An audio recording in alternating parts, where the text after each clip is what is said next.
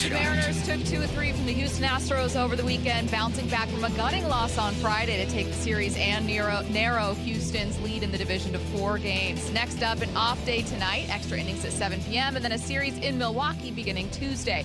News from the weekend, the Seahawks made Devin Witherspoon the highest paid cornerback in NFL history, agreeing to terms on a 4-year, $132 million deal with more than $101 million in guarantees. Snapshot, brought to you by Miller Lite. When it's game time, it's Miller time. From the Quantum Fiber Studio, this is Bump and Stacy on Seattle Sports. Streaming through the Seattle Sports app and at seattlesports.com. Now, here are your hosts, Michael Bumpus and Stacy Ross. Here we go now. The Seahawks dropped their season opener to the Cowboys. Oh my God, the season's over. Just kidding. We do have some takeaways from that. Michael Bumpus, by the way, calling the second quarter of this game. Shout out, Michael Bumpus. Hey, now, we aren't starting with this. We are going to start with the Mariners taking the series from Houston. Let me tell you what. This has been the most disappointing season that I can remember watching for the Seattle Mariners, but something always feels good. You get 24 hours of relief, 48 even, because it's an off day, of just feeling like, you know what? You still stuck it to Houston, and that feels great. But back to the Seahawks for 1 second, even though we're opening with the Mariners. Bump, you called the second quarter, and you got a lot of love in our work email thread, and I just want you to know that, unfortunately, as Curtis pointed out, you're still locked out. You're still locked out of your email from that time that you were locked out of your iCloud. And so we just wanted to pass along publicly. There were a lot of great sentiments shared. Rave reviews. Even sentiments shared after I let the group know that Bump won't be able to see any of this. And consider where the sentiment was coming from. Like, I don't think it's a coincidence that Brock Heward was the one that was like, right, Curtis, I'm just going to bulldoze past that. That's enough out of you, Bump, buddy. Congratulations. Thank you. That was fun. It was fun. Rave set me up, got a quarter in, got up out of there. Fun experience. Thank you, everybody, for listening. And thanks for the love that I apparently got via work email. Take us behind the scenes just like 1 second. What was like a moment was there a moment that was really fun, a moment where you almost kind of like lost it for a second? You've done play-by-play before. It wasn't your first time, but. No, it was the very first play. I'm like, all right, here we go. And I was trying to figure out what yard line we were on. I paused for like 5 seconds on the 33-yard line, you know. Love a cliffhanger.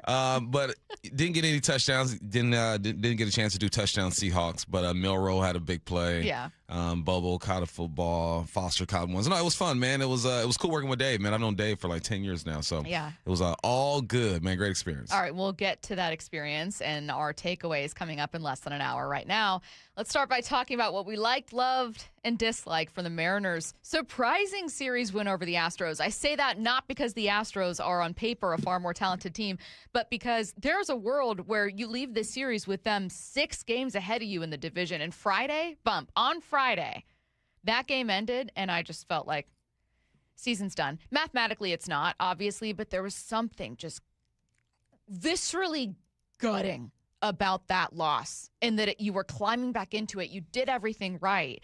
And Jose frickin' Altuve has the luckiest hit I've ever seen on a slider that's like an inch above the ground.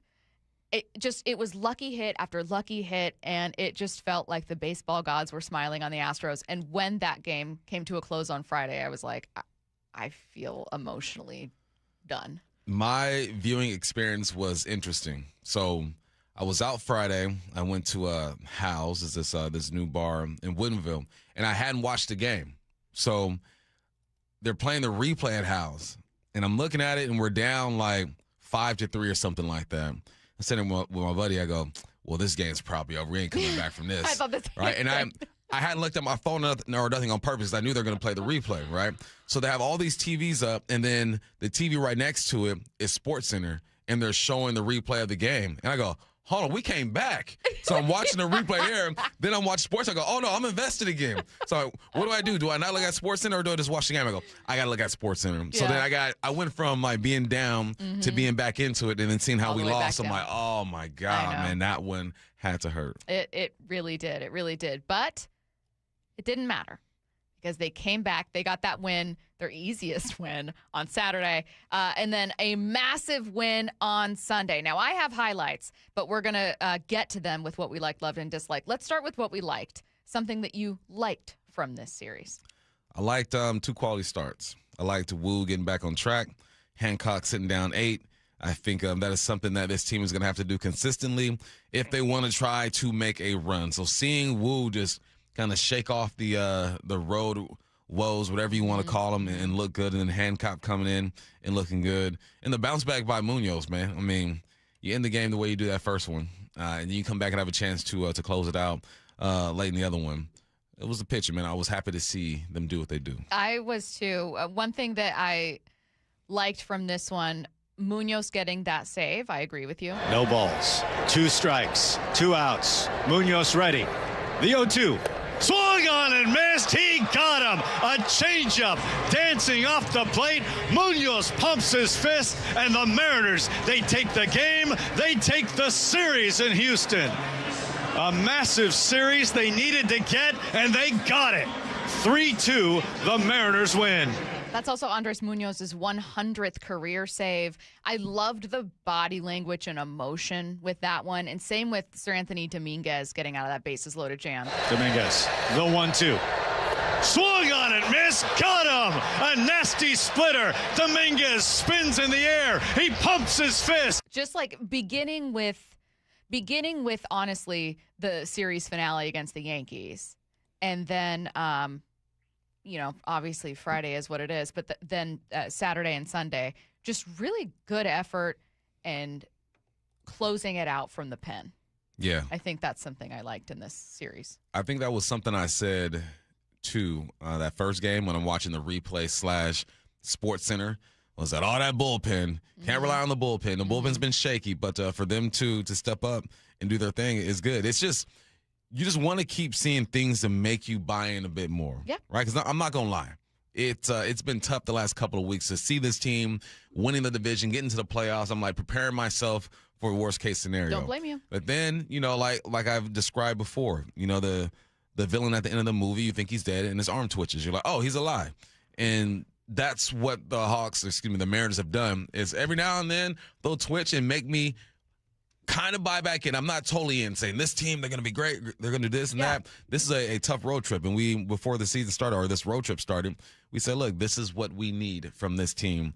And the first series wasn't great. You got one there, and then you took this one. So they're showing signs of life, but we need more. I saw there was a Houston, I don't know if he's a podcaster or a radio voice. I can't remember. But he tweeted like, wow, what an embarrassing loss to a bad team. And then the reason I saw it is an Astros beat writer retweeted a response with someone being like, I got to be honest, the Mariners roster is not a bad roster. Like, yes, it's embarrassing to have this loss and you had so many chances and you could have closed it out and you were at home and yada, yada, yada. But, like, you didn't lose to a team full of AAA guys.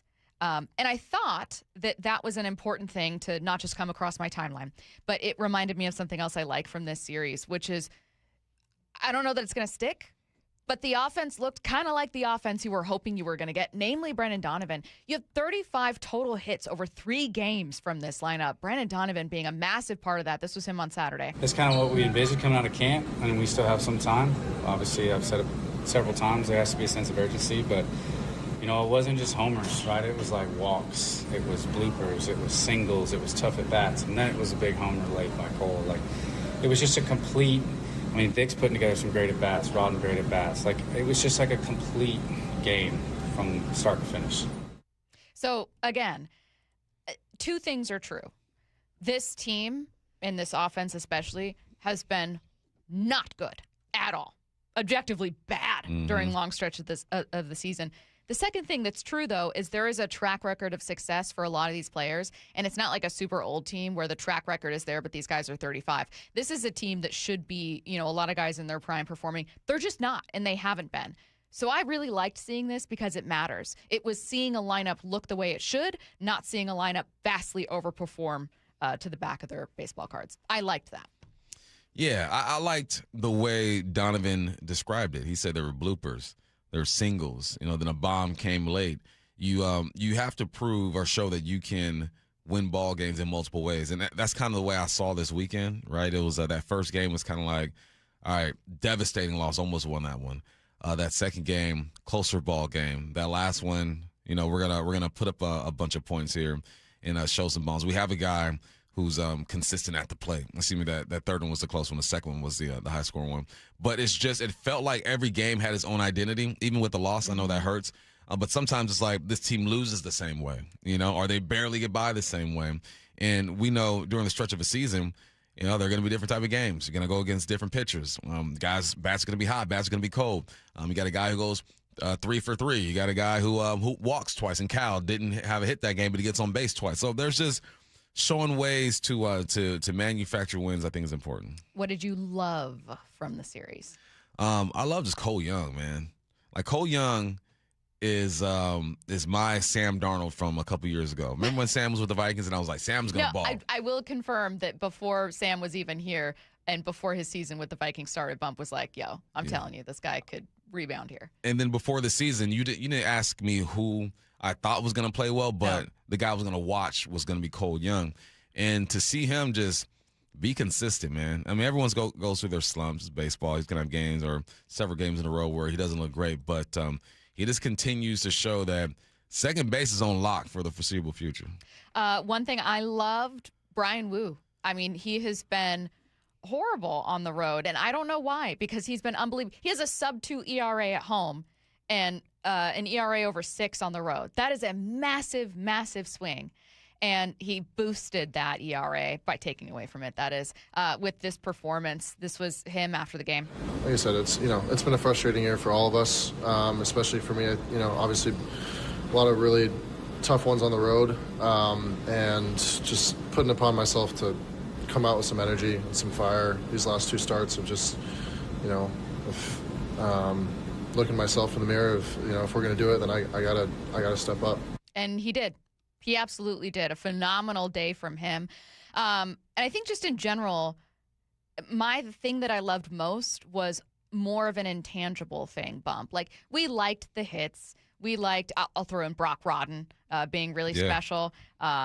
We liked, seeing Cal get a home run, even though, we'll get to a little bit more in a second. But, what I loved was a team that felt that low on Friday bounced back. And what I loved is that a team that most people have kind of waved off had really good body language and really good, you know what I mean? Like, they were still in it. And those moments were, I think, what I loved most. Yeah, they better still be in it. You ain't got no choice. You can pay lots of money to play this game. And you have, on paper, a talented roster. But you're right, the emotional roller coasters could be tough on the team, especially when you play as many games as these guys play. And we've seen that dugout when it ain't good. Mm-hmm. We've seen Julio look like he's about to cry. Mm-hmm. We've seen Kyle with that blank stare. He always kind of looks like he's about to cry, to be fair. And we've seen a lot out of this team. And to have that devastating loss on Friday, which was crazy the way that I was viewing it, it was nuts. It takes a lot out of you. So the bounce back is real. Now it's about building off of this. Can you build off of it? So far, I wouldn't say the road trip has been a success, but it hasn't been a failure yet. 3-3. I mean, that's a success to me. I was like, what if they only get 1 or 2 wins on this road trip? I was terrified. Let's talk about what we disliked. Spending the least amount of time on this one, given that it was a series win. We don't just want to harp on it. But there are some things that we're just kind of keeping our eye on. What about you? What did I dislike? I disliked. I dislike seeing joy from the Astros. That's what I dislike. That's a good one. The way they won that game. Yeah. It was like, no. I mean, to go out with the grand salami to end this thing, that's the worst way we could lose. And then the joy that the Astros were showing just drove me crazy because I felt like this team, I know they played good enough to win that ball game. It was just the way that we lost and the joy that I saw from the Astros. I totally agree. I hate them. I'm very petty and I don't care. One thing I disliked is Cal's just clearly still not right. Mm-hmm. Now, one thing I liked, and I mentioned it, was his home run, drawing walks. Amazing work with the pitchers in a great game on Sunday. So, like, Cal clearly is still an instrumental part of this team. I know people have been disappointed with his season. No one's more disappointed than Cal, I can promise you that. And I also liked his post-game comments, for that matter, being like, yeah, I just have to not care. I don't care about myself anymore. Like, we're trying to win. Because I think that's how you have to see it. But if I'm being honest, like, there were still a couple outs where you're like, man, this guy's not right. I don't know what it is. I don't know that he fixes it, but it just is.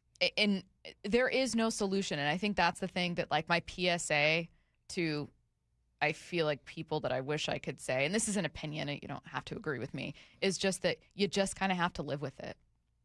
Like, it's a lost season for Cal. It's what it is. And there were still, for the feel-good moments and for how instrumental he still is defensively, there were still a couple moments at the plate where I just felt like, man, like, oh, I'm worried.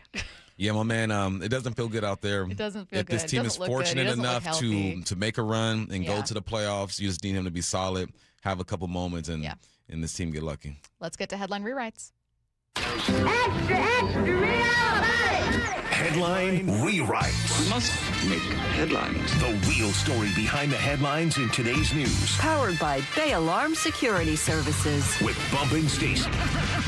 Headline number one, the Seahawks have signed Devin Witherspoon to a 4-year extension that makes him the highest-paid cornerback in NFL history with an average annual value of $33 million. What's the real headline? Wow.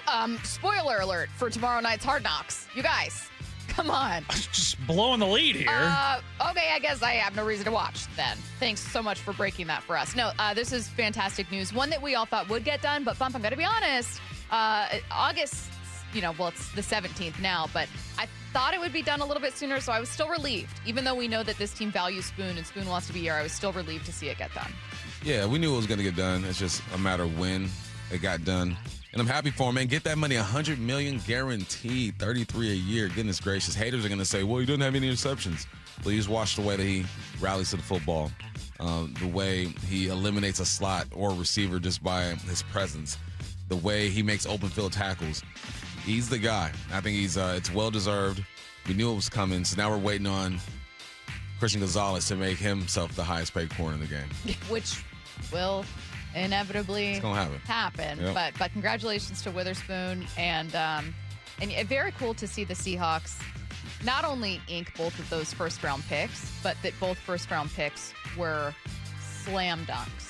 And I know there are other picks they could have made. Like, I think Jalen Carter would have been great here. I think that there are clearly other guys from that class that would have been stellar, but you've gotten so much out of those two. And JSN and Devin fit what you want to do here. Exactly how you want to play. Yep. They got their guys on the D-line. Now, speaking of D-line, you got to take care of Leo. See what happens there. Yep. Headline rewrites. Headline number two, USA Today's Bob Nightingale says it's likely Dan Wilson will be fired if the Mariners don't make the playoffs. What's the real headline? No pressure, Dan.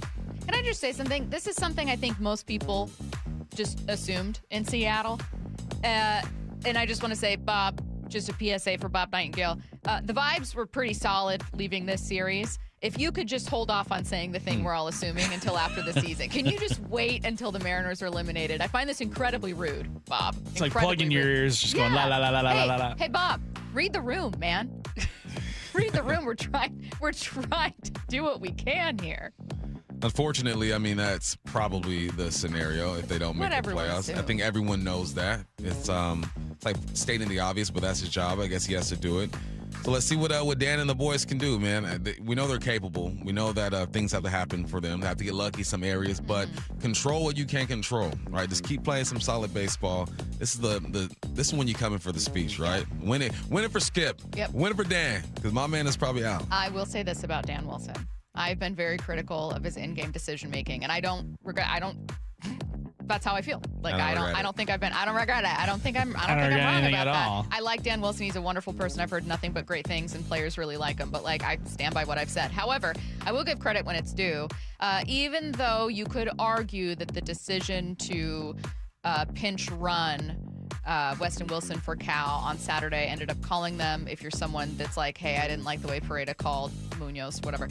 I think that Dan made some solid managerial decisions, putting Sardo back out, Or was it Ferrer? What was Saturday? Bizzardo, right? Bizzardo, yeah. Thank you. Putting him back out rather than immediately going to Munoz or going to someone else. Like, there were just a couple little decisions where I thought, you know what? I liked that. And I initially, I didn't mind the idea to pinch run Cal. Some people didn't like it, but I thought the thing I liked about it is that idea of like, yeah, Cal hasn't been the best bat ever. I'm going with like the best possible way for us to get this runner in. And if you're going to critique him for that and go, you know, well, I wouldn't have done it. Well, Spada's getting a lot of stuff from people for pulling Yordan Alvarez yesterday to try to do the same thing. So it was a move of urgency, and I appreciated it. I'm with you. Headline rewrites. Headline number 3. This is ridiculous. ESPN reports the NBA has found no evidence showing Clippers owner Steve Ballmer funneled money through team sponsors to pay Kawhi Leonard in order to circumvent the league's salary cap. What's the real headline? Oh, okay. I found no evidence that the Astros won Friday, so the Mariners actually swept. And that's just the story that I'm going to say, and I believe it, and that makes it true. No, obviously, what do you mean there's no evidence? This to me is... Didn't happen. Bump. This to me is the most, I don't know if it's like a sign of our times type sports story, but where it is so incredibly obvious that there is a mountain of evidence, not just from Pablo Torre, but that there is a mountain of evidence that this is something that happened. And the NBA is just going like, yeah, I mean, nothing here that we could uncover. We know you're lying. We know that this happened. Like, you're lying in 4K, and the way, I don't know if it's just the way the world is now, but everyone's just, what do you do? There's nothing you can do. This very clearly happened. Well, Silver works for the owners, right? He's the commissioner who works for them. And if there's any type of loophole for them to get through, for them to be able to make this statement, I guess legally they're going to do it. But we all know what went down and what happened. And no one is surprised. It's unfortunate, man, because like you mentioned, you know it went down. The writing's on the wall. The evidence is there. But they found a way to get through it. There's some type of fine print that they saw and they're using on their behalf. And I'm not surprised. I'm not surprised. Maybe a little bit. I don't know. I guess what was the alternate version of how this could have unfolded? Like what? Ballmer gets a very stiff penalty. The Clippers have to forfeit like 3 or 4 first-round picks in a row. I mean, they were already trading Kawhi Leonard to the Raptors anyway. I think this means that trade can finally go through. But it's just one of those things where it's like pay no attention to the man behind the curtain, and it's like, no, there's something wrong here. Mm-hmm. You can't tell me nothing happened because there's like receipts after receipts after receipts of dollar figures that would make anybody this clearly sign. happened. Yeah. This very obviously happened, and the NBA is refusing to do anything to one of its own because they're incredibly powerful and rich. And all of us just kind of have to see the story and go, all right. Yep. It is what it is. Some Mariners injury news broke on Friday that we need to get to. There's something a Mariners player might be regretting right now, and that's real. But I also think there's something Jerry Dipoto should probably regret too. That's next. Isn't it great to be back in pads playing football? Little Seahawks style. The work continues for the defending champs. Creating this vision of who we want to become all the time. With the first preseason game in the books. What are the biggest questions? The players to keep an eye on. Roster battles to watch. Hey, we got to turn it up, dude. Stay connected to all things training camp on Seattle Sports, the home of the Seahawks.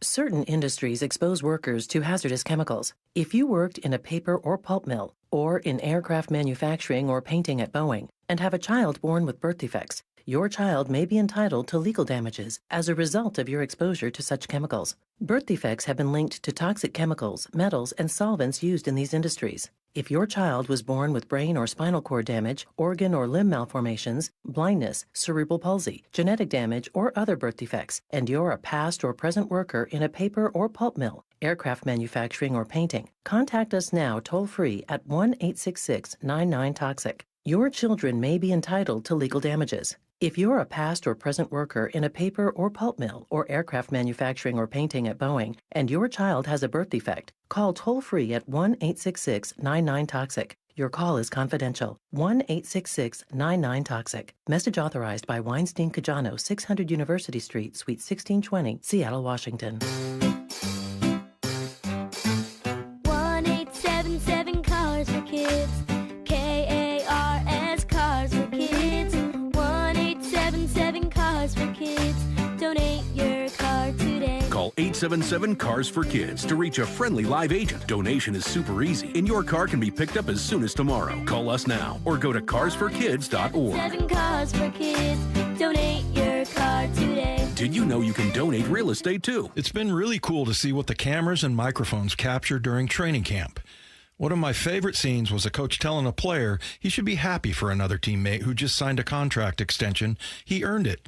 Dave Wyman here, and I'll be happy for you if you earn $30 each month with the Harborstone Credit Union PNW Cashback Checking Account. Hey, it's not life-changing money, but if it's more than what you're currently getting from your checking account, open an account at harborstone.com/cash. The PNW Cashback Checking Account is free, no fees or minimums, and when I make everyday purchases with my Harborstone PNW Cashback debit card, I earn up to $30 each month. If you live, work, or worship in the state of Washington, sign up for a membership with Harborstone Credit Union and get the PNW Cashback free checking account. Open your free account online just like I did at harborstone.com/cash or visit one of their 29 branches across the Northwest. Insured by NCUA, terms and conditions apply. Not all roofs are created equal, and not all warranties are either.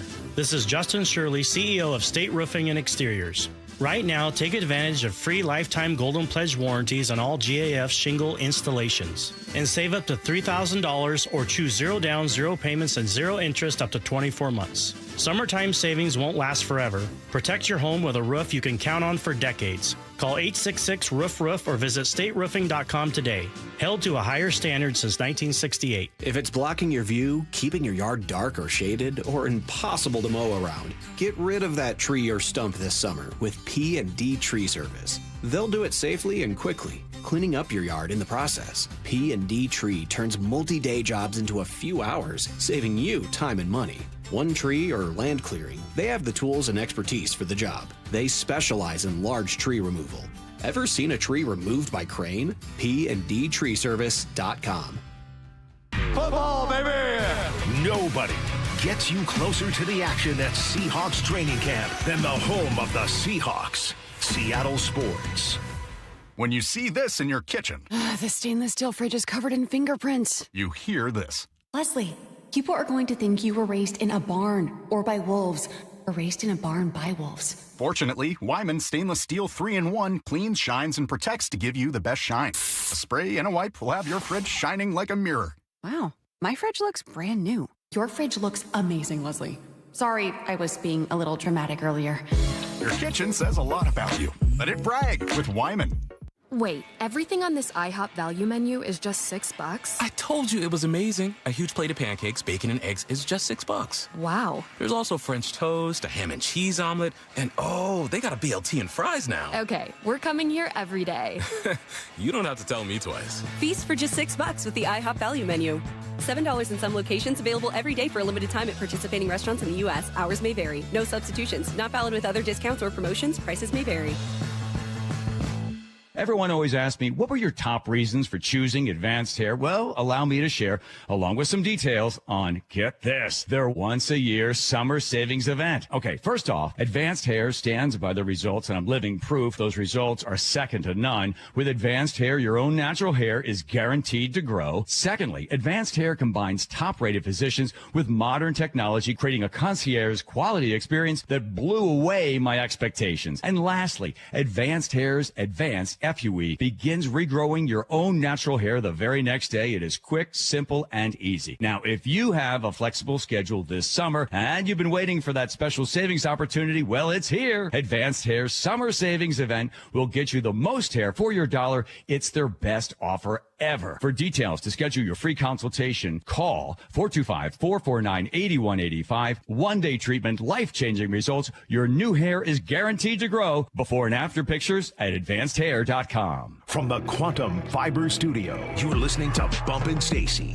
Weekdays 10 to 2 on Seattle Sports and 97.3 FM HD2. All right, some injury news for the Mariners over the weekend. So all of us already know what this is. This broke on Friday afternoon. Our first chance not just to react to it, but now that we've had time to digest the fallout from it, I think there's something that someone outside of Colt Emerson might be regretting here. So Colt Emerson, we all assumed, and I think reporters were told, was going to be was going to be sent down to AAA. And he needed to. Like, when you watched his strikeouts and his at-bats, you were like, man, this guy has, like, consecutive swings at pitches outside the zone for strikes. Like, this is just, he feels lost, and the league is adjusted, and he needs a second to adjust. And maybe he needs to go down and figure it out a little bit, get a little more work in, and then come back up. Nothing bad about that. I think he still has an incredible future. He's a very, very mature player and normal. No one thought twice about it, other than it probably should have been done a little sooner. But then the news came out that he was going to be placed on the IL. That was very surprising with a wrist injury. All right, a little bit of a surprise there that we weren't expecting. And then, Bump, and this is the news we're reacting to, there was news that this wrist injury he has may even lead to season-ending surgery. Mm-hmm. And that brought up all kinds of questions, like, why was he hiding it? Okay, he's an athlete. That's normal. But, like, is there pressure that players are feeling? Is the team being as thorough as they possibly can? And more importantly, how are we handling this whole thing when a 21-year-old is hiding an injury and might have ended his season? So this is from Seattle Times reporter Adam Jude. It's just a straight excerpt. He said that Jerry Dipoto did not rule out surgery as an option for Emerson. He said, I wish he would have been a little more upfront if it was something that was bothering him that much. He should have said something. So he did add that he, Emerson, was as pro as you can be. When we sat with him in New York, he could not have been more understanding. I think he understood where he was. He took a breath and then said, I really would like to have an updated look at my wrist. It's been a thing. And we're taking a look. I suspect we'll find it is a thing because Colt's not likely to say something if it's not really bothering him, as we found out. Quite a bit here to take away. There's the Colt stuff. Mm-hmm. There's what's the culture around injuries like with the Mariners, because there are a lot of players who have been nursing things and including guys that played through stuff they shouldn't have. And then what's the right way to respond to something like this? And is that the approach Jerry Dipoto took? So I'll start with just where you were left after hearing this story, what you were thinking, what was top of mind for you. I was thinking that this young man was banged up and had an opportunity to live out his dreams and did not want that taken away from him. So he decided to fight through an injury. And you get the news, all right, I'm going to be sent down. All right, let's try to get this thing fixed now. Now's the time to do it. So you can look at it and be a bit selfish and say, well, he's hurting the team. If I were in that position, I would do everything I could to stay up there, right, to stay in the bigs and help this team because the competitor in you. But then there comes a moment where if you're doing more damage than good, you need to be honest. So, and you can look at the trainers and say, well, they weren't doing their job. If he's not telling them anything, they can't do their jobs. I think with a veteran, a guy who has some years under his belt already and understands that it's a marathon, not a sprint, they're going to be more upfront with these trainers because they've already established themselves in this league and on this team. Whereas Colt, he was trying to establish himself. So at the end of the day, was it the right thing for him to do to hide the injury? Probably not. Mm-hmm. But I also don't blame him because I would probably do the same thing. So you have a 21-year-old rookie, newly 21-year-old rookie, who was hiding an injury. Now, the reality is, even though he dealt with this same wrist injury in the minors, maybe it was one of his first times dealing with an injury and he didn't know it was serious. Either way. The story is, and we just have to take it at face value, that this 21-year-old was not disclosing that his wrist was really, really bothering him. Mm-hmm. What's Colt's responsibility here in hindsight? What's Dan's responsibility in hindsight? And what's Jerry's responsibility? Well, Colt, yeah. He's got to be honest. His responsibility is to, and maybe if he talks about it or gets with the trainers earlier, it's something that they can work through, and it doesn't get as bad, and maybe it doesn't affect his play, because I assume it affects his play, right? What's Dan's responsibility is to check in, but if the player's not giving you information, how is Dan supposed to know that something's wrong? Dan's responsibility is to move him around in the lineup when he sees fit, to make decisions when it comes to the lineup that helps the team. Was Jerry's role in all this whole thing? What's his responsibility? It's to make sure that when this information is released, that the player feels supported. And it didn't sound like Jerry sounded like he was frustrated, which I understand. But even in frustration, he's 21 years of age.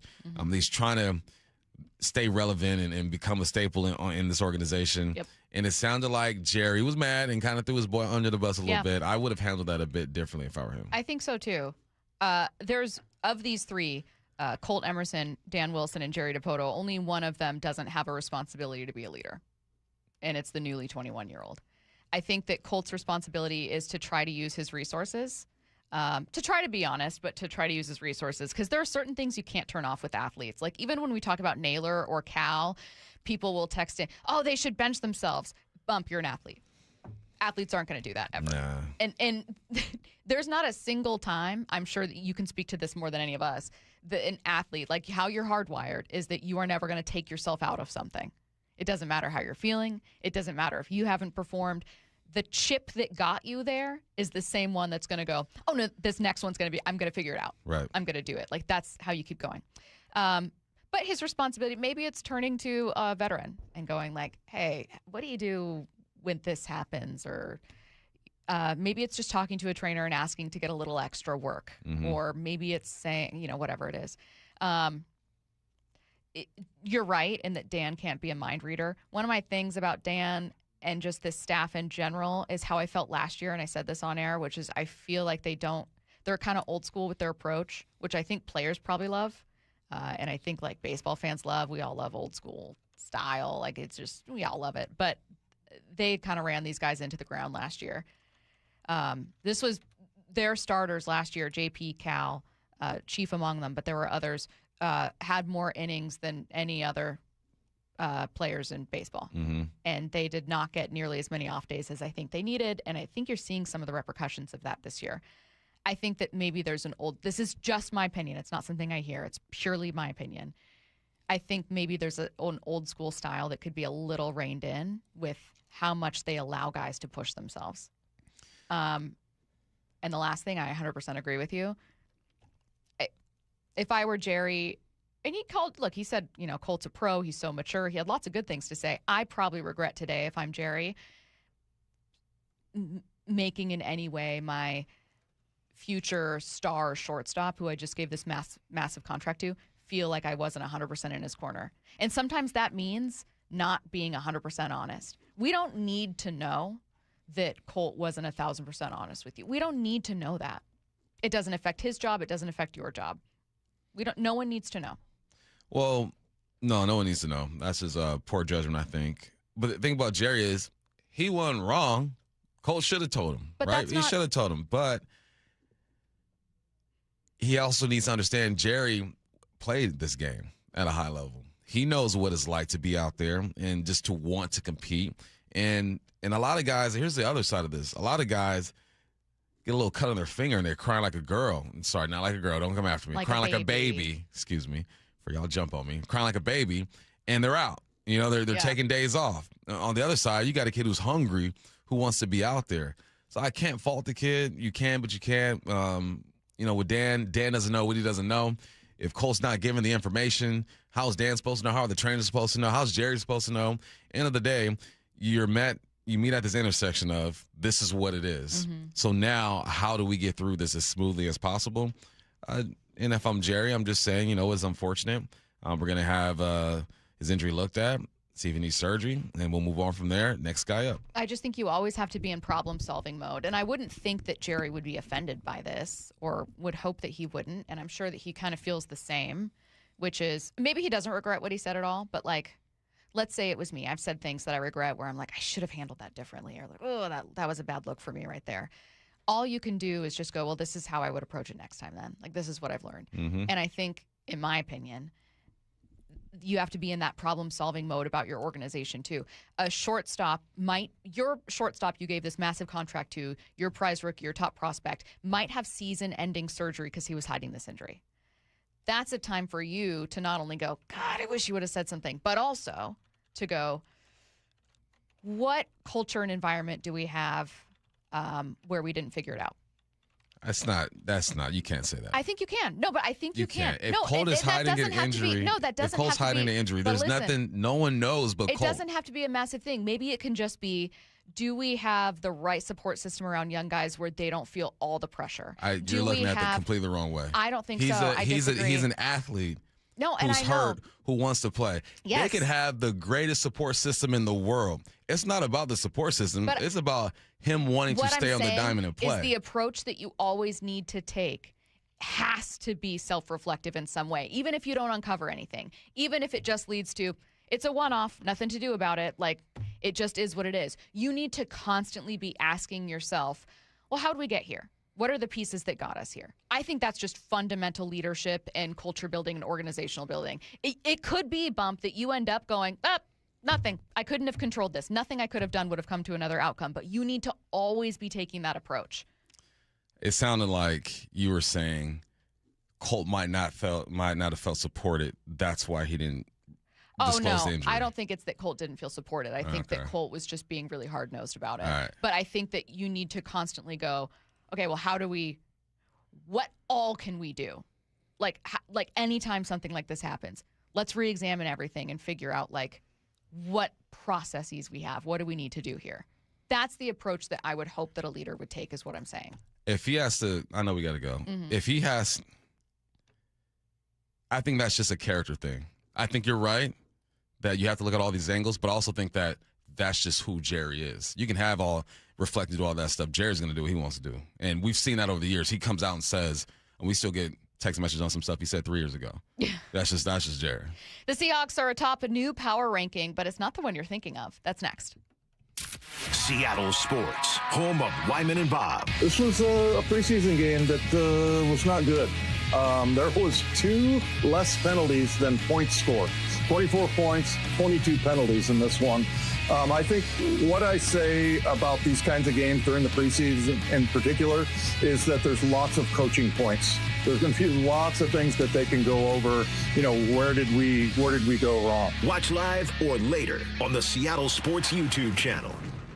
Hey, I know something you probably haven't done in a while. Climb into your crawl space or your attic. Yeah, me neither. Mike Salk here. And most homeowners avoid those areas for good reason. But it's important to check on them regularly, especially here in the Northwest, where groundwater can wreak havoc and many homes lack the proper insulation in these spaces. So when it's hot in the summer, your house gets even hotter. And guess what? When it's cold in the winter, your house gets even colder because you don't have enough insulation. The good news, you don't have to crawl into those dingy areas, because Crawl Pros will do it. They go where you don't want to. That's what they did at my house. They found a little rodent intrusion, and they found the insulation problem. So, yeah, they can help you get it all fixed, just like they did with me. And if you need any work done, local utility companies offer rebates that could save you thousands on your project. Don't just assume that your crawl space and attic are in great condition. Do what I did. Call Crawl Pros today. Schedule a free corner-to-corner inspection at crawlpros.com. Progressive knows you've got plenty of things to worry about. What time does the kids' practice end? How long has that check engine light been on? Are takeout containers microwave safe? So the last thing you should have to worry about is what to do if something unexpected happens on the road. That's why if you're ever in a major accident, Progressive's accident response can detect it and send help. It's just one less thing to worry about. How long does chicken last in the fridge? Progressive Casualty Insurance Company and Affiliates. Limited availability in California. Driver is responsible for emergency and towing charges not covered by the policy. Get in the zone, AutoZone. John's day is off to a slow start. So he heads to AutoZone, where he can get a battery for under $100. Lonnie, a local AutoZoner, tests his battery for free. Looks like he just needs a charge. And Lonnie does that for free too. In no time at all, John is back on the road, ready to finish the day strong. Free battery testing and charging at every store. No hassles, just help. Get in the zone, AutoZone. Restrictions apply. Someone had a birthday. Yep, 50. Can't believe it. 50 years of wisdom. Great segue. We have a health reminder from the CDC. Pneumococcal vaccination is recommended for adults 50 or older. Says here, we're over 6 times more likely to be hospitalized with pneumococcal pneumonia than adults under 50. I don't love those odds. Same. Look what I found. Pfizer's Prevnar 20 is proven to help protect adults against pneumococcal pneumonia and invasive pneumococcal disease in just one dose, and millions have already gotten it. Continued approval may depend on a supportive study. Don't get Prevnar 20 if you have a severe allergy to its ingredients. A weakened immune system may lower your response. Common side effects include injection site pain and swelling, fatigue, headache, muscle, and joint pain. For full prescribing information, please call 1-855-213-2138. Visit Prevnar20.com or talk to your doctor or pharmacist. I'm on Prevnar20.com now, scheduling my appointment. Good idea. And happy 50th. Feeling lucky?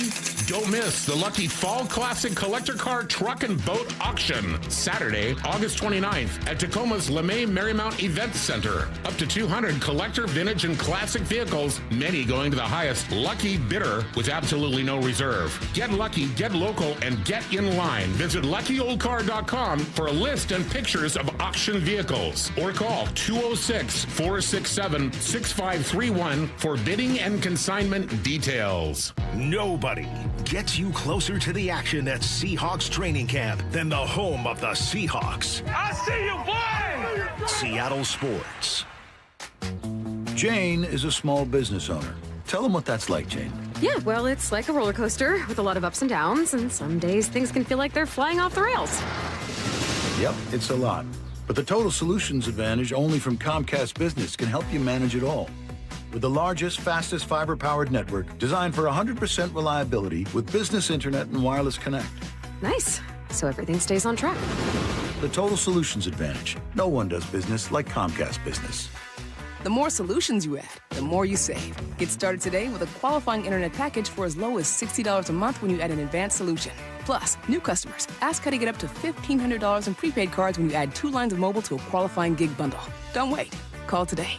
Limited time offer. Restrictions apply. New customers only. 1-year agreement, paperless billing, and automatic payments with bank account required. $60 offer requires 300 meg internet, security edge, and additional qualifying service. Equipment, tax, and fees extra. Prepaid card offers end 9/13/2026.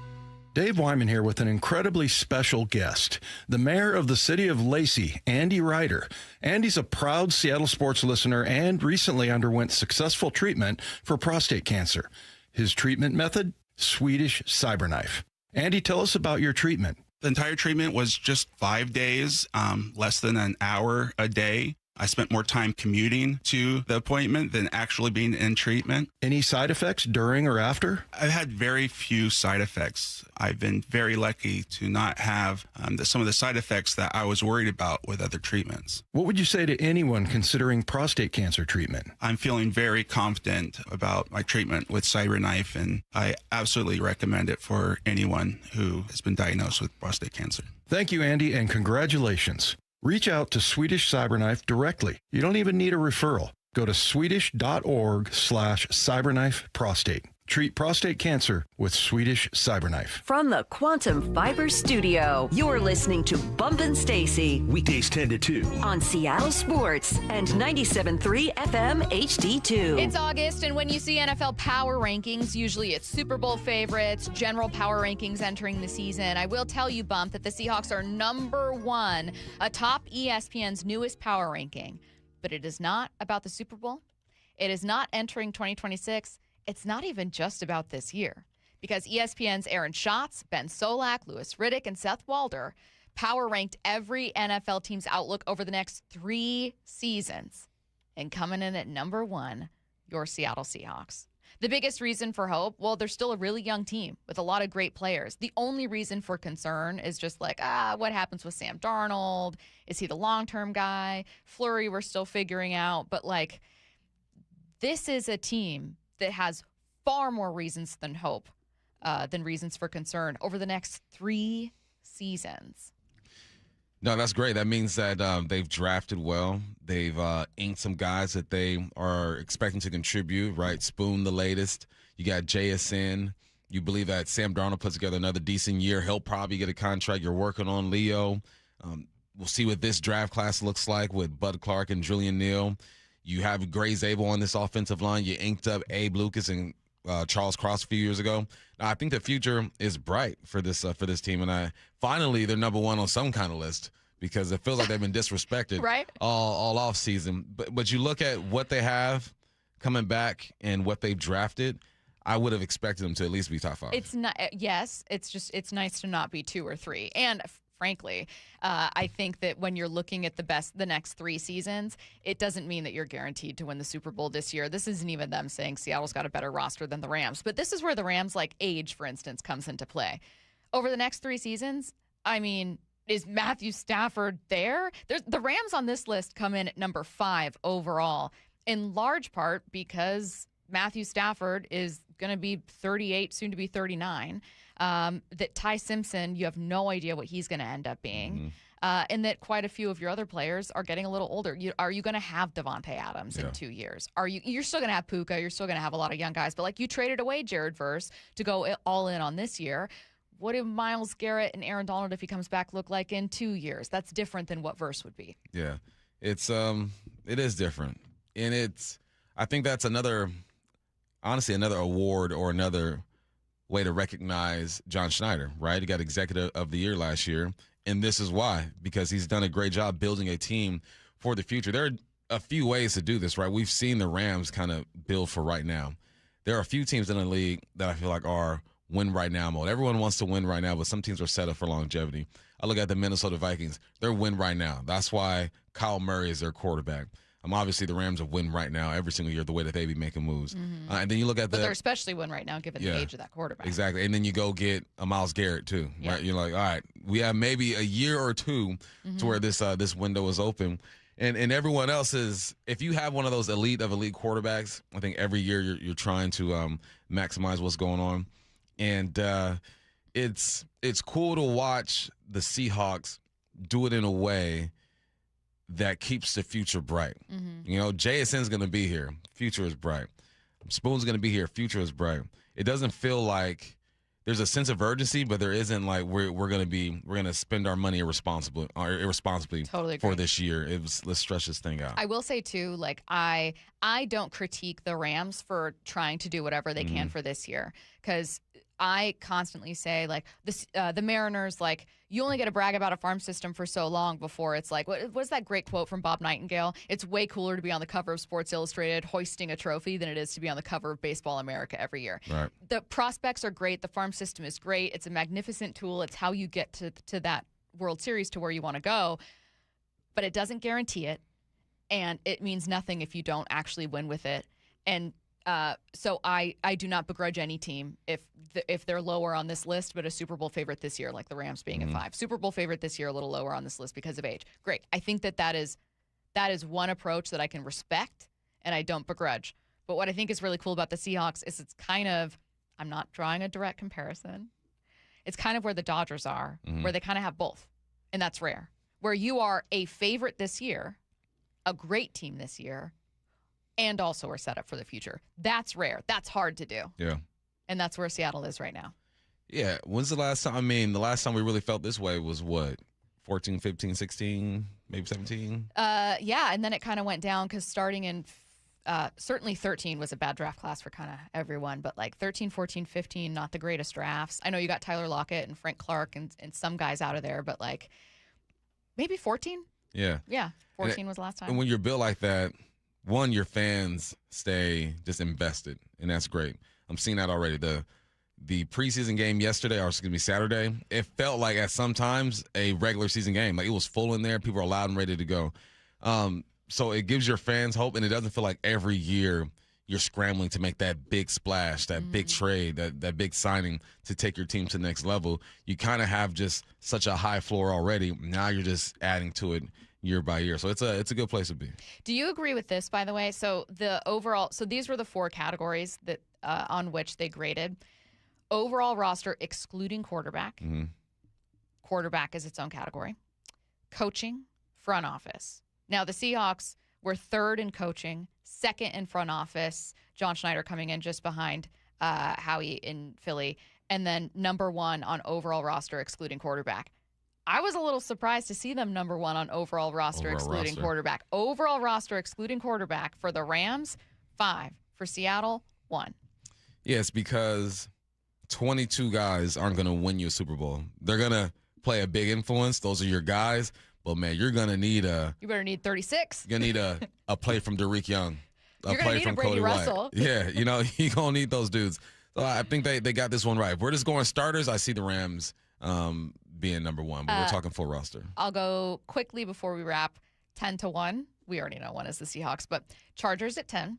Okay. Ravens at 9. Number 8, Houston Texans. 7, Green Bay Packers, one of the league's youngest teams. 6, New England Patriots, also a young team. Rams at 5. 4, Denver Broncos. 3, Detroit Lions. Okay. 2, Philadelphia Eagles. 1, Seattle Seahawks. Lot of NFC teams in that one. And the team worst set up for success, speaking of NFC teams, Arizona Cardinals. 1 and 2 of the best GMs in the game right now. Yep. Easy. Coming up next, we'll talk about one of the best players from the Seahawks preseason, because I don't know that he even makes this roster. Preseason takeaways next. If you're subscribed to Seattle Sports on YouTube, then you saw Brock Hewer's latest digital exclusive first. The news that Terry Arnold's going to be a Seahawk. Why I like this deal. Culture. Way too many alphas in this locker room, number one. Number two, if you're not on board, if you don't act right, you won't be a Seahawk. He's got great size. He's got tremendous strength. He's got awesome agility. And there's no better incubator to grow this guy. This will be his maybe last best shot in the NFL. Find out first. Subscribe to Seattle Sports on YouTube now.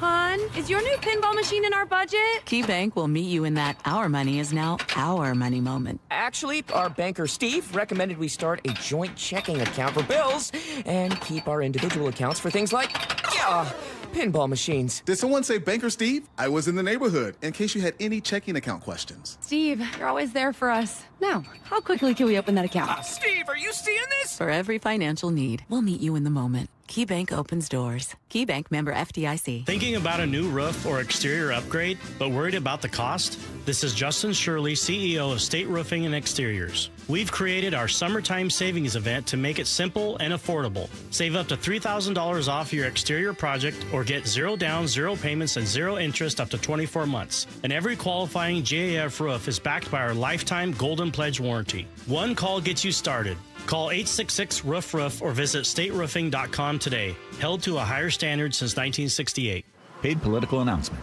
If you care about keeping groceries affordable, listen up. Seattle City Hall is considering an ordinance that could put grocery discounts, rewards, and coupons, otherwise known as your everyday savings, at risk. As the cost of living continues to climb, Seattleites rely on grocery store rewards programs to help stretch their household budgets. Now, City Hall wants to take these away. The mayor's proposed fair pricing ordinance could have the exact opposite outcome and make everyday living more expensive for those already struggling to get by. Protect Seattle Savings is a coalition dedicated to defending the everyday savings that Seattle families rely on. We're working with the mayor's office to improve the proposal and keep costs down, but we could use your help.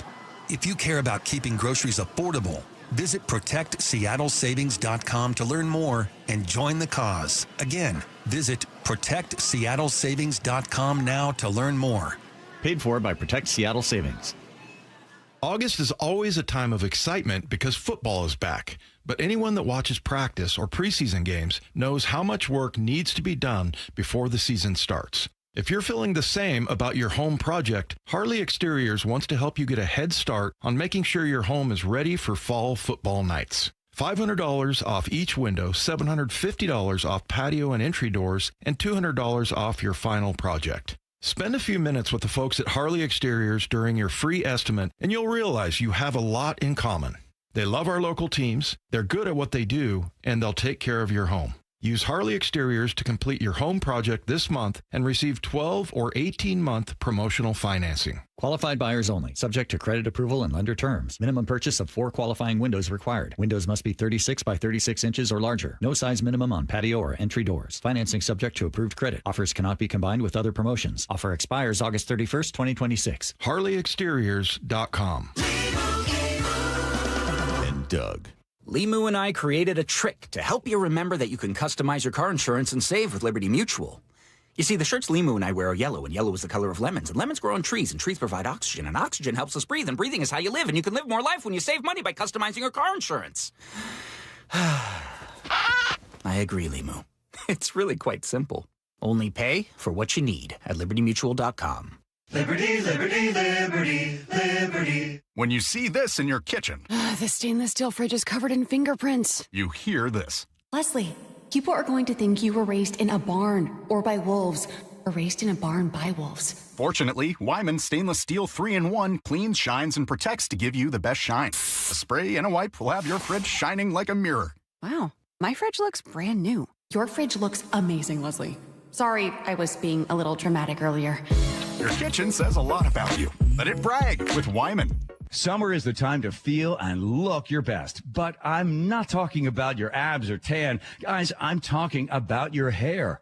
Restore that bald spot, reverse your receding hairline, or add volume to thinning during Advanced Hair's once yearly summer savings event. Advanced Hair's simple one-day treatment begins to regrow your very own hair the very next day, and they guarantee your new hair will grow. They are the team that addressed my hair loss, and I recommend them to everyone. Take advantage of your flexible summer calendar and get the most hair for your dollar. Advanced Hair's summer sales event is on for a limited time. So get the details and schedule your free consultation today. 425-449-8185. One-day treatment, life-changing results. With Advanced Hair, your new hair is guaranteed to grow. Check out the incredible before and afters and make the call now while their summer savings event is still on. That's 425-449-8185 or advancedhair.com.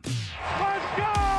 This is Seattle Sports. Streaming through the Seattle Sports app. KIRO AM Seattle. KIRO FM HD2 Tacoma. Home of the Seahawks, Mariners, and everything Seattle sports. Seattle Sports Snapshot. Tough news for the Arizona Cardinals. Rookie running back Jeremiah Love suffered a high ankle sprain in his preseason debut. He's unlikely to play in either of the remaining preseason contests. Head coach Michael LaFleur, though, said the team remains hopeful that Jeremiah Love can start in the regular season opener against the Chargers on September 13th. The Mariners took 2 of 3 from the Houston Astros over the weekend, bouncing back from a gutting loss on Friday to take the series and narrow Houston's lead in the division to 4 games. Next up, off day tonight, extra innings coming your way at 7 p.m., and then a series beginning in Milwaukee tomorrow. Snapshot, brought to you by Miller Lite. When it's game time, it's Miller time. From the Quantum Fiber Studio, this is Bump and Stacy on Seattle Sports. Streaming through the Seattle Sports app and at seattlesports.com. Now, here are your hosts, Michael Bumpus and Stacy Ross. Here we go now. Bump, the season's over. It's tough to say this. I had really high expectations for the Seahawks, but the season's over? A loss to the Dallas Cowboys in the preseason, sloppy performance from the offense, penalty after penalty after penalty. You're Super Bowl champs. Bump, I mean, do we talk firings? Do we talk do you send a warning? Maybe move on from Mike McDonald, or no? It was a preseason game, and there are some good things to take from this, I think. But certainly some sloppy moments, unsurprisingly, in a for both teams, by the way, in a preseason opening loss to the Cowboys. Not that any of it matters. You were on the call for the second quarter. Yeah, I mean they tied last year in first game. They tied, so I forgot. They tied one and lost, so they did a little bit of everything last year. So maybe if we have the same formula this year, then we can assume that it will also end in a Super Bowl. Just run it back. Yeah. What was your question, though? Well, first I wanted to ask about the play-by-play in the second quarter, and then I have lots of questions about the game, and we'll get to our takeaways. Play-by-play was cool. Thankfully, I want to say half of the second quarter was probably like the last decent football that we saw from the Seahawks, because going into halftime and then the second half, it was sloppy. It was sloppy. You were definitely playing with 2s and 3s out there. I believe someone gave me a stat. This isn't exactly it, but they said in the second half, the Hawks had like 27 yards of offense or something like that. Like, it was bad, but I expected some of that. There were some flashes. I mean, Drew looked good at times. Milroe looked good at times. Halani carried the ball like 12 times, had a couple good runs. It's all perspective. If you're looking at it with the right frame of mind, I think you can understand what's going on. But, yeah, it was a sloppy first preseason game. I would imagine that's how Mike McDonald is looking at it. He sounded disappointed but not, livid. I mean, he just kept stressing it's good to have things to look at, and now we know. Just all the things. How we get calls in, how we take the line, how we motion, how we shift, how we get lined up on defense, how we communicate. all those things need to take a very big jump very quickly. So, but it's good to know. Now we know it, so let's go get it. All right, so what do you know now if you're Mike McDonald? You got film, right? You have film of your guys going against other dudes who do not care about you, who aren't going to let up when the whistle is blown, who aren't going to stay off of your quarterback, who aren't going to let you receive the football. So now you get to see how these guys, your guys, kind of respond to that. You see guys, how do you really take on this block? Because at practice, there's an agreement. You take care of each other. I'm not going to try to embarrass anybody like that when it comes to the physical side. When it comes to actually making plays, then, okay, we get that. But you have the realest film you've ever gotten all year. So now you get to evaluate guys. Are they using the proper technique? Are you taking the block on with the proper shoulder? Receivers, can you fight through hands at the line of scrimmage? How are you at the top of the route? The quarterbacks, now that you know you're going to get hit, are you going through your progressions? Where's your check down? Are you sliding the protection? You just have real film. That stuff before was real, but it's scripted, and you kind of anticipate what's going to happen. But now you got some real stuff. You mentioned the offense being pretty underwhelming, and you're right. I think a lot of questions that people had entering this one where you got a brand new offensive coordinator. What's it look like? What can we actually take away that tells us anything about Brian Fleury and how he might want to run the offense? And how much of this is just you got third stringers out there that maybe don't have the best chemistry, don't have the best work, that Jalen Milroe didn't have the very best day, that, like, you know what I mean? How much is just execution didn't work? I think a lot of it is execution because, obviously I watched the film. And there are, for instance, there was a play where a Dallas Cowboy linebacker blitzed from depth. And that's how you get linemen. If you can blitz from depth without letting them know that you're going to blitz, then what are they going to do in pass pro? If we have, say I am a center and I have a one tech, which is inside the guard in the center, and a three tech to my side, but that linebacker is playing deep, what I'm going to do, bam, I'm going to focus on this one tech and help out. And it just shows the youth sometimes because now my eyes are to my right with this one tech, and bam, that backer's gone. And it's like you do one of those, like, snaps. I can't say I want to say, but now you're getting after the quarterback. Right. So it's like execution is a lot of it, but that comes with the inexperience. That's why you are a 2 or a 3.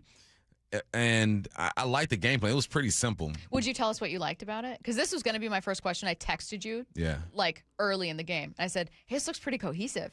It did. It did at some point. I was right. It did. And then I followed up and I said, I take it back. But I initially, and I thought for sure I'd enter into this show with so many questions for you about, like, what do you like most? Yeah. But that being said, what did you like seeing? What did you like? My favorite thing I saw was the connection of a couple of plays.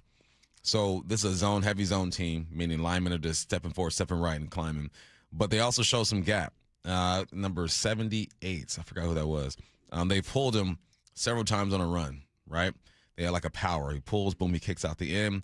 Running back follows him, trying to hit that gap. They run that 2 times. And then during a pass play, they show the same thing. Guard pulls, boom, kick out the end. Instead of linemen getting down the field, now they have to stay, right, because it's a pass. But Fleury connected that run to that pass. He showed the defense the same action up front. I'm like, bam, there's a connection. Okay. I liked. Yeah, exactly. He probably has a bunch of other plays off of that, but he showed, and I'm not just out here calling plays. There's a method to this thing. I like the way that they found ways to isolate players. So the Cowboys were caught in man coverage, that Montori Foster touchdown. All right, caught him in man coverage, and what happened was. They motion the guy inside. He goes to the middle of the field. Safety jumps down on it. And Drew Lock knew where he was going as soon as that safety jumped down. That's why the ball was out of his hands before Foster even turned around. It kind of surprised him. Is that just like chemistry, or is it Drew seeing It was, what's happening I'm about there? to get hit. I need to let go of this football now. Okay. And but what Montori did a good job of doing is staying skinny, right? So staying skinny means he's in a slot. You get that inside release. A lot of times what guys should do is try to push you inside because that's where all the help is. So as a receiver, if I get an inside release, now I got to put my weight back on him to stay vertical so he doesn't push me. Yeah. Great job of doing that.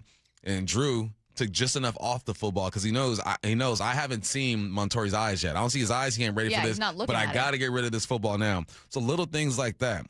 He threw into that pressure. Montori did a good job of staying skinny.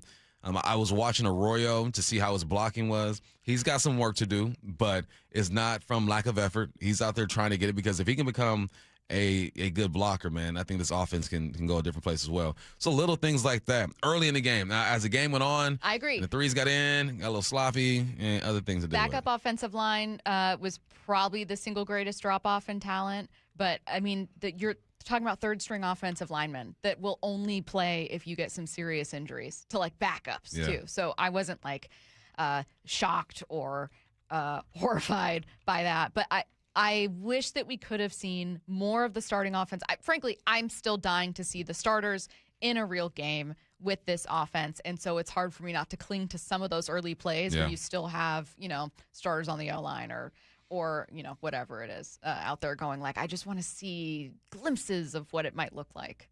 And obviously that all gets put to the test very early. Clint Kubiak's offense looked great in the preseason, and then you didn't see much of it in week 1 against the 49ers. Yeah. It was like, where did your plan go? Where'd the run game go? Where did the motion go? And then they finally got into it, and it really took off. But sometimes you don't hit the ground running, and it's okay. All right, God, we have so much to get to. Where do you want to go next? There's so much stuff. For just the game? General takeaways. General takeaways. You know what was funny? So during the game, Myers sets up for a field goal, and I'm like, man, he's got all my confidence, man. All my confidence. He's earned the confidence of the 12s. Then he pushes it right. This is on your call. And I'm like, you know what? I still got confidence in him. Let's go, Myers. I would expect him to drill that, especially when you're going up against probably the best kicker of the game. And Aubrey on the other side, you kind of want to straw and say, look, I can hit some field goals too.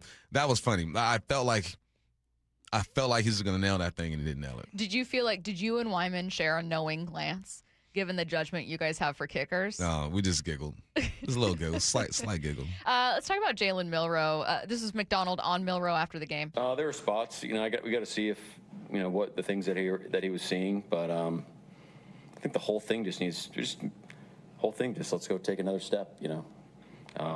Was it there? Let's encourage him to go rip it. I think some great things that Jalen did was extend plays with his legs.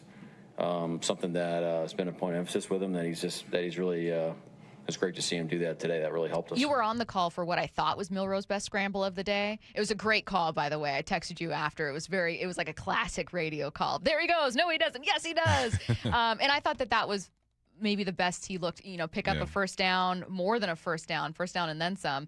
But then there were just other moments where, like, it's not like the scrambling was always and the elusiveness was always great and you're figuring out the arm. It was kind of like an unfinished day and product. I don't want to go in too deep on Milroe because I'm going to talk about that in 4-down territory. Yes, and we're getting to it later in the show.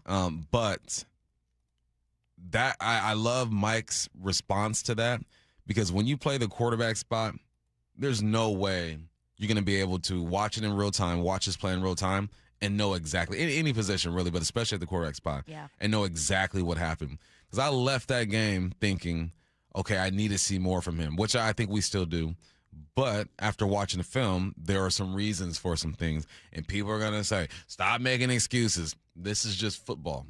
Sometimes there are things out of your control, and you're relying on your teammate, and they just don't get it done. So I think he needs to lean into running that dang ball, though. Mm-hmm. That is something special. You don't have many quarterbacks in this league that have the speed and the strength when it comes to running the rock that he does. He needs to tap into that. And I get why he doesn't want to rely on that, because then he's just seen as a running quarterback. But this is the game. Even the guys who aren't seen as running quarterbacks can still run that ball in this league. The quarterback position is a different beast these days. If I'm just looking at the top 10 quarterbacks in the game last year when it comes to passing yards, Matthew Stafford, Jared Goff, they're going to stay in the pocket statues.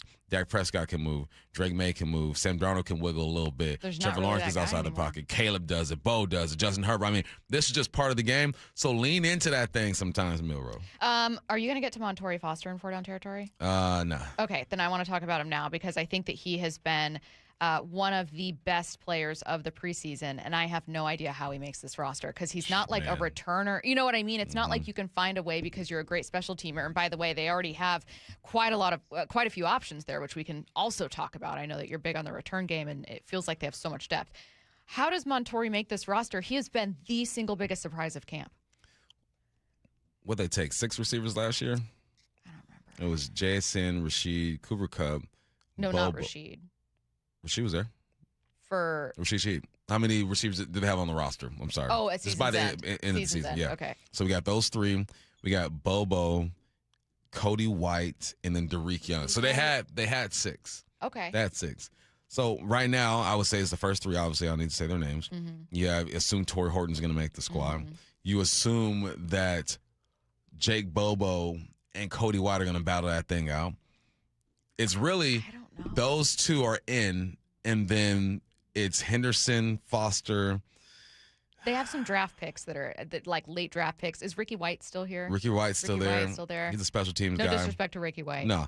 I mean, it's the same story. You just got to do good on special teams. You got to be good on special teams. That's what it is. And I didn't look at the special teams film that much, so I don't know how often he was out there. But that's the way you keep. And sometimes, like you mentioned, sometimes there's just nothing you could do. Mm-hmm. So even if he doesn't work out here, which I hope it does, because he's a route runner. Like, I'm watching film on this dude. He is a true receiver. He's a route runner, understands leverage, space, and all that stuff. If it don't work out here, he's going to be on a roster somewhere else. And it doesn't mean it's a big mistake by the team, but it is just one of those things where I'm like, I think we're going to see so many more moments from him, unless the Seahawks maybe try to sneak him through the practice squad and hope that, maybe we don't highlight him quite as much, guys. But you won a Super Bowl. Your team doesn't have a lot of holes. This player who's really, really promising and such a cool story, it's living up to it. He might not make it. Probably won't make it. Probably won't make it. And so I was just kind of I wanted to follow up and be like, where's the You know who he has to battle with? He's got to battle with Bobo. Because I feel like technically, speed-wise, he's probably a better receiver, but Bobo just does a little bit of everything. Let's get to 4 down territory. This is 4 down territory, going inside the game with former Seahawks and Coug wide receiver Michael Bumpus. First down. Why did the Seahawks attempt? I'm sorry, it should be what? Sorry, I said you. What did the Seahawks attempt, and how do they get better at it? I was wondering. I know, my bad. For y'all who don't know, I write these questions, and sometimes, I jack Stacy up, so that's not her, that's me. They tried screens. Had one to Foster, I want to say, another one to Bobo, and just a little smoke screen. Receivers out wide, pretty much just opens his hips up, gets the football, and he goes. They need to work on allowing the offensive lineman to get out there. And I understand guys being impatient because you catch a football, you got a receiver right there in front of you, and one guy's going to be unblocked, and you're waiting for the cavalry of the bigs to come and clean that up. And you just want to go. You want to get out of there. They just got to learn to be patient, right? Manipulate the flow a little bit. Take a step to the left, boom, they cut underneath these linemen. Both times I saw guys just get upfield right now because they feel the heat coming from the defense. But I'm telling you, the defense. You hear that? But if you just let those 300-pounders work for you, bodies will hit the floor, and you will have lanes to run. Let the bodies hit the floor. I know everyone else immediately thought of that. Everybody. Second you hear bodies hit the floor, I think of it. Second down. Who deserves a break from Saturday? Jalen Milroe. Oh. Because after the game, I said he played decent. People are texting in, I was not impressed, this, that, and the third. And I understand why you weren't. But I went back and I watched all of his dropbacks, all of his pass plays. He has a drop by Cody, a drop by Foster.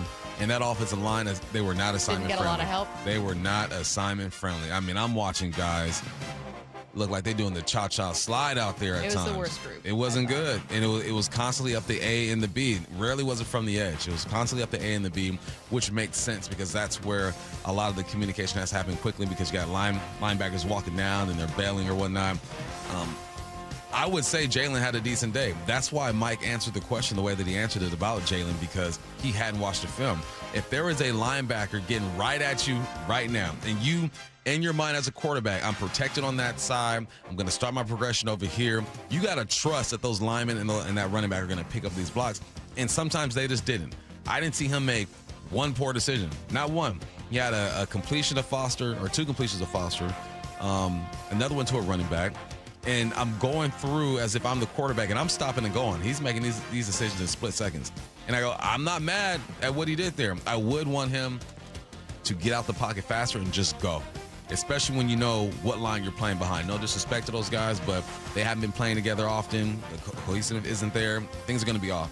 But, no, I thought back off of Jalen a little bit. Was it a great game? Did it make you want to start him? No.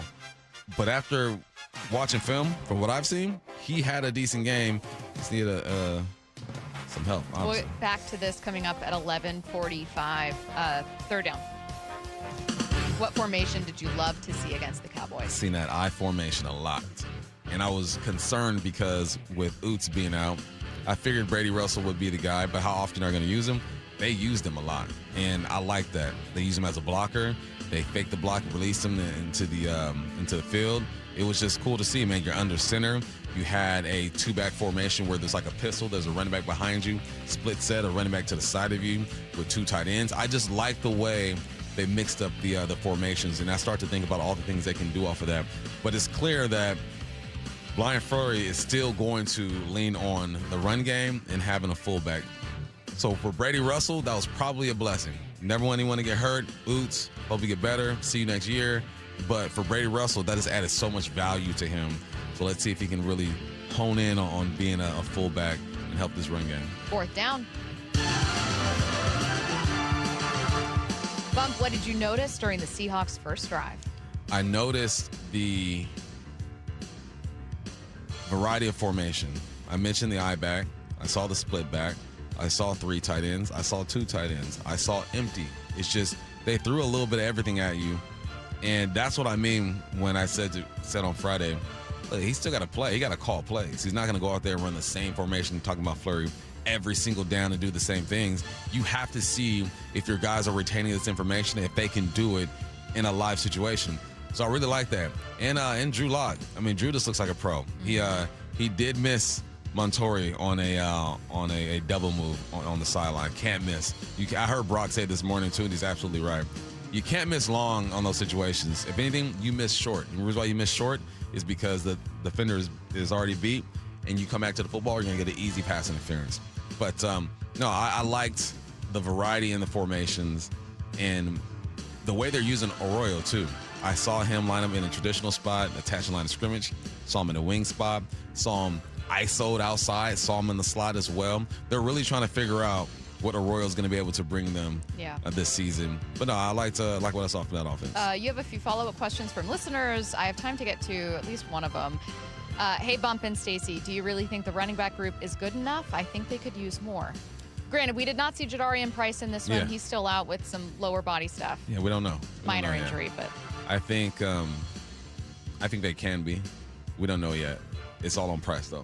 Price is gonna let us know what we need or don't need. Yeah, we might feel differently if this were a regular season game where you're seeing more Price, and B, if Price was even playing. I mean, by the time you're talking about the fourth quarter, there are guys in that group that they're not going to be playing for you, or they're going to be practice squad guys, or they're going to be depth pieces, or whatever. So, I mean, there are a good chunk of carries that would have gone to a rookie that just wasn't playing. Mm-hmm. So I do want to say I initially wondered this question. It was my biggest question entering the season. I don't think we have a definitive answer yet. It's an important one, but I think Price just not playing makes it almost unfair to ask ourselves just yet.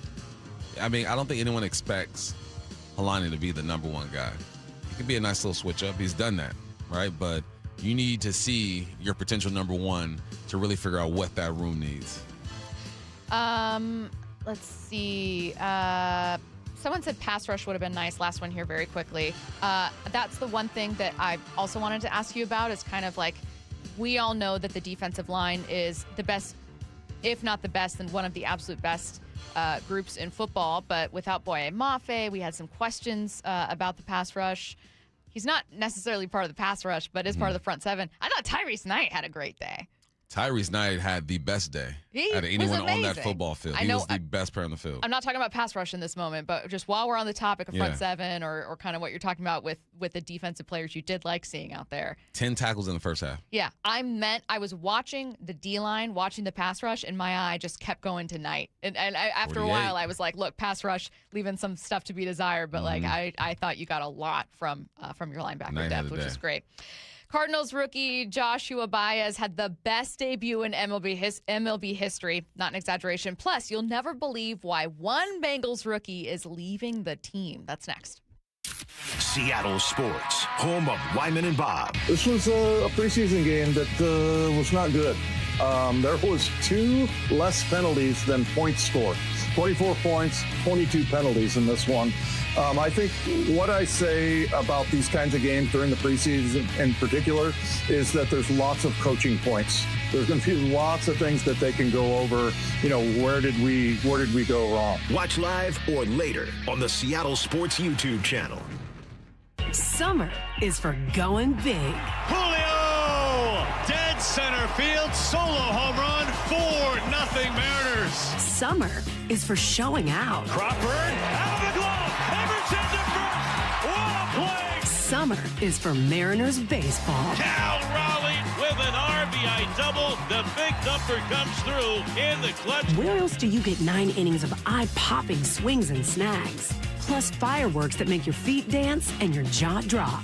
Oh yeah, and the guys have a dance of their own, a wind dance. Party time at T-Mobile Park in the sunshine. Mariners baseball. Trident's up. The action continues at T-Mobile Park all summer long. Don't miss out on 2 great matchups later this month.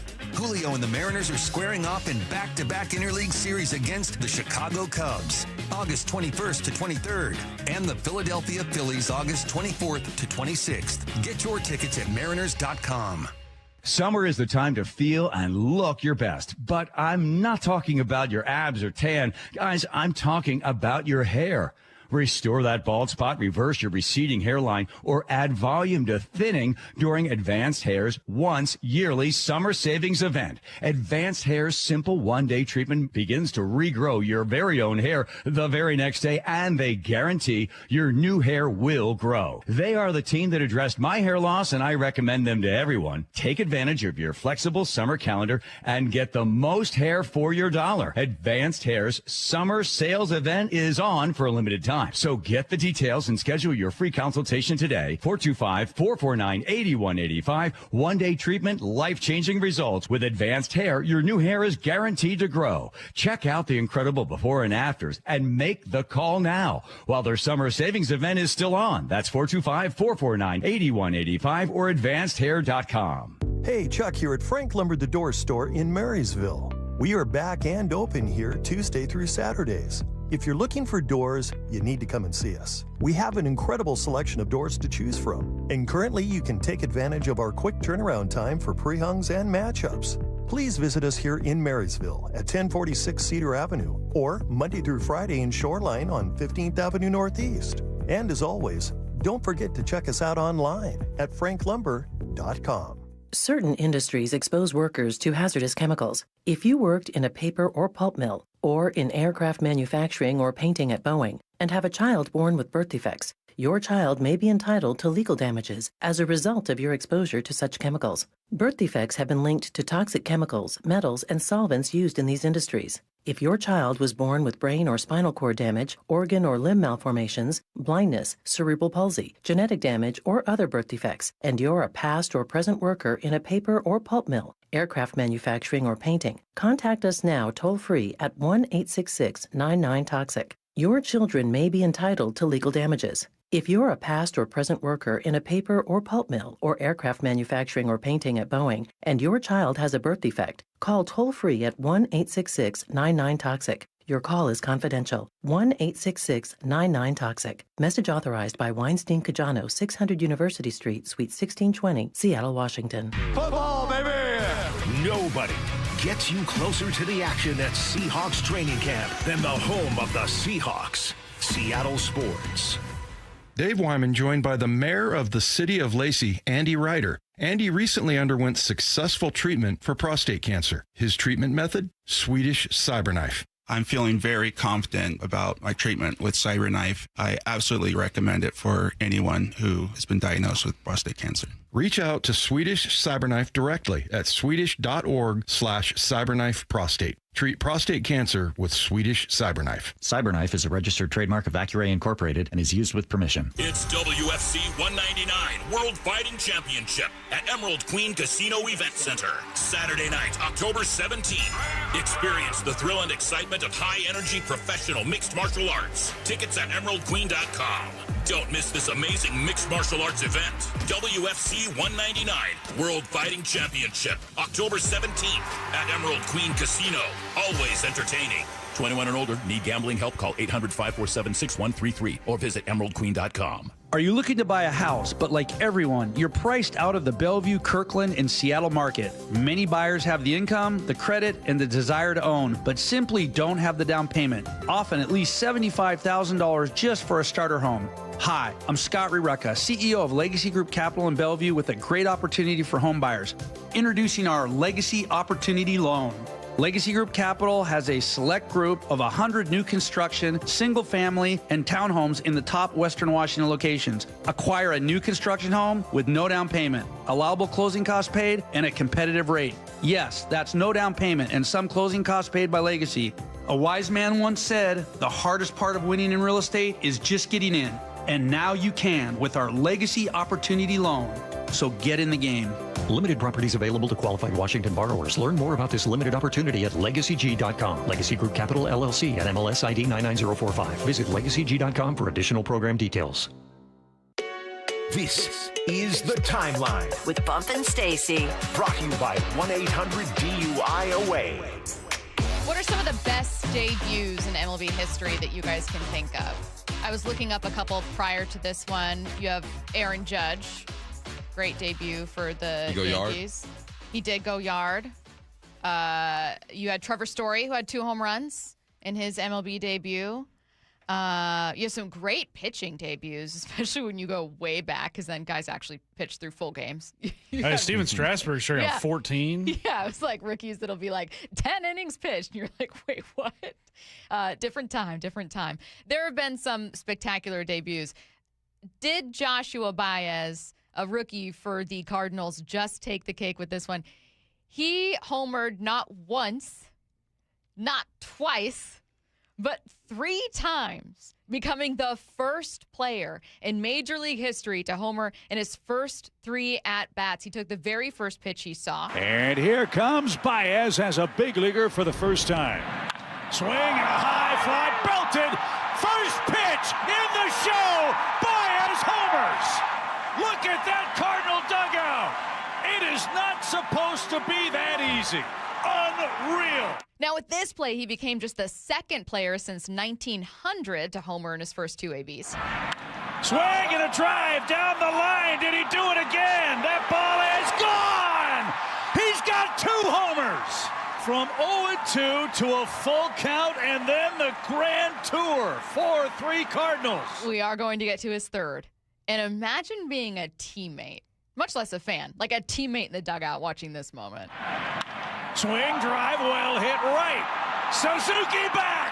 It is gone. It is gone. It is gone. 3 homers for Baez. Major League history at Wrigley Field. Maybe for the first time in my professional life, I am speechless.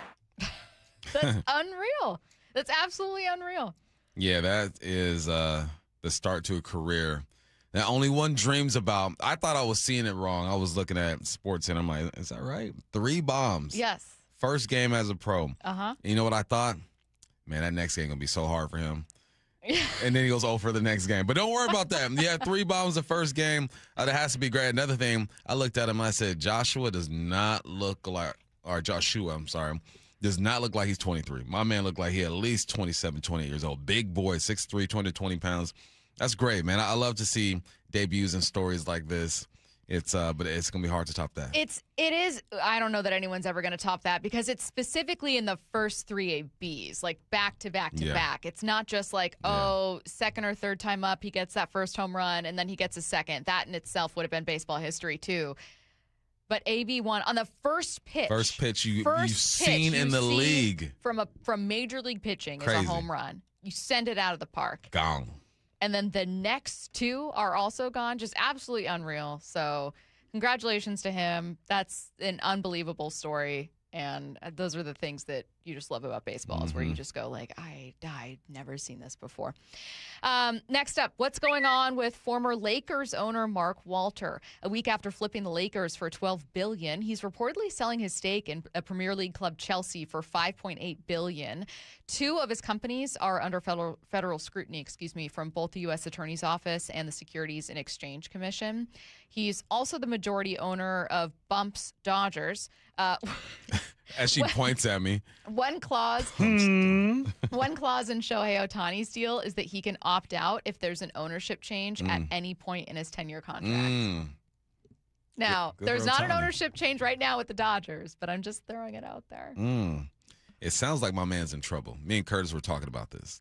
What were you Just offloading a bunch of assets? Yeah, he about to go sit down is what we call it. Go sit down for a little bit. He's going to make sure his family is good and ready to go. Get all that money right now. It's not looking good. It's definitely not looking good. I mean, it was already weird selling a year after buying, and it was very clear that this is tied up with something. You don't do that if you're just like you have nothing to hide, nothing to worry about. That's just not. I know that it was like loosely tied to him, where it was like an investigation of companies tied to him or of his company, something like that. Not like directly into like you're evading taxes, but like this is, how rich people do things kind of thing. This is suspect behavior. Very suspect. You know what I mean? Uh-huh. This is, you got a text and you turned it off a little too quick. You turned the phone over on the table. You getting chased by the police and you throwing things out the window right now. That's exactly what he's doing. Ryan Day hasn't had much success when facing arch rival Michigan, going 1-4 against the Wolverines. So Ohio State's trying something new. This is what they're doing. Tell me if you agree. The Buckeyes are moving senior day to week 1. This is Ryan Day. It first came to me from our administration as an idea, and we talked about it. Had long conversations about it. The traditions at Ohio State here are significant and very, very strong, and something that we all respect. And what we don't want to do is, do anything that's going to disrupt any of those traditions. But when we look at all the things that go on that weekend, the way things have changed, there's some things that we thought about. And I think the first thing was if we want to keep that game, much of that game, the focus on the game. And the more distractions we have, there's already enough distractions during that week. And so this was just one more thing that we felt like we could move. You agree with the move? Yes and no. I know why they're doing it. I could not imagine having senior day during the Apple Cup. No, I'm talking about the reason why he's moving it is because it's against Michigan. It would be against Michigan, and he wants to keep the focus. I agree with that. I would never want to have our senior day during Apple Cup. Keep it on the Apple Cup. I think it's a bit too early. I would go like November 14th when they play Northwestern, the second to last. Like what would be like a homecoming. Yeah. I mean, I would try to keep it as normal as possible. But week 1 against Ball State. You're wearing tank tops outside. Yeah, that's a little odd, but I guess they have their reasons for doing it. I understand moving it out of the Michigan week, 100%, but a little too early for me. Next and last story in the timeline. Bengals undrafted rookie Sear Wright has chosen to leave his team. Why? He was reportedly offered the lead role in a major movie that's set to begin filming. NFL reporter Aaron Wilson says the film will wrap in October. Bengals head coach Zach Taylor was asked about Wright's decision. I don't know how to properly define it for him. He called us last night and let us know that he had an opportunity. I know it was a difficult decision for him. I think two things he's really passionate about were colliding, and he decided to pursue this opportunity. So he's a great kid, comes from a great university. And, we wish him the best. He was fun to be around. He really competed hard for us. It was fun watching him play. I thought he was ascending as a player. But obviously he's chosen to go a different path. So if you're wondering what's going on here, he was a child actor. He played LeBron James' son in the 2020 remake of Space Jam. Saying he was a child actor, he was in a 2020 movie makes me feel so incredibly old. I tried looking on his IMDb to see, where he's still been in stuff recently. He was in Grownish. In a couple years ago, 22 and 23, so he's still done some acting. I was trying to find, what's this big movie that he's going to be in, but I couldn't find anything. It's the right move, I think. Undrafted guy. If you make the team, you're going to make league minimum. You're probably only going to play for 2 to 3 years. This acting thing, if it's a major role and you're the guy, you go ahead and do that. You've already put in so much. You probably put in more work towards your acting career than you have your football career. I mean, honestly, you've been doing it for longer. Yeah. If I'm him, for sure. I'm out. Go ahead and start your don't start. Yeah. Try to enhance your acting career. I will say, if you had no idea that he'd already been in a movie or movies as a kid or as a teenager, and you just saw Bengals undrafted rookie leaves camp to go sign on to be in a movie, you'd be like, what?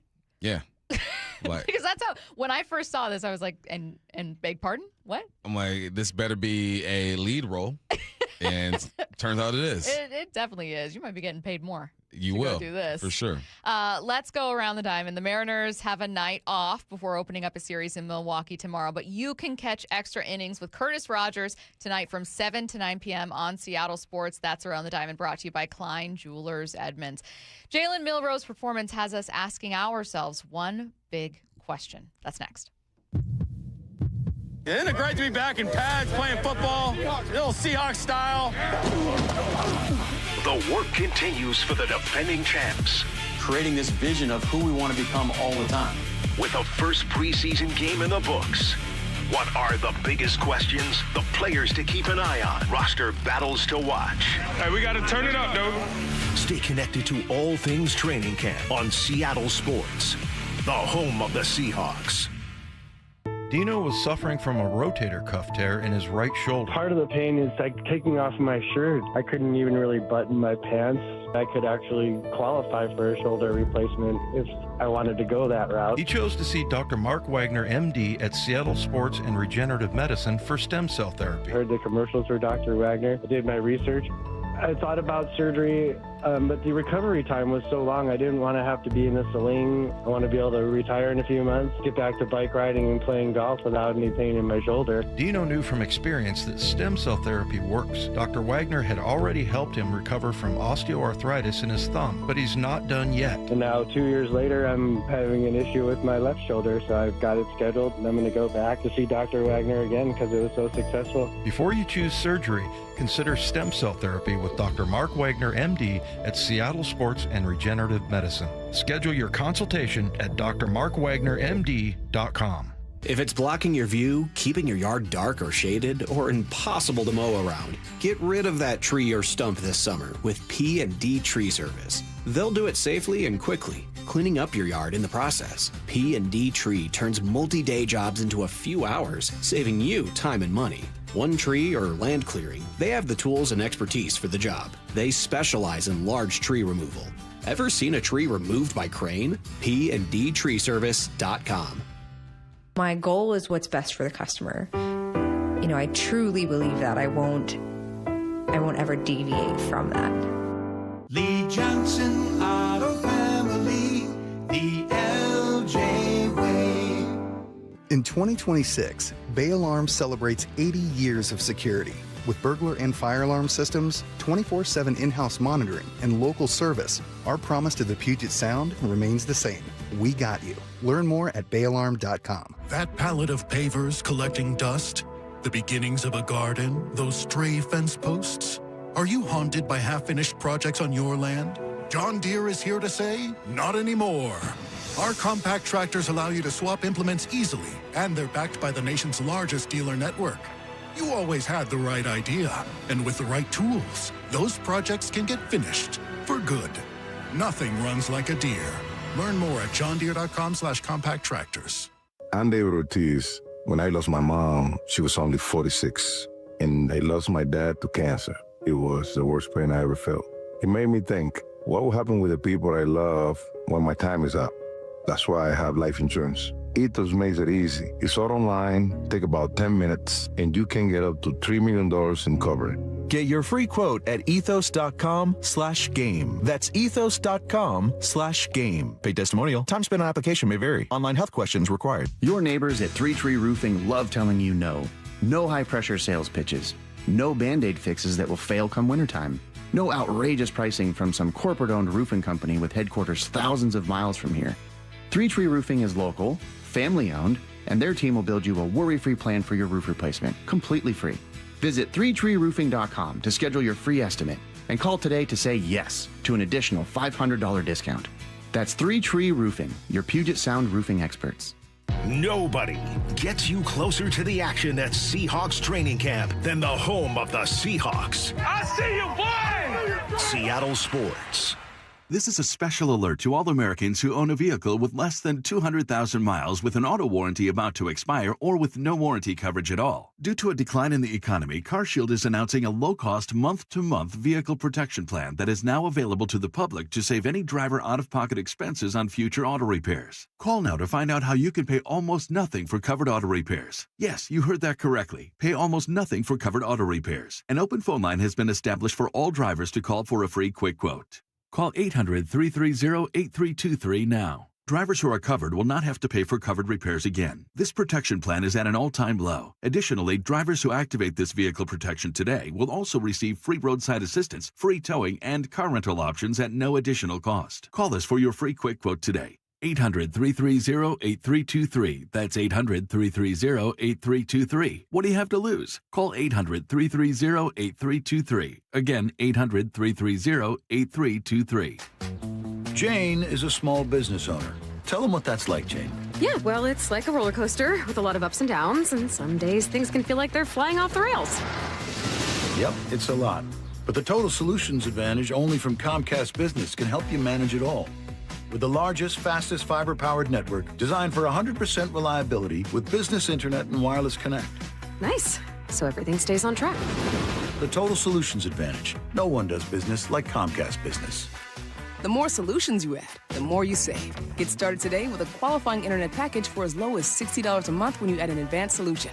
Plus, new customers, ask how to get up to $1,500 in prepaid cards when you add 2 lines of mobile to a qualifying gig bundle. Don't wait. Call today. Limited time offer. Restrictions apply. New customers only. 1-year agreement, paperless billing, and automatic payments with bank account required. $60 offer requires 300 meg internet, security edge, and additional qualifying service. Equipment, taxes, and fees extra. Prepaid card offers end 9/13/2026. From the Quantum Fiber Studio, This is Bumpin' Stacy. Weekdays 10 to 2. On Seattle Sports and 97.3 FM HD2. I want to preface this by saying that this is not a negative thing for the Seahawks.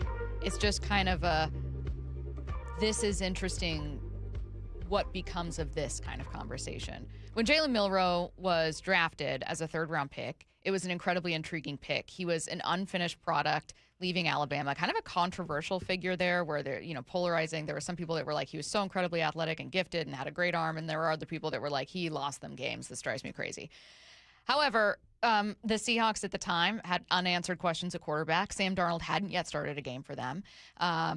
There were lots of kind of like, where do you go from here feelings about this team? And it was really, really intriguing. They hadn't drafted a quarterback that high since Russell Wilson. So you're watching going, oh my God, what becomes of this?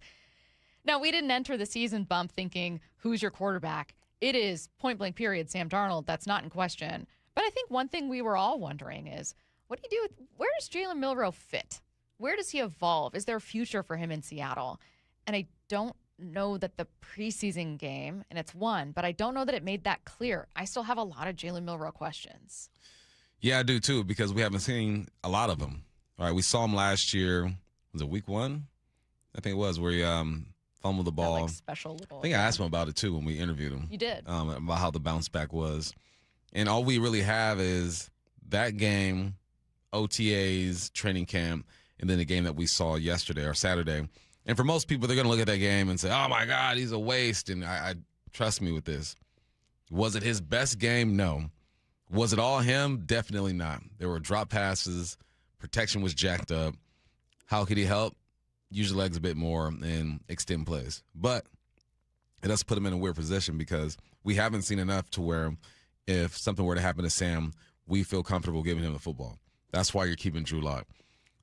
So his job for the next couple of days is to prove his worth, right, or to raise his stock, I guess, because it feels like Sam's going to be here for at least 2 to 3 more years, at least 2 to 3, and he's not going to get the proper reps to really develop into being a number 2 quarterback.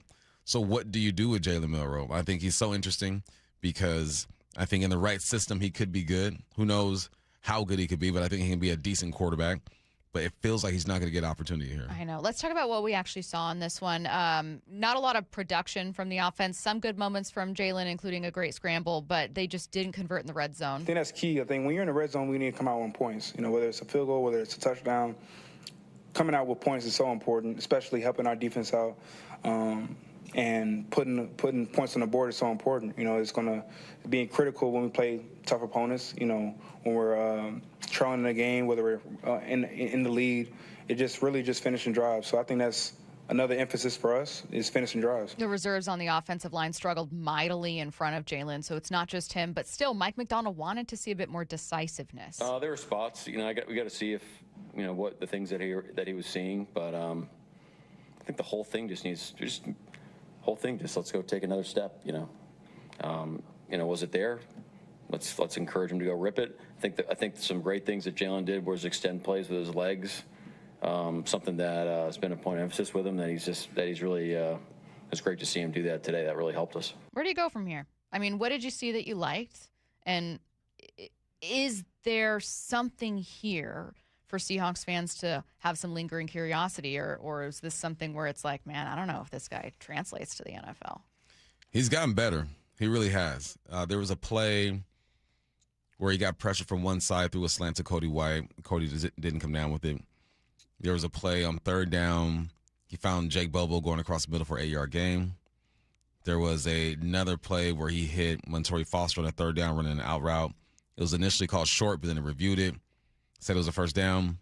There was a play where he ran for 20 yards. The other play where he ran for like 5. And his other pass attempts, most of the time he was just under pressure. I feel good about Milroe and where he was or where he is after that first game. Obviously, you want to see improvement, but for what I've been able to observe, for the opportunities that he's gotten, I'm not deterred. I'm not looking at him and thinking he's a waste. Get him out of here. If anything, I'm more intrigued. Get him more. Sam ain't gonna play week 2. Well, maybe he might play week 2, but keep letting him get the bulk of these snaps. Drew has hundreds upon hundreds of snaps under his belt. Mm-hmm. He's good.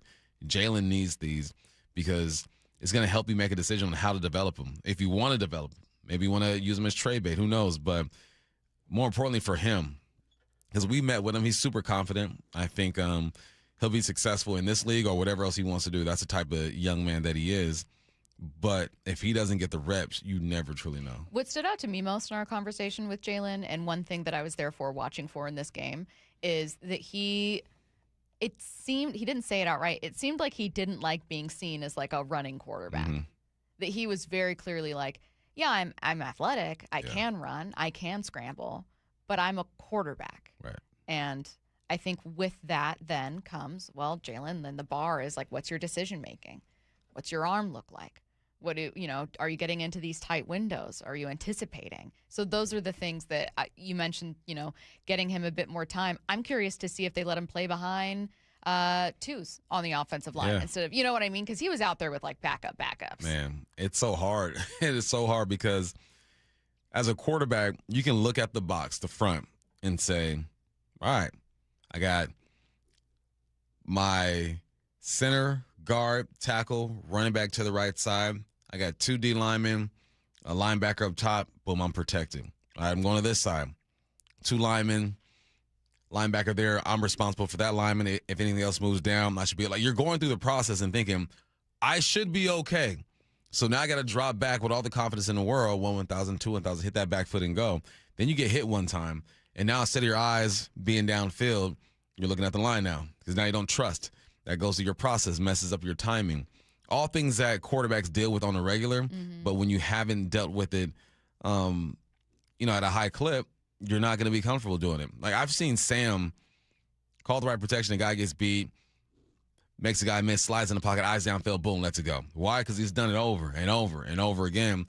That's what Milroe needs to feel. So it could be a good thing that he played behind that line because now he understands what that pressure feels like. But let's get him behind a better line and see what he does. Well, and think of how you're watching it if you're Mike Macdonald, too, or anyone on the coaching staff, or certainly John Schneider. Like, yes, there is intrigue in terms of assuming everyone's healthy.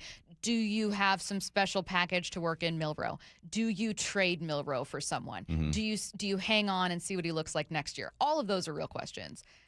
But you're trying to win a Super Bowl this year. What if you are without Sam for 2 games and Drew gets hurt in a game?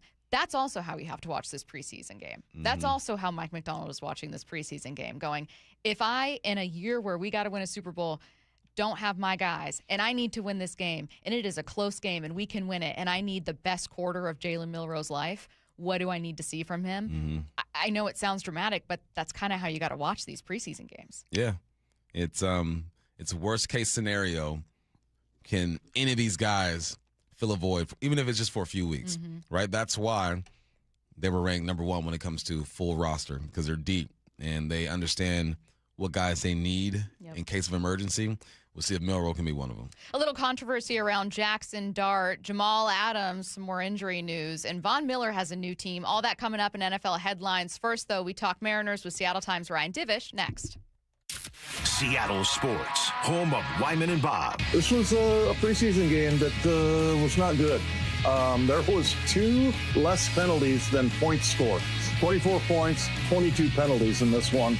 I think what I say about these kinds of games during the preseason in particular is that there's lots of coaching points. There's going to be lots of things that they can go over. Where did we go wrong? Watch live or later on the Seattle Sports YouTube channel. Do you have a special occasion or milestone to commemorate? Come discover Klein Jewelers in charming downtown Edmonds. As a locally owned family jeweler, we combine an impressively large selection with a warm personal service only a hometown jeweler can provide. Whether you're searching for the perfect engagement ring or a beautiful piece of diamond or gemstone jewelry, you'll find plenty to love and no pressure along the way. From life's biggest milestones to those just because moments. Klein Jewelers by the Fountain in downtown Edmonds. You're a jeweler for life. One of my favorite scenes from training camp was a coach telling a player he should be happy for another teammate who just signed a contract extension. He earned it. Dave Wyman here, and I'll be happy for you if you earn $30 each month with a Harborstone Credit Union PNW Cashback free checking account. No fees or minimums. Sign up for a membership at Harborstone Credit Union /cash and get the PNW Cashback free checking account.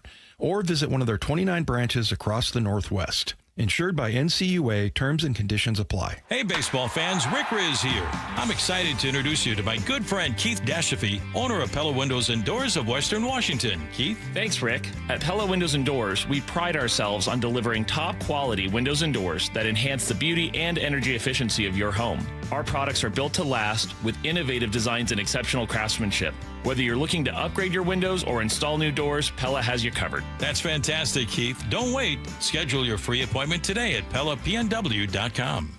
Hey, Chuck here at Frank Lumber the Door Store in Marysville. We are back and open here Tuesday through Saturdays. If you're looking for doors, you need to come and see us. We have an incredible selection of doors to choose from, and currently you can take advantage of our quick turnaround time for pre-hungs and matchups. Please visit us here in Marysville at 1046 Cedar Avenue or Monday through Friday in Shoreline on 15th Avenue Northeast. And as always, don't forget to check us out online at franklumber.com.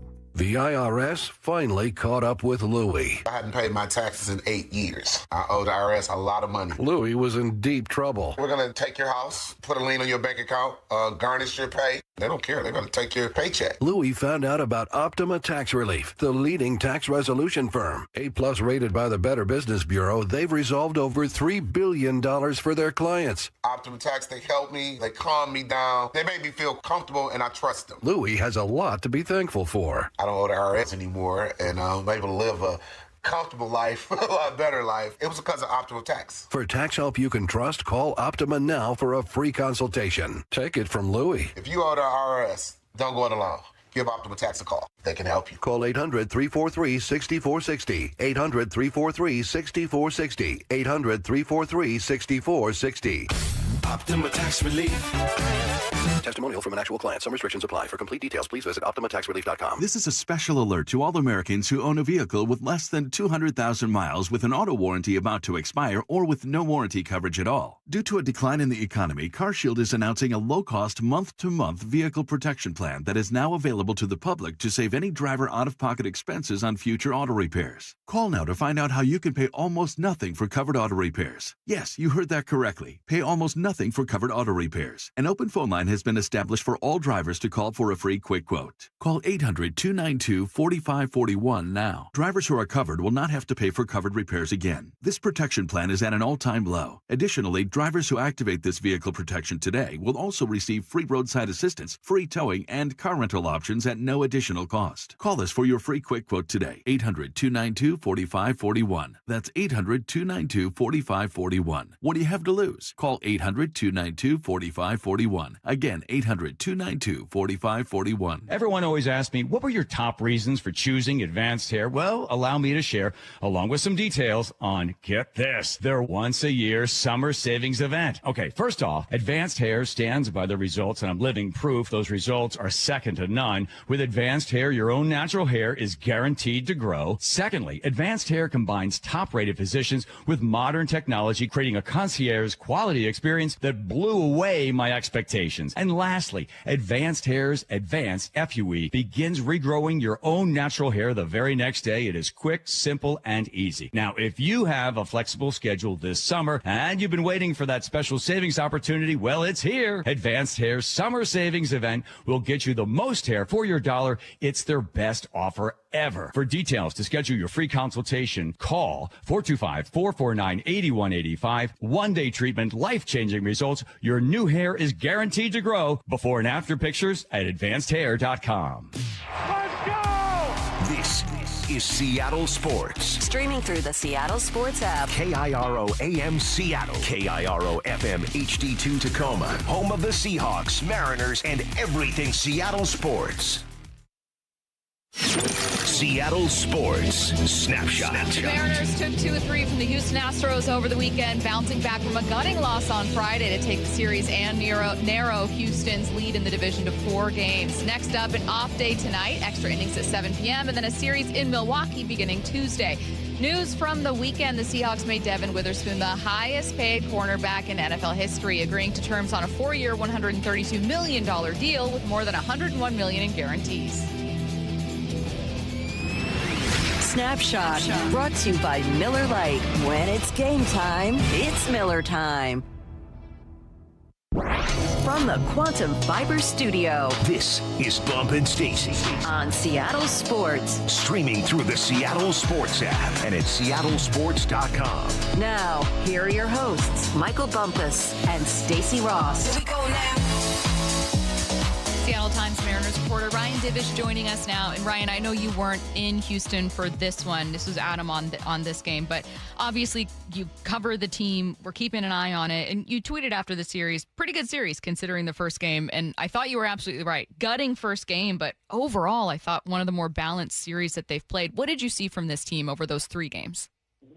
Yeah, I mean, like, honestly, like, you watch that game and you think, okay, the Friday game, I mean, that might be worse than the gut punch. You know, like they always have the gut punch game. That might be something worse, you know, kick to the place you don't want to go. I don't know. It just felt like that could be the kind of just the last brick to fall, and then they, you know, crater for the rest of the season, you know, because it was emotionally deflating. They did all that work to come back and take the lead. And, you know, you have the nice story with Brock Rodden and everything else. And then to lose it like that and kind of on 2 fluky hits to set up the game-winning homer, I felt like, oh, man, this could really, really crater them. And then they came out the next day and hit and made it easy. And then they win last night. And Munoz had a little bit of redemption. And you're like, okay, well, honestly, like, this is the team kind of that you sort of envisioned a little bit more when the season started. Obviously, Cal didn't do a whole lot other than the homer that scraped over the wall. But seeing Brendan Donovan and some of the other guys out there performing, Victor Robles contributing when he hadn't really done it all season, I mean, that's kind of what you thought they could be. Now, I don't know if they thought they would have Weston Wilson DHing in the last game of one of the most important series of the season. But overall, like, you saw what this team could be a little bit more than we've seen in probably 2 months. I mean, we haven't seen them play that well, you know, for 3 straight games. Because, I mean, like, they didn't, you know, they played well in the game they lost. We haven't seen a 3-game stretch like that in probably over a month. Yeah, it's been refreshing, honestly, especially after that game on Friday. Just the resilience is what I was happy to see. Honestly, I didn't have much hope after that. I felt the same way, like, man, this could be, you know, the one that kind of ends the season, but, you know, put you in a dark place. Did you see anything? I asked this question a lot when it comes to the experts that we speak to, because I'm a big believer in just like body language, you know, and communication. And I won't listen to anything anyone's saying. I'll just watch the way the guys are interacting in the dugout, on the field. Could you sense or feel, you know, these guys kind of come together this road trip so far? Yeah, I thought honestly like that last day in New York, even a little bit, where they pull out the win and play better. I thought it was a better sign. Just more offense. Probably saw more offense in the New York series than we'd seen in a while. It's tough. Like even when you're there, like you're watching the dugout, and like honestly, like I was watching Colt Emerson all week leading up to him being sent down, and like I was texting with Adam, I didn't notice anything that would have said, okay, this guy's injured. So I guess my powers of deduction when it comes to body language aren't great, but it is tough sometimes to watch guys when they're not hitting. Like when they're not hitting, the other pitcher is just shoving and things aren't going right. It's never going to look pretty, and they're never going to be excited in the dugout. But like when you watch and just a few things go right, you can see the energy and you can see the body language. And I do think little things, I know they mentioned it on the broadcast last night, but Cal going out to the mound and going out and saying, okay, talking to Sir Anthony Dominguez after that fluky hit, or going out and talking to Wu, and like even in Wu's last start in New York, where he was out there a couple different times saying, hey, no, you got this. Just stay with what we're doing. You're fine. Like little things like that. A team that has sort of quit on this season, they're not going to do that extra effort. They're not going to make that extra effort and ostensibly worry about someone else's performance more than your own. And I think we're seeing that. You see the little things. It's Josh Naylor telling Munoz to calm down there in the ninth. You're okay. You got this. Like little things like that. If you're watching closely, there's still a buy-in with these guys. And I think, like nothing has gone right for most of these guys this season, other than maybe Randy and Dom, but like so much has gone wrong as a team. And at the same time, I think they've come to the realization is none of it matters if they just kind of play better in this last, 37 games where it is now. I think like they can still get to where they want to go, and it might not be pretty, and it might not have the style points you thought you were going to have earlier in the season or when even in spring training, but like it's still within their grasp. And, that on some level has to be energizing, and it's almost like you can exhale and say, okay, they haven't played themselves completely out of it. It's not to say that like they're a lock to get to the division title or the wild card or whatever. There's still a lot of work to do, but they haven't cratered themselves. And I think given how poorly they played for basically since just before the All-Star break till this series, that's got to be, somewhat comforting that they can still get to where they want to go. And as Cal kind of just says, I don't care about myself anymore. I just only care about what this team does. And I think on some level, every player says that, and everybody wants to be a team thing, and everything like that. And I don't ever invoke my playing days very much, but, like my team didn't help me when I was in the batter's box or when I was struggling. Yeah, they talked to me and stuff like that, but you had to do it. But like baseball is an individual sport wrapped inside a team sport. So there is still that individual component because you're failing. It's not like there's a play you can run to get a hit.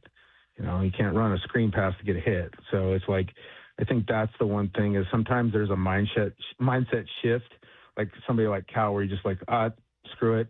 My results are going to be what my results are. I can't fix it, but I can fix what I'm doing for this team on a daily basis. And I don't think he really loses sight of that very often, but sometimes it's just like a refreshing reminder that like, okay, yeah, this is where we still want to go and this is still possible. Well, I would imagine you kind of have to do that if you're Cal. Like it's a lost season. There's nothing you can do to make it up. And probably the only way to compartmentalize things is just to go, I cannot think about anyone judging me in this moment. Speaking of Cal, he went 0 for 5 on Saturday, and it ended up being a win for Seattle, so that's great. But I was seeing even more, and I'm sure you get a lot of these mentions, send him down, send him down. And I was just thinking, like, it feels so much more complicated than that. And pitting a player on the IL feels so much more complicated than that, because if you're technically healthy enough to play and you don't think you're hurt, well, now we're getting into some like labor stuff. So I wanted to kind of ask you, my question that I had when I knew we'd have you on prior to yesterday's win was just like, hey, what do you do with Cal? A home run, I think, helps probably his morale a little bit, but he still looks just not totally right. I don't know what's going on. I'm sure a lot of it's mental, but I guess I'll just throw you the question still. Even with this series win, and it's massive, and that home run, and what seems like adopting a good mentality for him, can you kind of explain to listeners and to fans who might say send him down or like go to Pareda, just kind of the situation the Mariners and Cal are dealing with right now? Well, those same fans were probably complaining about the fact that Munoz threw like 15 straight sliders in the loss on Friday night. Who was catching? Was it Cal? It wasn't. Okay. I mean, like, I like Johnny Pareda a lot. I think he's a pretty talented guy. He's got good energy. You know, he's got unbelievable arm. I mean, the guy's got cannon. But he's a 30-year-old guy that's never stuck in the major leagues, given that he does have some talent. And we kind of saw why. I mean, like, you know, I think there was a thought, even when Cal came back from the injury list and Pareda had played well, that you know, he should be the backup. And I think the Mariners thought about it and considered it because he does provide probably a more of a defensive presence than Garver did and everything else. But as a backup catcher, your job is to put the pitchers first and have a priority of how you want to do that and just understanding what you're trying to accomplish in terms of game calling and strategy and everything else. And, you know, Johnny just hasn't played at the big league level very much. And part of the reason why is like the game calling and the strategy and some of the receiving aspects and some of that stuff are lacking. And that's why he's never really stuck at the big league level. And I think we saw that a little bit. We saw Emerson Hancock get on him a little bit too about not maybe following what he was wanting to do or the game planning, you know, and some of that. And ultimately, as a former catcher, I'm like, I used to tell pitchers all the time, your head shakes left to right just as easily as it shakes up and down. So if you don't like something, you throw with full conviction. But given the pitch clock and everything else, and some of these guys who just trust the catcher implicitly are going to throw whatever you put down, you need a guy. So, like, we saw a lot different look when Cal was catching Munoz last night in the ninth versus when Pareda was catching Munoz the other night in the ninth, like, or in the 10th. Like, it just is a different feel. So what you're not getting at the plate, you're also, you know, you're losing stuff at the behind the dish. I mean, like you hear the pitchers talk about it and all these other things, and Cal contributes in a lot of different ways than besides just the hitting.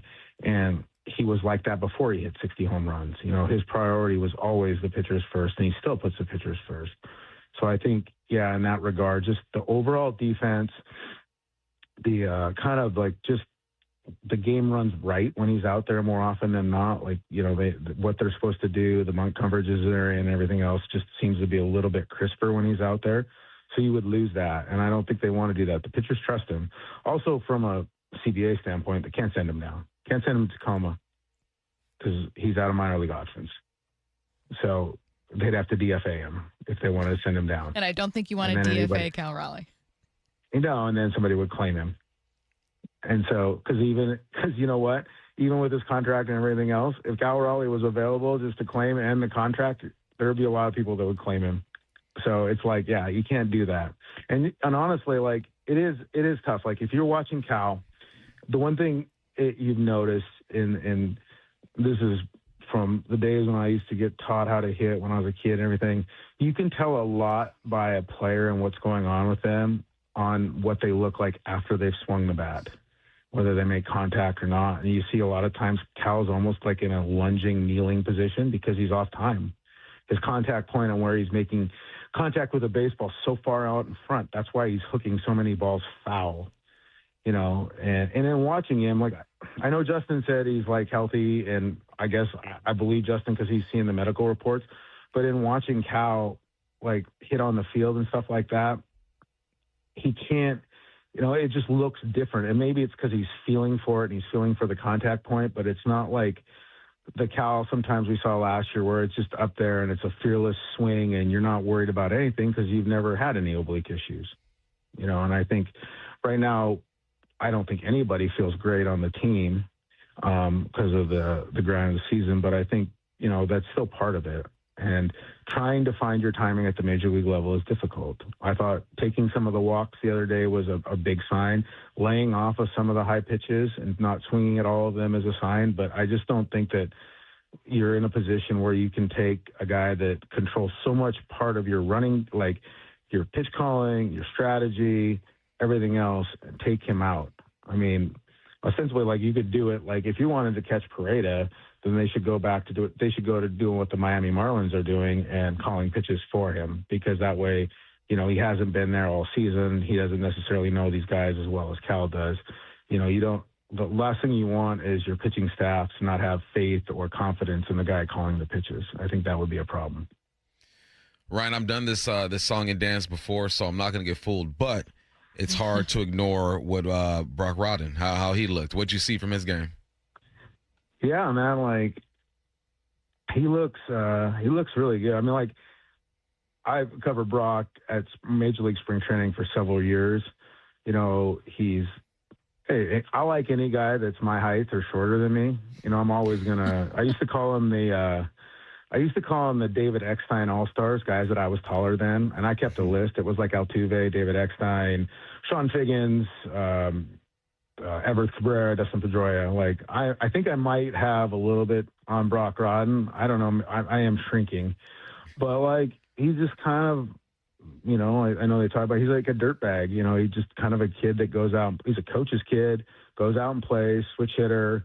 You know, he isn't, we always joked this spring, I called him the Caucasian Leo Ribas, because there were two switch hitters. They both played all over, you know, but Brock's got a little more pop than Leo does. He's got a little more hitability. He'll swing and miss a little bit more. But no, I mean, he's earned this right in this spot. He is not elite defensively at shortstop. You know, that's kind of the knock, and that's what prevented him, is like, he doesn't have he's probably best at second base.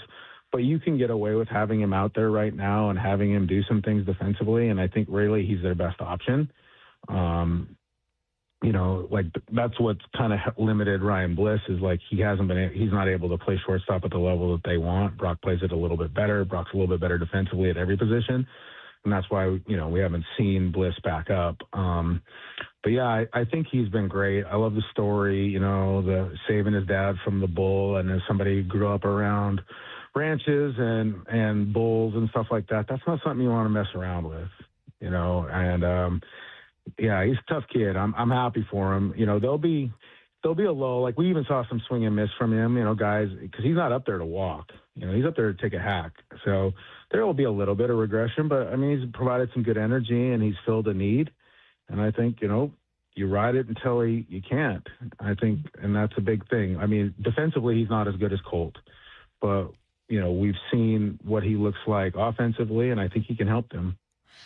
Before we let you go, Ryan, are you back on this trip to Milwaukee, or are you going to be on the homestand here against Phillies and Cubs, I think? I'm on the homestand. Okay. Tim Booth takes his son on a baseball trip every year. His son is an aspiring, like, GM. Like, his son is ridiculously smart, far smarter than Tim ever was or ever will be. But, like, he's like graduating college. So Tim took him to Wrigley Field this week, I believe, and did some stuff in Chicago. So then they're driving up, and Tim's going to cover the series in Milwaukee. Okay, so heads up for everyone. Tim Booth on the coverage. Yeah, so I won't be there. I'll be back for the homestand and pretty much the rest of the way. But, like, yeah, this will be an interesting series. Like, the Brewers and the way they play are everything that a lot of Mariners fans want the Mariners to be. The Mariners don't have those kind of players specifically, but Mariners miss Mizorowski. I mean, it's an opportunity, you know, that for them to continue to gain ground. If they can just get through this stretch, Brewers, Cubs, Phillies, their life gets a little bit better. I know the Boston-Toronto trip doesn't sound fun, but this little stretch here is pretty tough. He is Seattle Times Mariners reporter Ryan Divish. Thanks, Ryan. Thanks, Ryan. Yeah. See you guys. Let's get to headline rewrites. Extra, extra, real Headline rewrites. We must make headlines. The real story behind the headlines in today's news. Powered by Bay Alarm Security Services. With Bump Stacy. Headline number one, the Seahawks have signed Devin Witherspoon to a 4-year extension that makes him the highest paid cornerback in NFL history with an average annual value of $33 million. What's the real headline? Wow. Spoiler alert for tomorrow night's Hard Knocks. You guys, come on. Just blowing the lead here. Okay, I guess I have no reason to watch then. Thanks so much for breaking that for us. No, this is fantastic news. One that we all thought would get done, but Bump, I'm going to be honest, August it's the 17th now, but I thought it would be done a little bit sooner, so I was still relieved. Even though we know that this team values Spoon and Spoon wants to be here, I was still relieved to see it get done. Yeah, we knew it was going to get done. It's just a matter of when it got done. And I'm happy for him, man. Get that money, $100 million guaranteed, $33 a year. Goodness gracious. Haters are going to say, well, he doesn't have any interceptions. But you just watch the way that he rallies to the football, the way he eliminates a slot or receiver just by his presence, the way he makes open field tackles. He's the guy. I think it's well-deserved. We knew it was coming, so now we're waiting on Christian Gonzalez to make himself the highest-paid corner in the game. Which will inevitably happen. Yep. But congratulations to Witherspoon, and very cool to see the Seahawks not only ink both of those first-round picks, but that both first-round picks were slam dunks. And I know there are other picks they could have made. I think Jalen Carter would have been great here. I think that there are clearly other guys from that class that would have been stellar, but you've gotten so much out of those two. And JSN and Devin fit what you want to do here. Exactly how you want to play. Yep. They got their guys on the D-line. Now, speaking of D-line, you got to take care of Leo. See what happens there. Yep.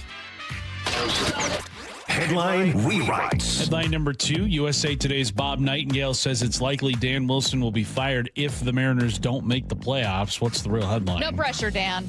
Can I just say something? This is something I think most people just assumed in Seattle.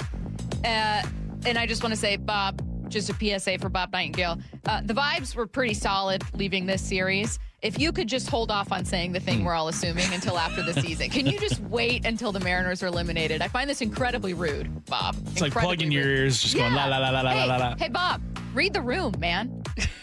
Read the room. We're trying to do what we can here. Unfortunately, I mean, that's probably the scenario if they don't make the playoffs. I think everyone knows that. It's like stating the obvious, but that's his job. I guess he has to do it. So let's see what Dan and the boys can do, man. We know they're capable. We know that things have to happen for them. They have to get lucky in some areas, but control what you can't control, right? Just keep playing some solid baseball. This is when you come in for the speech, right? Win it for Skip. Yep. Win it for Dan, because my man is probably out. I will say this about Dan Wilson. I've been very critical of his in-game decision-making, and I don't regret. That's how I feel. I don't think I've been. I don't regret it. I don't think I'm wrong about that. I like Dan Wilson. He's a wonderful person. I've heard nothing but great things, and players really like him. But I stand by what I've said. However, I will give credit when it's due. Even though you could argue that the decision to pinch run Weston Wilson for Cal on Saturday ended up calling them, if you're someone that's like, hey, I didn't like the way Pareda called Munoz, whatever. I think that Dan made some solid managerial decisions, putting Bizzardo back out, or was it Ferrer? What was Saturday? Bizzardo, right? Bizzardo, thank you. Putting him back out rather than immediately going to Munoz or going to someone else. There were just a couple little decisions where I thought, you know what? I liked that. And I initially, I didn't mind the idea to pinch run Cal. Some people didn't like it, but I thought the thing I liked about it is that idea of Cal hasn't been the best bat ever. I'm going with the best possible way for us to get this runner in. And if you're going to critique him for that and go, I wouldn't have done it. Well, Spada's getting a lot of stuff from people for pulling Yordan Alvarez yesterday to try to do the same thing. So it was a move of urgency, and I appreciated it. I'm with you. Headline rewrites. Headline number 3. This is ridiculous. ESPN reports the NBA has found no evidence showing Clippers owner Steve Ballmer funneled money through team sponsors to pay Kawhi Leonard in order to circumvent the league's salary cap. What's the real headline? Oh, okay. I found no evidence that the Astros won Friday, so the Mariners actually swept. And that's just the story that I'm going to say, and then I believe it, and that makes it true. No, obviously, what do you mean there's no evidence? This to me is... Didn't happen. Bump. This to me is the most, I don't know if it's a sign of our times type sports story, but where it is so incredibly obvious that there is a mountain of evidence, not just from Pablo Torre, but that there is a mountain of evidence that this is something that happened. And the NBA is just going nothing here that we could uncover. We know you're lying. We know that this happened. You're lying in 4K, and the way, I don't know if it's just the way the world is now, but everyone's just, what do you do? There's nothing you can do. This very clearly happened. Well, Silver works for the owners, right? He's the commissioner who works for them. And if there's any type of loophole for them to get through, for them to be able to make this statement, I guess legally they're going to do it. But we all know what went down and what happened. And no one is surprised. It's unfortunate, man, because like you mentioned, you know it went down. The writing's on the wall. The evidence is there. But they found a way to get through it. There's some type of fine print that they saw and they're using on their behalf. And I'm not surprised. I'm not surprised. Maybe a little bit. I don't know. I guess what was the alternate version of how this could have unfolded? Like what? Palmer gets a very stiff penalty. The Clippers have to forfeit like 3 or 4 first-round picks in a row. I mean, they were already trading Kawhi Leonard to the Raptors anyway. I think this means that trade can finally go through. But it's just one of those things where it's like pay no attention to the man behind the curtain, and it's like, no, there's something wrong here. Mm-hmm. You can't tell me nothing happened because there's like receipts after receipts after receipts of dollar figures that would make anybody want to sign. Happened. This very obviously happened, and the NBA is refusing to do anything to one of its own because they're incredibly powerful and rich. And all of us just kind of have to see the story and go, all right. Yep. It is what it is. You're listening to Bump and Stacy on Seattle Sports and the Seattle Sports app. Taking a look around the NFL next. Don't go anywhere. Isn't it great to be back in pads playing football? Little Seahawks style. The work continues for the defending champs. Creating this vision of who we want to become all the time. With the first preseason game in the books. What are the biggest questions? The players to keep an eye on. Roster battles to watch. Hey, we got to turn it up, dude. Stay connected to all things training camp on Seattle Sports, the home of the Seahawks. Are you looking to buy a house, but like everyone, you're priced out of the Bellevue, Kirkland, and Seattle market? Many buyers have the income, the credit, and the desire to own, but simply don't have the down payment, often at least $75,000 just for a starter home. Hi, I'm Scott Rirucka, CEO of Legacy Group Capital in Bellevue with a great opportunity for home buyers. Introducing our Legacy Opportunity Loan. Legacy Group Capital has a select group of 100 new construction, single-family, and townhomes in the top Western Washington locations. Acquire a new construction home with no down payment, allowable closing costs paid, and a competitive rate. Yes, that's no down payment and some closing costs paid by Legacy. A wise man once said, the hardest part of winning in real estate is just getting in. And now you can with our Legacy Opportunity Loan. So get in the game. Limited properties available to qualified Washington borrowers. Learn more about this limited opportunity at LegacyG.com. Legacy Group Capital LLC and MLS ID 99045. Visit LegacyG.com for additional program details. Do you need a new roof? Visit 3treeroofing.com to schedule your free estimate and secure $500 off your project this summer. Our technicians build a custom plan to ensure a high-quality roof installation every time. 3 Tree Roofing, your Puget Sound roofing experts. Every job's different, so why not your equipment plan? Rent it when you need it. Buy it when you're ready. Levitt Machinery makes it easy to get to work. Need a lift? Stack it, reach it, lift it, Levitt. Experience the thrill of the Kitsap Fair and Stampede, August 26th through the 30th. Celebrate local agricultural heritage and get up close with the community's agricultural roots through 4-H and FFA livestock exhibits, still life displays, and educational showcases that highlight the rich farming history of the Kitsap Peninsula. Kitsap Fair and Stampede runs August 26th through the 30th. Don't miss it. Get your tickets and info at kitsapfair.org. That's kitsapfair.org. Hey, I know something you probably haven't done in a while. Climb into your crawl space or your attic. Yeah, me neither. Mike Salk here. And most homeowners avoid those areas for good reason, but it's important to check on them regularly, especially here in the Northwest where groundwater can wreak havoc and many homes lack the proper insulation in these spaces. So when it's hot in the summer, your house gets even hotter. And guess what? When it's cold in the winter, your house gets even colder because you don't have enough insulation. The good news, you don't have to crawl into those dingy areas. because Crawl Pros will do it. They go where you don't want to. That's what they did at my house. They found a little rodent intrusion, and they found the insulation problem. So, yeah, they can help you get it all fixed, just like they did with me. And if you need any work done, local utility companies offer rebates that could save you thousands on your project. Don't just assume that your crawl space and attic are in great condition. Do what I did. Call Crawl Pros today. Schedule a free corner-to-corner inspection at crawlpros.com. Ooh, that face. Quantum Fiber Internet loves that face. That's Jamila. Hey, Jamila. She's thinking outside the box from inside the box. Quantum Fiber Wi-Fi keeps her meeting game strong. From the back door to the front lawn. Rushing all of her video calls. Back to back to back video calls. Quantum Fiber Internet blowing the soxies up all those people in all those boxes. Yay to you. Switch today at quantumfiber.com. Additional pods may be needed to achieve Wi-Fi coverage in some locations. Limited availability. Service in select locations only. Nobody gets you closer to the action at Seahawks training camp than the home of the Seahawks. I see you, boy! Seattle Sports. This is the story of the one. As a maintenance engineer at a beverage manufacturing plant, he starts his day knowing every line is ready to run because Grainger delivers the industrial-grade products he needs to keep mixers, conveyors, and packaging equipment moving. With Grainger's vast selection of bearings, belts, and motors, he keeps operations running smoothly, so nothing grinds to a halt. Call 1-800-GRAINGER, click Grainger.com, or just stop by. Grainger, for the ones who get it done.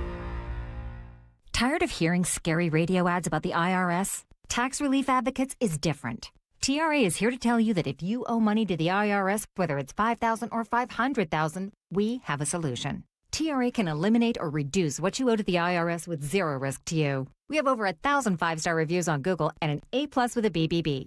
End your tax nightmare today by visiting TRA.com or call 800-583-6681. That's 800-583-6681. A Wilt Chamberlain 1972 playoff game-worn jacket was recently bought for $3 at a Goodwill in Portland. You may not be sitting on a warm-up jacket worn by Wilt the Stilt, but there's serious value to your old gold, jewelry, watches, silver, and coins. Dave Wyman encouraging you to see what they're worth at Bellevue Rare Coins in Bellevue, Issaquah, Tacoma, and Linwood. They'll give you an honest, no-pressure assessment for free. See how much they're worth at Bellevue Rare Coins, and if the price is right, cash in.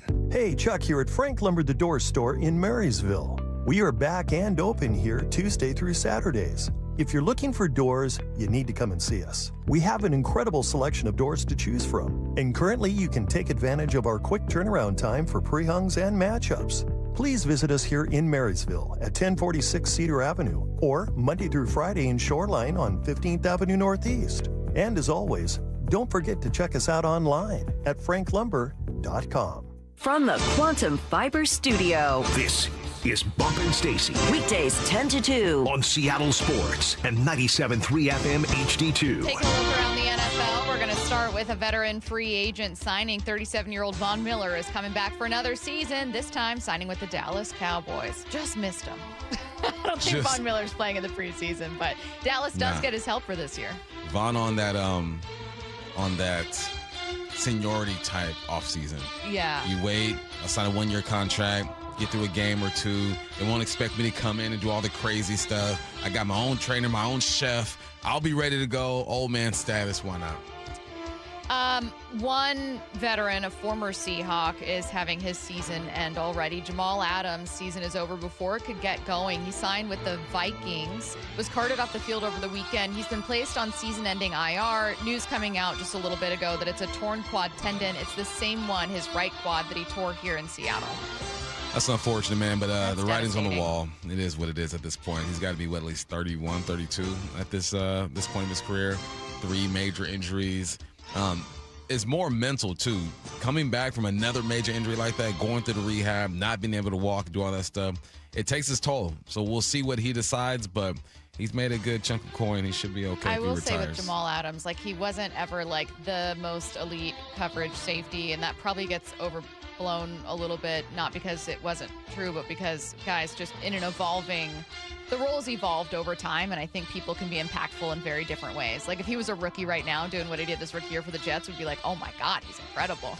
But it just feels like just injuries hampered. Like, I go back to that trade, 2 first-round picks to give up for a non-quarterback. Yeah, that's probably too much. At the time, John Schneider and this team were in Super Bowl window, win-now mode, and Jamal really was exceptional for the Jets.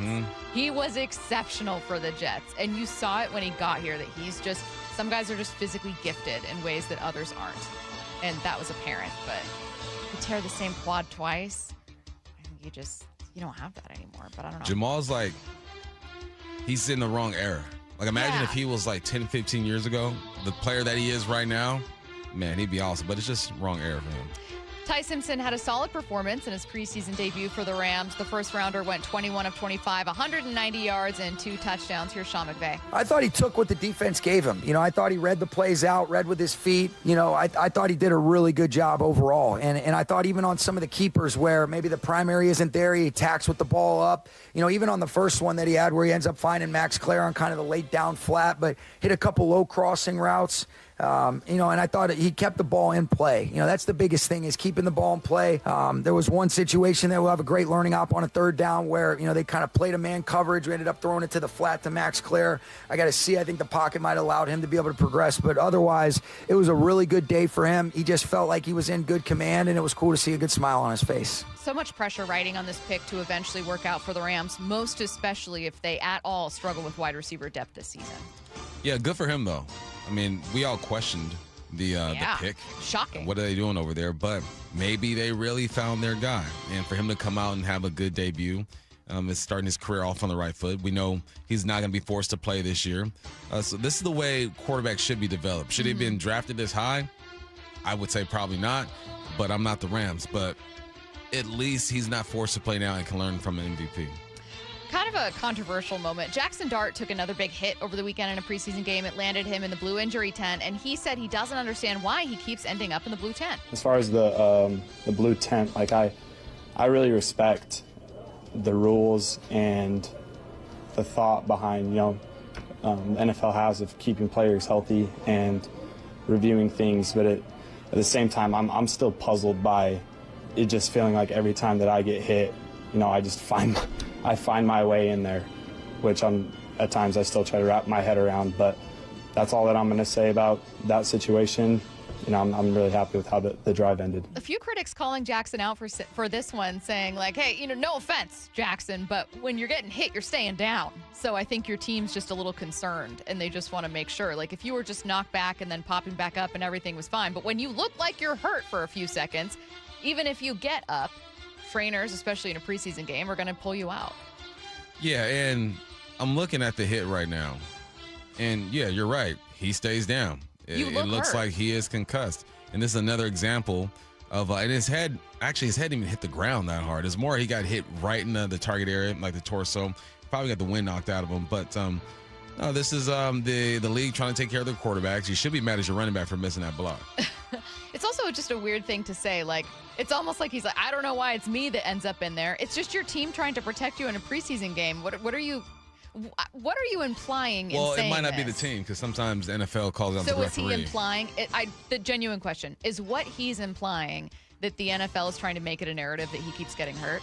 No, I think the NFL is just super cautious with him because of his playing style. Yeah. But no, it ain't I don't get necessarily what his team. It's the NFL. ESPN's Troy Aikman will be subject to the same rules as Tom Brady for production meetings ahead of Monday Night Football because he's now a consultant for the Dolphins. Here's Aikman. Are you concerned, or has anybody at ESPN expressed any concern at all as to how you will broadcast a Miami football game? Well, the Dolphins are not expected to be very good this year. They're getting out of cap hell, and so there's no Monday night game with the Dolphins this year. So, I don't worry about a conflict of interest here. No, he's good. And at least be consistent. That's what the NFL is doing. And, Aikman knew this was coming before it even went down. So he's well aware of the stipulations he would have.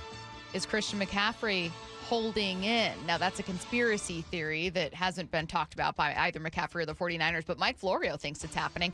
Christian McCaffrey's been out for the last week with hamstring tightness. That in itself wouldn't be weird. Christian McCaffrey's dealt with injuries. The team's going to be really cautious. Like, that story doesn't give you pause until Mike Florio talked about some other issues. Running back Christian McCaffrey first missed practice due to tightness, and he didn't practice on Sunday. He hasn't practiced for a full week now due to tightness, and I heard from someone last night, and I don't know whether or not this is true, and it may not be anything that Christian McCaffrey is ever going to wear on his sleeve. I know where you're going but here. People are starting to wonder if it's a hold-in.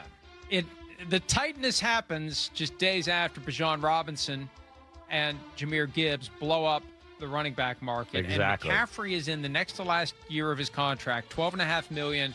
None of it is guaranteed, and it's $12.5 million.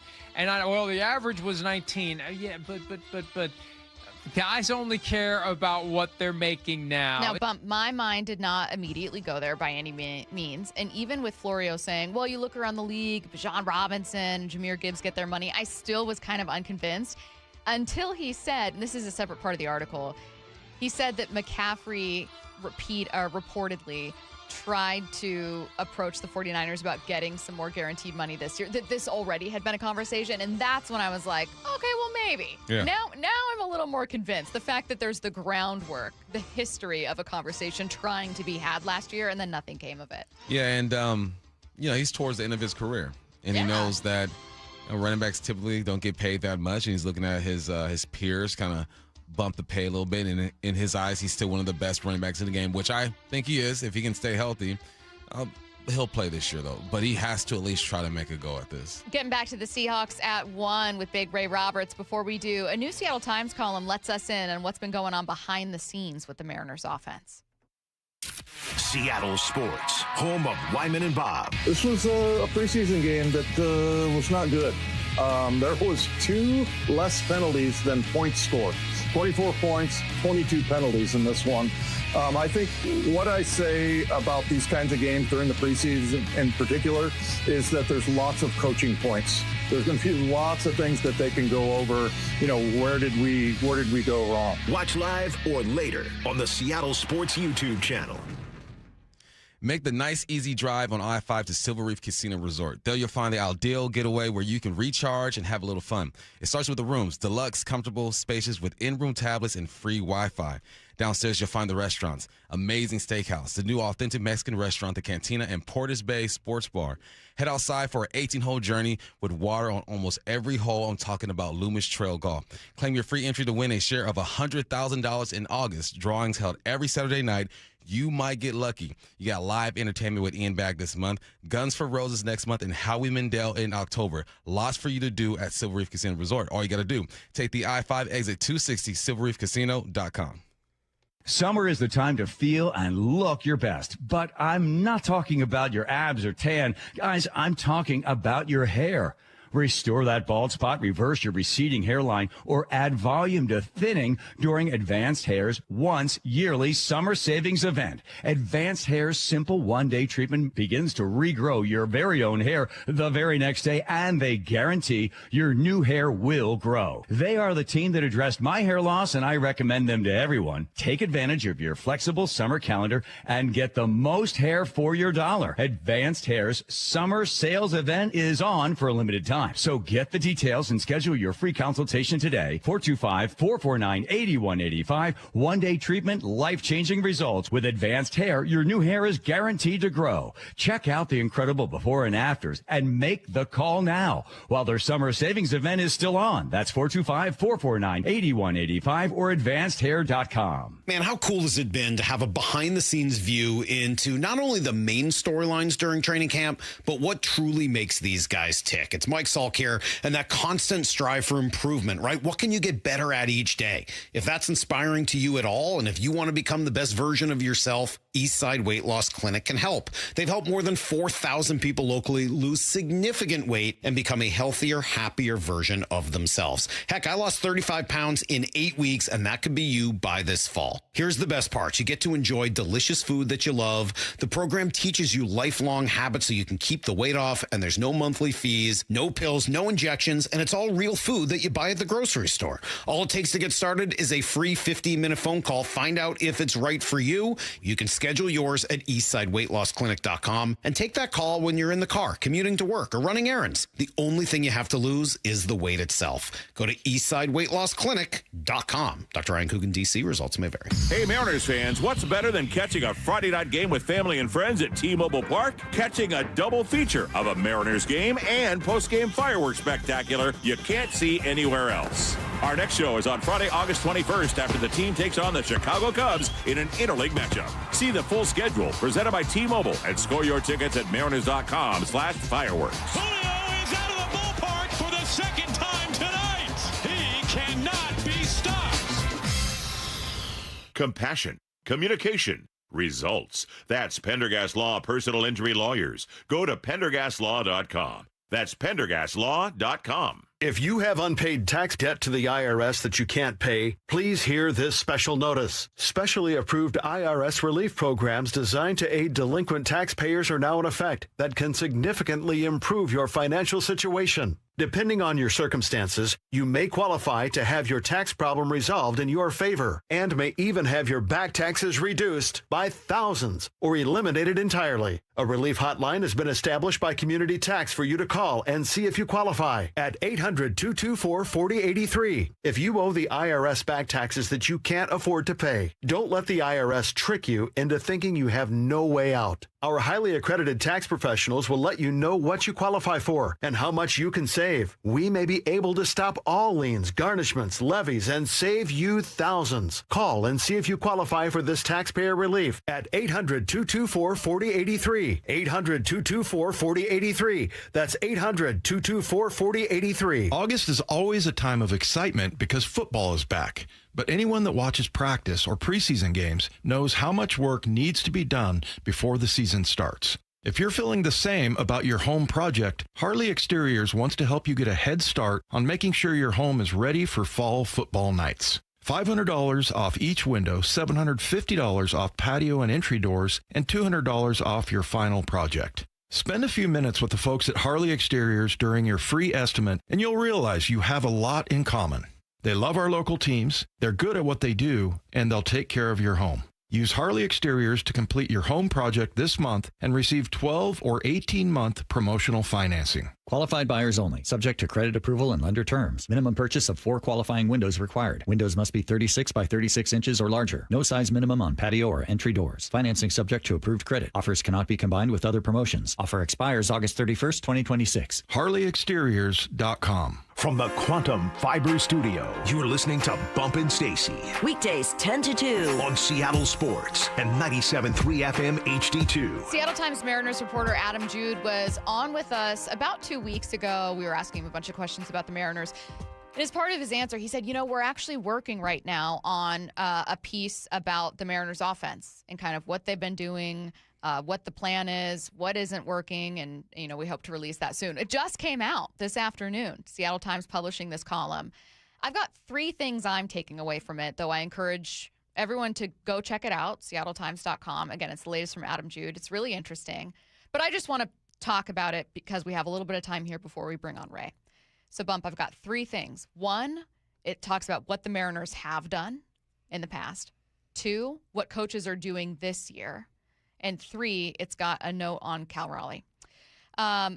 So Adam highlights that the Mariners know that playing in T-Mobile is really tough and that prior to the group of hitting coaches that they have right now, so when you had Brant Brown and Jarrett DeHart, they were really data-driven, and home runs are like the number one goal, like the number one thing that they want to do, and they really want to try to pull the ball off the foul pole. That's what they're telling hitters to do.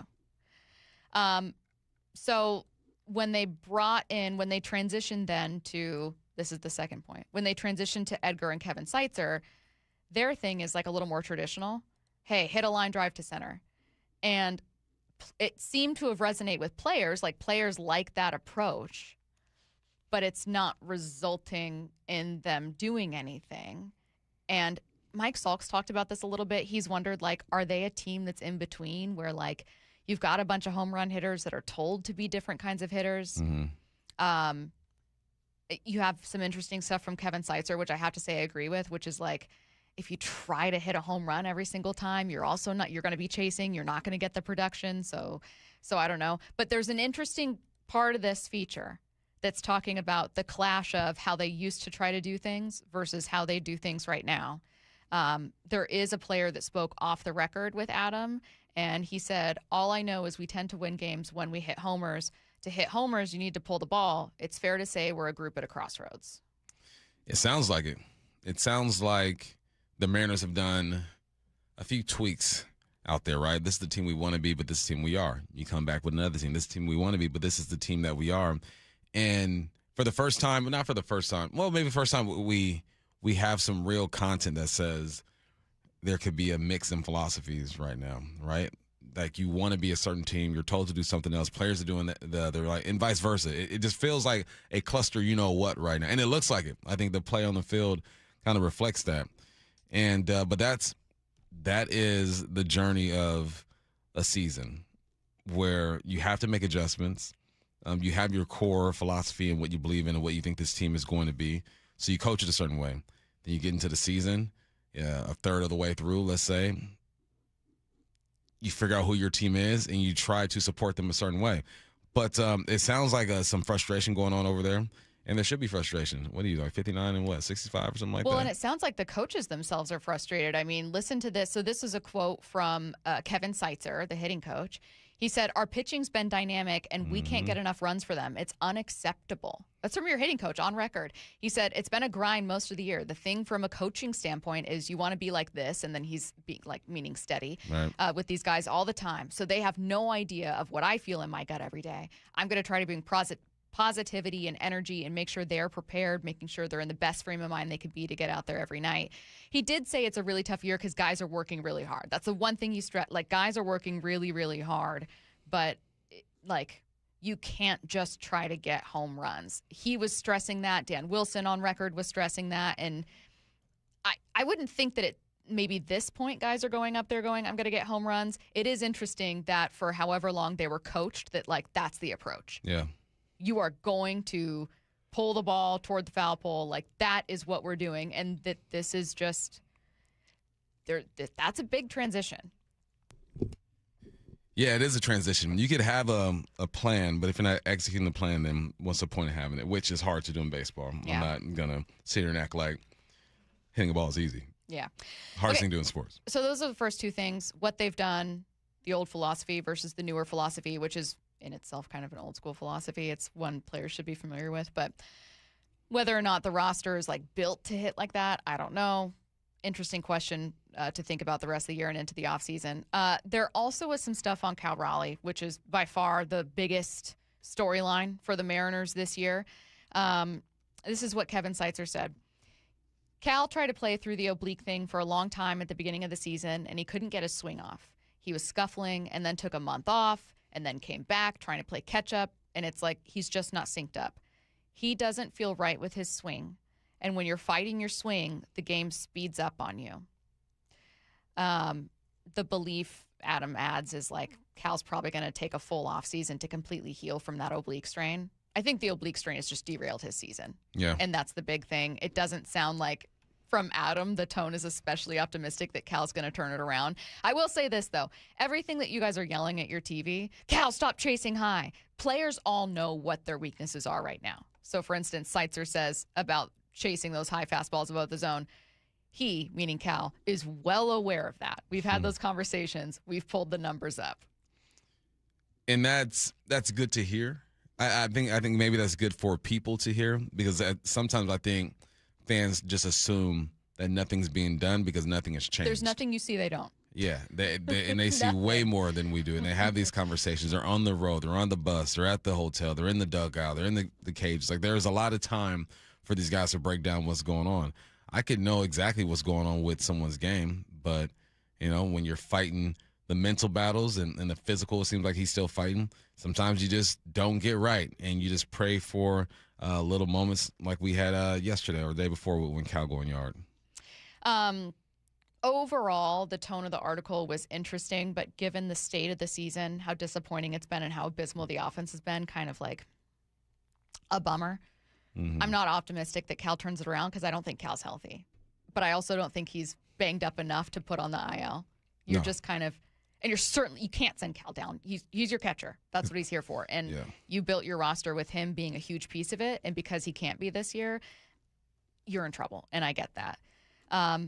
But I also think there's two interesting things to take from this. One is the idea of Seitzer telling these guys to, like he says, he's been having several conversations with hitters over the past month, urging them to play with more freedom, which I think is interesting. And I know you're kind of like, okay, but I wouldn't like, use that word if I was him.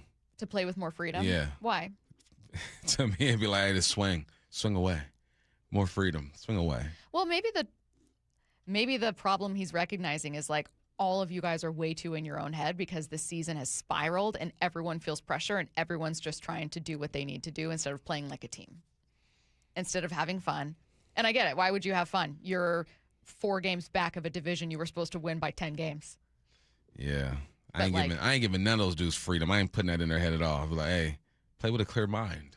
But freedom, I don't like that word. It works for them. He knows the boys more than I do. But for me, freedom, I ain't saying that word to them. Okay, well, the last thing I want to get to is if Riley's not going to be healthy for the rest of the year and is still going to struggle with this stuff, then suddenly Brennan Donovan and Randy Rosarena and not Cal Raleigh, and Julio Rodriguez just became that much more important. Yeah. I mean, that's from jump. Yeah, this thing don't work without those dudes. No. Back to the Seahawks with Ray Roberts next. Isn't it great to be back in pads playing football? Little Seahawks style. The work continues for the defending champs. Creating this vision of who we want to become all the time. With the first preseason game in the books. What are the biggest questions? The players to keep an eye on. Roster battles to watch. Hey, we got to turn it up, dude. Stay connected to all things training camp on Seattle Sports, the home of the Seahawks. When you see this in your kitchen, the stainless steel fridge is covered in fingerprints. You hear this. Leslie, people are going to think you were raised in a barn or by wolves, or raised in a barn by wolves. Fortunately, Wyman Stainless Steel 3-in-1 cleans, shines, and protects to give you the best shine. A spray and a wipe will have your fridge shining like a mirror. Wow, my fridge looks brand new. Your fridge looks amazing, Leslie. Sorry, I was being a little dramatic earlier. Your kitchen says a lot about you. Let it brag with Wyman. Ryan Reynolds here from Mint Mobile. With the price of just about everything going up, we thought we'd bring our prices down. So to help us, we brought in a reverse auctioneer, which is apparently a thing. Mint Mobile Premium Wireless. How to get 30, 30, to get 30, to get 20, 20, 20, to get 20, 20, to get 15, 15, 15, 15, just $15 a month. Sold! Visit mintmobile.com/radio. Upfront payment of $45 for 3 months, $90 for 6 months, or $180 for 12-month plan required. $15 per month equivalent. Taxes and fees extra. Initial plan term only. Greater than 50 gigabytes may slow when network is busy. See terms. Certain industries expose workers to hazardous chemicals. If you worked in a paper or pulp mill, or in aircraft manufacturing or painting at Boeing, and have a child born with birth defects, your child may be entitled to legal damages as a result of your exposure to such chemicals. Birth defects have been linked to toxic chemicals, metals, and solvents used in these industries. If your child was born with brain or spinal cord damage, organ or limb malformations, blindness, cerebral palsy, genetic damage, or other birth defects, and you're a past or present worker in a paper or pulp mill, aircraft manufacturing, or painting, contact us now toll-free at 1-866-99-TOXIC. Your children may be entitled to legal damages. If you're a past or present worker in a paper or pulp mill or aircraft manufacturing or painting at Boeing, and your child has a birth defect, call toll-free at 1-866-99-TOXIC. Your call is confidential. 1-866-99-TOXIC. Message authorized by Weinstein Cajano, 600 University Street, Suite 1620, Seattle, Washington. Our number one thing with them is always like, hey, welcome someone in and assure them that they're in the right place. We're going to take care of them. Lee Johnson Auto Family, the LJ way. Your neighbors at Three Tree Roofing love telling you no. No high-pressure sales pitches. No Band-Aid fixes that will fail come wintertime. No outrageous pricing from some corporate-owned roofing company with headquarters thousands of miles from here. Three Tree Roofing is local, family-owned, and their team will build you a worry-free plan for your roof replacement, completely free. Visit 3treeroofing.com to schedule your free estimate. And call today to say yes to an additional $500 discount. That's 3 Tree Roofing, your Puget Sound roofing experts. When your equipment is down, every minute counts. Levitt Machinery has the parts, technicians, and expertise to get you back up and running fast. Because if it's forked, we fix it. LevittMachinery.com. Need a lift? Stack it, reach it, lift it, Levitt. It's been really cool to see what the cameras and microphones capture during training camp.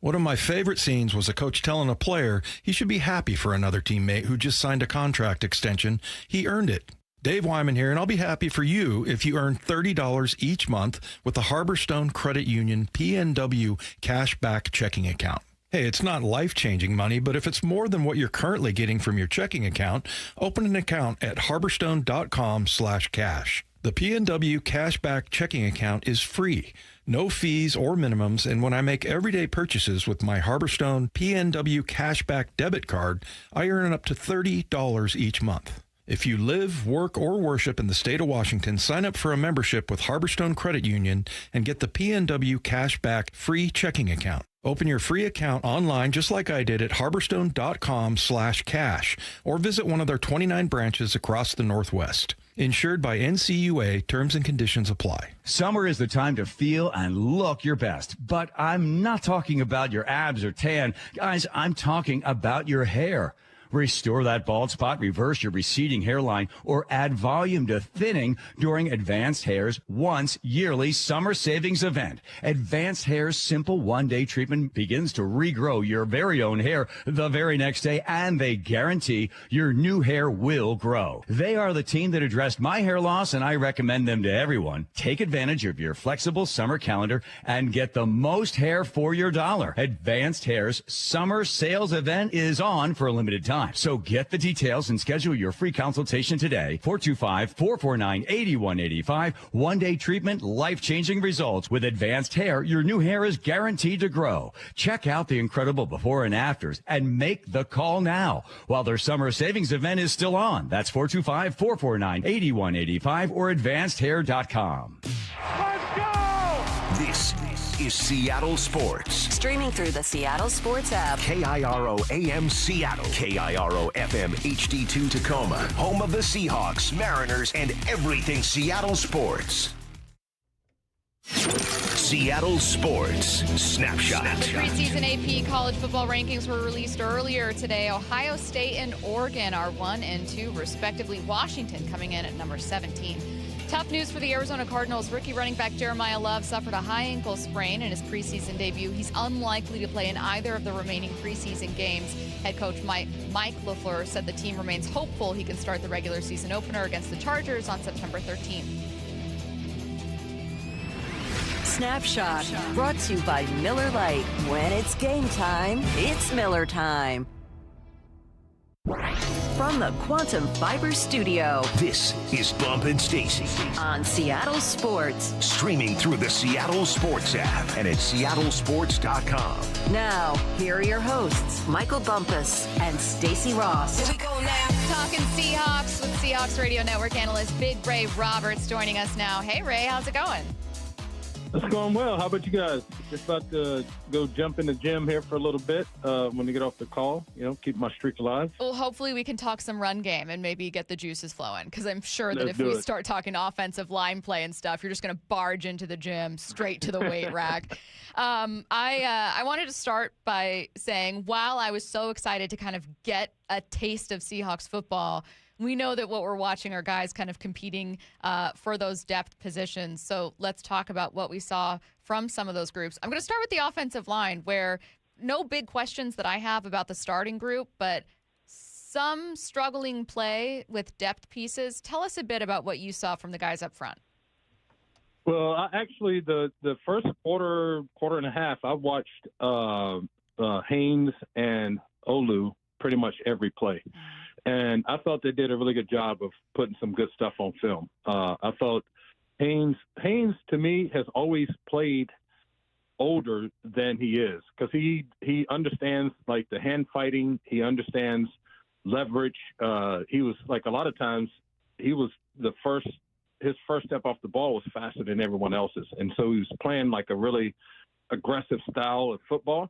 and he's always worked really hard to try to finish blocks, which is another key thing that I look for. Some guys, they get into a block and they drive their feet for 2 or 3 yards and they just kind of turn and watch the play. And Phil is always, Haynes is always trying to finish the play and finish it. And so I really liked what he was doing. The only thing with him is that, man, you just don't know if he has the girth to hold it down at right tackle, with some of these bigger players that he has to play against in the league. But I thought he did a good job of looking really good at what he was trying to do. And then Olu, just seen him a few times at practice. His body just looks different. He looks more, I don't want to say more fit, but he just leaner and a little bit more explosive off the ball. And so I think I think those two guys had played like they had something to prove, which I think is, even with all the stuff that was going on and everything that looked beautiful and all that kind of stuff, sometimes you got to watch for individual dudes to see, even if the culture is living through them. And then when I watched those two dudes play, they played like they thought they should have had a chance to be starters last year, and they're playing to, push for that type of playing time this year. So I was really pleased at what I saw those guys do. Hey, clearly, Ray, there was no game plan going into this game, but you still got to run plays. I kept telling people, I'm like, they're telling me it's going to be vanilla.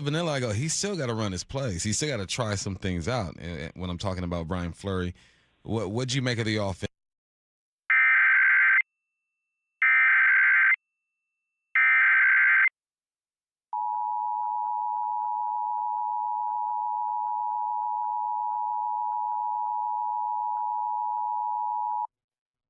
The civil authorities have issued a child abduction emergency for all of Washington beginning at 1:03 p.m. and ending at 2:03 p.m. The Washington State Patrol on behalf of Clark Sheriff's Office has issued an Amber Alert for a 7-month-old. Victim is a 7-month-old male named Marcelo Martinez. Victim is 24 inches tall, weighs 16 pounds, has brown hair, brown eyes, wearing a blue Onisi saying Grandmas are the best in Yuan. They were last seen on August 16, 2026, 5 o'clock. They are in the company of Lowell Martinez, a 37-year-old male, who is 5 feet 6 inches, weighing 180 pounds with brown hair, brown eyes and wearing tight sweatpants, white shirt, and a blue/green jacket. There is no associated vehicle, but vehicle may have evidence taped on it. If you have information, please call 911.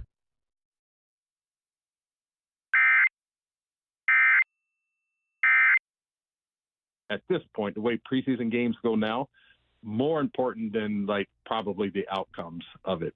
Obviously you want to get like Coach McDonald talked about, your systems and your timing and your in and out of the huddle and your process, all that kind of stuff lined up. But if you're looking for these are the former Super Bowl champions, they got to come out and play beautiful football, probably not going to happen with a bunch of backups. So you got to kind of look at individual guys that you think will probably be on the team, and then what they're doing that's either advancing the culture or advancing, pushing the guys in front of them, that kind of stuff. And so on offense, I thought I saw a little bit of that.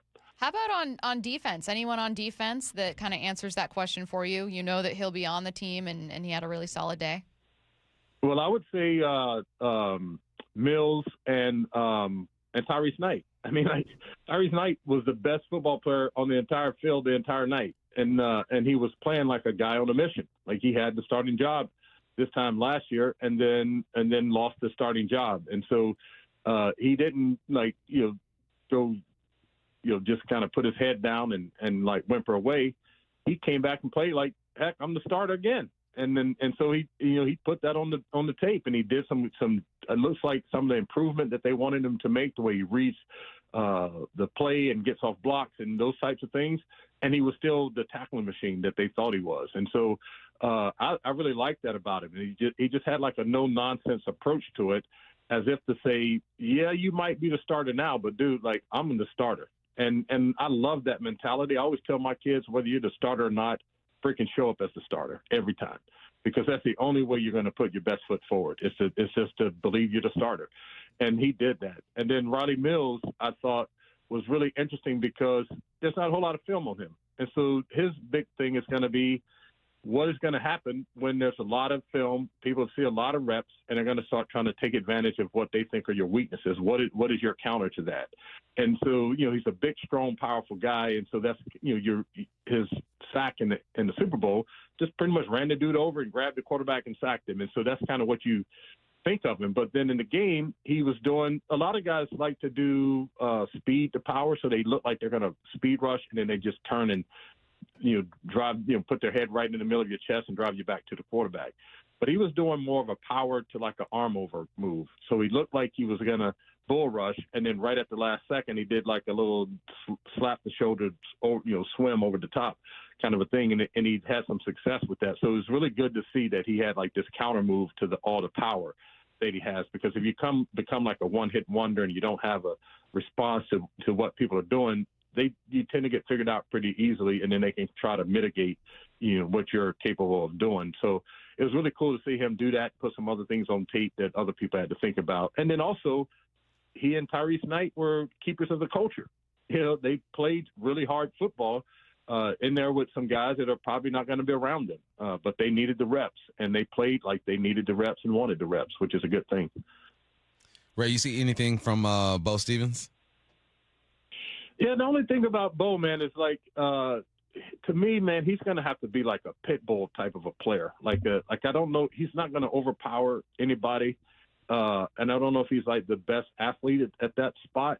But he comes from a program that is they have some pretty gnarly, tough, physical football players, and I think he's going to have to hang his hat on that if he really wants to have some longevity in the league. Because I don't know that he has like necessarily the horizontal movement, lateral movement that you need, and he doesn't have like overwhelming power. So he just has to be one of those dudes that a defender just gets tired of him pushing on him, and then they start little fights because they're just like, man, this dude is pesking the heck out of me, like that kind of stuff. Like he has to be a player like that, and then just be locked in on this technique. He can't miss with his hands. Can't get his feet together, can't get his pads up too high, all those types of things. He has to be like a technician to the nth degree, I think, to really have an impact and push for time at that right guard spot. Seahawks rookie running back Jadarian Price not able to play in this one, so this question isn't about a preseason game, but it is about Jadarian because I feel like so much rests on his shoulders, fair or not. You're a first-round pick, but you're also a rookie who's never done this at this level before. So I wanted to ask you, Ray, not just kind of, hey, what have you seen from him in camp or on his college tape, but also how do the Seahawks best set him up for success? I think they just don't make him the bell cow. I mean, they have enough running backs that they can do this running back by committee thing and then just really put him in a position where he does what he does best and give him a chance to be successful at that. If you think about the running game last year, it looked like K9 was doing his thing, down the stretch. But at the beginning of the season, it was an interesting rotation. They kind of were going with like the hot hand, and then when they got to the red zone, they were going mostly with Charbonnet down there. They even every now and again we question like, man, why isn't K9 getting the ball in the red zone? But they had a plan, and it worked. And it wasn't even the most just raw numbers. It wasn't the most productive running game, the first half of the season. But then down the stretch, they started, K9 started doing his thing. And I think part of why K9 was even playing better was he wasn't looking to cut things back as much. He was trying to get vertical faster. And when he did that, he became a much better running back. And so I think this running back by committee thing is going to do Price like some really good favor as he starts to figure out the league. He's missed some practices so he can get his game body back and those types of things. And then I think they're going to find a way to put him in a position to do the plays and the things that he does well as he starts to. It's almost like, remember last year with Eamon Worry, the way Coach McDonald said, hey, we just kind of gave him a little bit at a time. And then as he started to kind of gather this, handful of plays, we gave him a little bit more just to kind of see what he could handle. And he was able to handle a ton of things. I think they're going to have that same approach to running back with Price. Like, let's just give him, what he's comfortable with. And then as he grows in the offense, we can just add a little bit more. And I think that's, to me, the best way to go about his approach to the season. What'd you think of George Holani? I thought he looked good at times, Ray. I didn't think he was trying to do too much. Did try to create a player there trying to hit the backside of his own, but I thought he looked okay. What do you think? Yeah, I do too. And when when you've missed a lot of play, it's just kind of hard to jump right back in and be full speed, game speed. It's one thing to do it in practice, and I think we saw that in practice. Guys were doing some really cool things, and all of a sudden you get in the game, and some things got a little bit discombobulated, because it's full speed for the first time. You're playing against guys who aren't necessarily trying to protect you. They're trying to get paid too. And so it brings a different energy and all that kind of stuff. So if you haven't had the reps, it's still going to, even though he had played some, he missed a lot down the stretch there and he hadn't had the real reps. It's going to take a minute for him to get his stride back. But I was happy that he was able to get in, show the type of runner that he is and that he had been, and be able to get out healthy and be able to line it up again. It's going to be a very, very tight division race, so the Seahawks could use every single win they can possibly get. You want to hit the ground running. You also want to make sure your guys are healthy. How would you balance the workload for your starters in these preseason games if you're Mike McDonald? Do you keep them all out? Do you let them get a couple drives? What would you do? Well, I think the way they do these joint practices are different than what they used to do in the past. So they're a little bit more productive. When I played and we did the joint practices, I promise you, it was just Ali Frazier the whole time. Like everybody's just fighting. Like I fought a dude in the freaking weight room one time. So it was just a recipe for disaster. But it just seems like they have more intention now with it. So the starters will get a lot of reps at this week's practice and all of their team stuff and their one-on-ones. And it's live it's more live than what they're doing at practice, against themselves, and it's different bodies, different techniques, skill sets, all that kind of stuff. So I think that a lot of the starters get primed this week, for the season. So then these next two preseason games, you wanted to get some reps early in the first quarter or so, just to kind of understand what it's like to get ready for the game, to start the game, that kind of stuff, and then just keep them out of harm's way so they can hit the ground running when it really counts.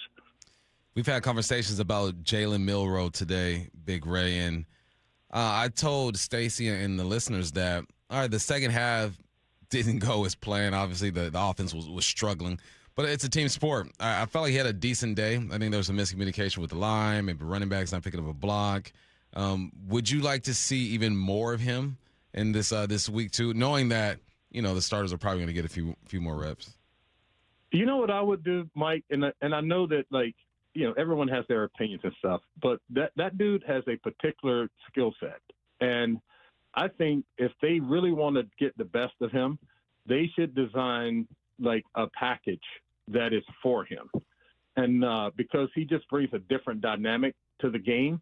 And right now, if I'm him, I'm a little bit, it's kind of hard to figure out exactly what the team needs and wants from me, and then what I need to put on film for other teams to see, because there's no guarantee that he's going to be here, and everybody's watching the film. And so he's in this tough situation where, Coach McDonald's saying, hey, you're super athletic, fastest dude on the field, use your feet. Okay, cool. That'll work if that's what you want me to do. But if I don't make this team and all I'm doing is running, what other team is going to want me if I can't throw the football? And so he's probably pressing a little bit, trying to figure out the balance between the two of those. When should I try to hang in the pocket and push the ball down the field, and when should I run? So a few times over during the game, you could tell he was trying to wait for things to develop. He wants to throw the ball. He wants to prove he can put it in the window. He can make the timing throws and all those kinds of things when he probably should have run. You know what I'm saying? And then sometimes he started running. Maybe someone came open and he was kind of betwixt and between. Should I throw it? Should I run it? And so I think that if they want to see what he's capable of, I think they should just have a handful of plays, that are designed specifically for his skill set, and then understand how those plays impact the offense. And because I don't know right now that you can take the same Sam Darnold offense and ask Jalen Milroe to run it, because there's just totally different skill sets, and vice versa. If Milroe was a starter, you wouldn't be able to say okay, well, Sam can do this. You have to go run these plays. So you see what I'm saying? So it's an interesting dynamic in that room with those two guys, with Milroe and what they're asking him to do, what they want him to do, and him also going, well, my future depends on this too. So I have to I have to put some stuff on tape that other teams might like if I don't make it here. And so it's a tough situation for him, I think. He is Big Ray Roberts. Thanks, Ray. Thanks, Ray. Yeah, absolutely. You guys have a good one. Let's get to 4 Down territory. This is 4 Down territory, going inside the game with former Seahawks and Coug wide receiver Michael Bumpus. First down. Why did the Seahawks attempt? Sorry, it should be what? Sorry, what did the Seahawks attempt, and how do they get better at it? I was wondering. I know, my bad. For y'all who don't know, I write these questions, and sometimes, I jack Stacy up, so that's not her, that's me. They tried screens. Had one to Foster, I want to say, another one to Bobo, and just a little smoke screen. Receivers out wide, pretty much just opens his hips up, gets the football, and he goes. They need to work on allowing the offensive lineman to get out there. And I understand guys being impatient because you catch a football, you got a receiver right there in front of you, and one guy's going to be unblocked, and you're waiting for the cavalry of the bigs to come and clean that up. And you just want to go. You want to get out of there. They just got to learn to be patient, right? Manipulate the flow a little bit. Take a step to the left, boom, they cut underneath these linemen. Both times I saw guys just get upfield right now because they feel the heat coming from the defense. But I'm telling you, the defense. You hear that? But if you just let those 300-pounders work for you, bodies will hit the floor, and you will have lanes to run. Let the bodies hit the floor. I know everyone else immediately thought of that. Everybody. Second you hear bodies hit the floor, I think of it. Second down. Who deserves a break from Saturday? Jalen Milroe. Oh. Because after the game, I said he played decent. People are texting in, I was not impressed, this, that, and the third. And I understand why you weren't. But I went back and I watched all of his dropbacks, all of his pass plays. He has a drop by Cody, a drop by Foster. And that offensive line, they were not assignment friendly. Didn't get a lot of help. They were not assignment friendly. I mean, I'm watching guys look like they're doing the cha-cha slide out there at times. It was the worst group. It wasn't good. And it was constantly up the A and the B. Rarely was it from the edge. It was constantly up the A and the B, which makes sense because that's where a lot of the communication has happened quickly because you got linebackers walking down and they're bailing or whatnot.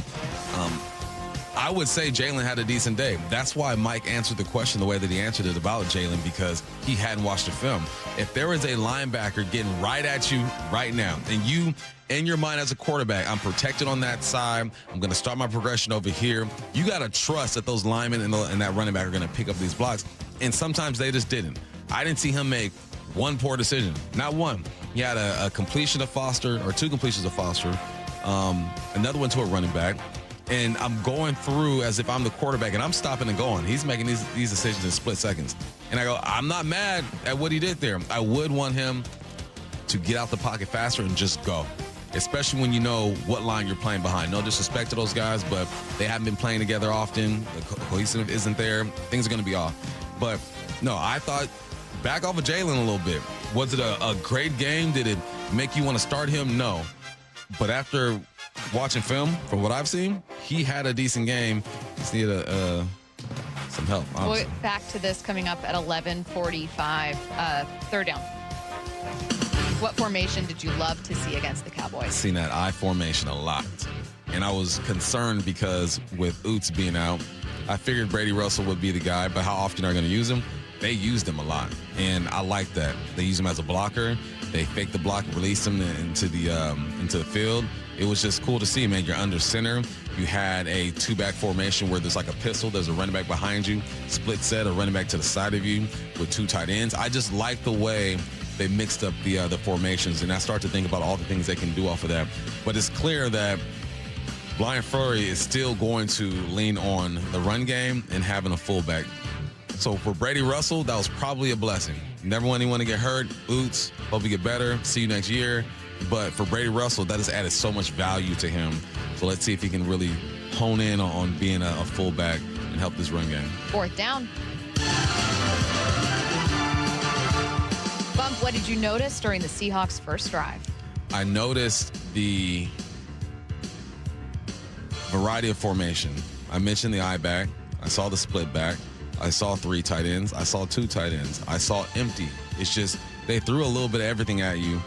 And that's what I mean when I said on Friday, look, he's still got to play. He got to call plays. He's not going to go out there and run the same formation, talking about Fleury, every single down and do the same things. You have to see if your guys are retaining this information. If they can do it, in a live situation. So I really like that. And Drew Lock. I mean, Drew just looks like a pro. He did miss Montori on a double move on the sideline. Can't miss. I heard Brock say this morning too, and he's absolutely right. You can't miss long on those situations. If anything, you miss short. And the reason why you miss short is because the defender is already beat, and you come back to the football, you're gonna get an easy pass interference. But no, I liked the variety in the formations and the way they're using Arroyo too.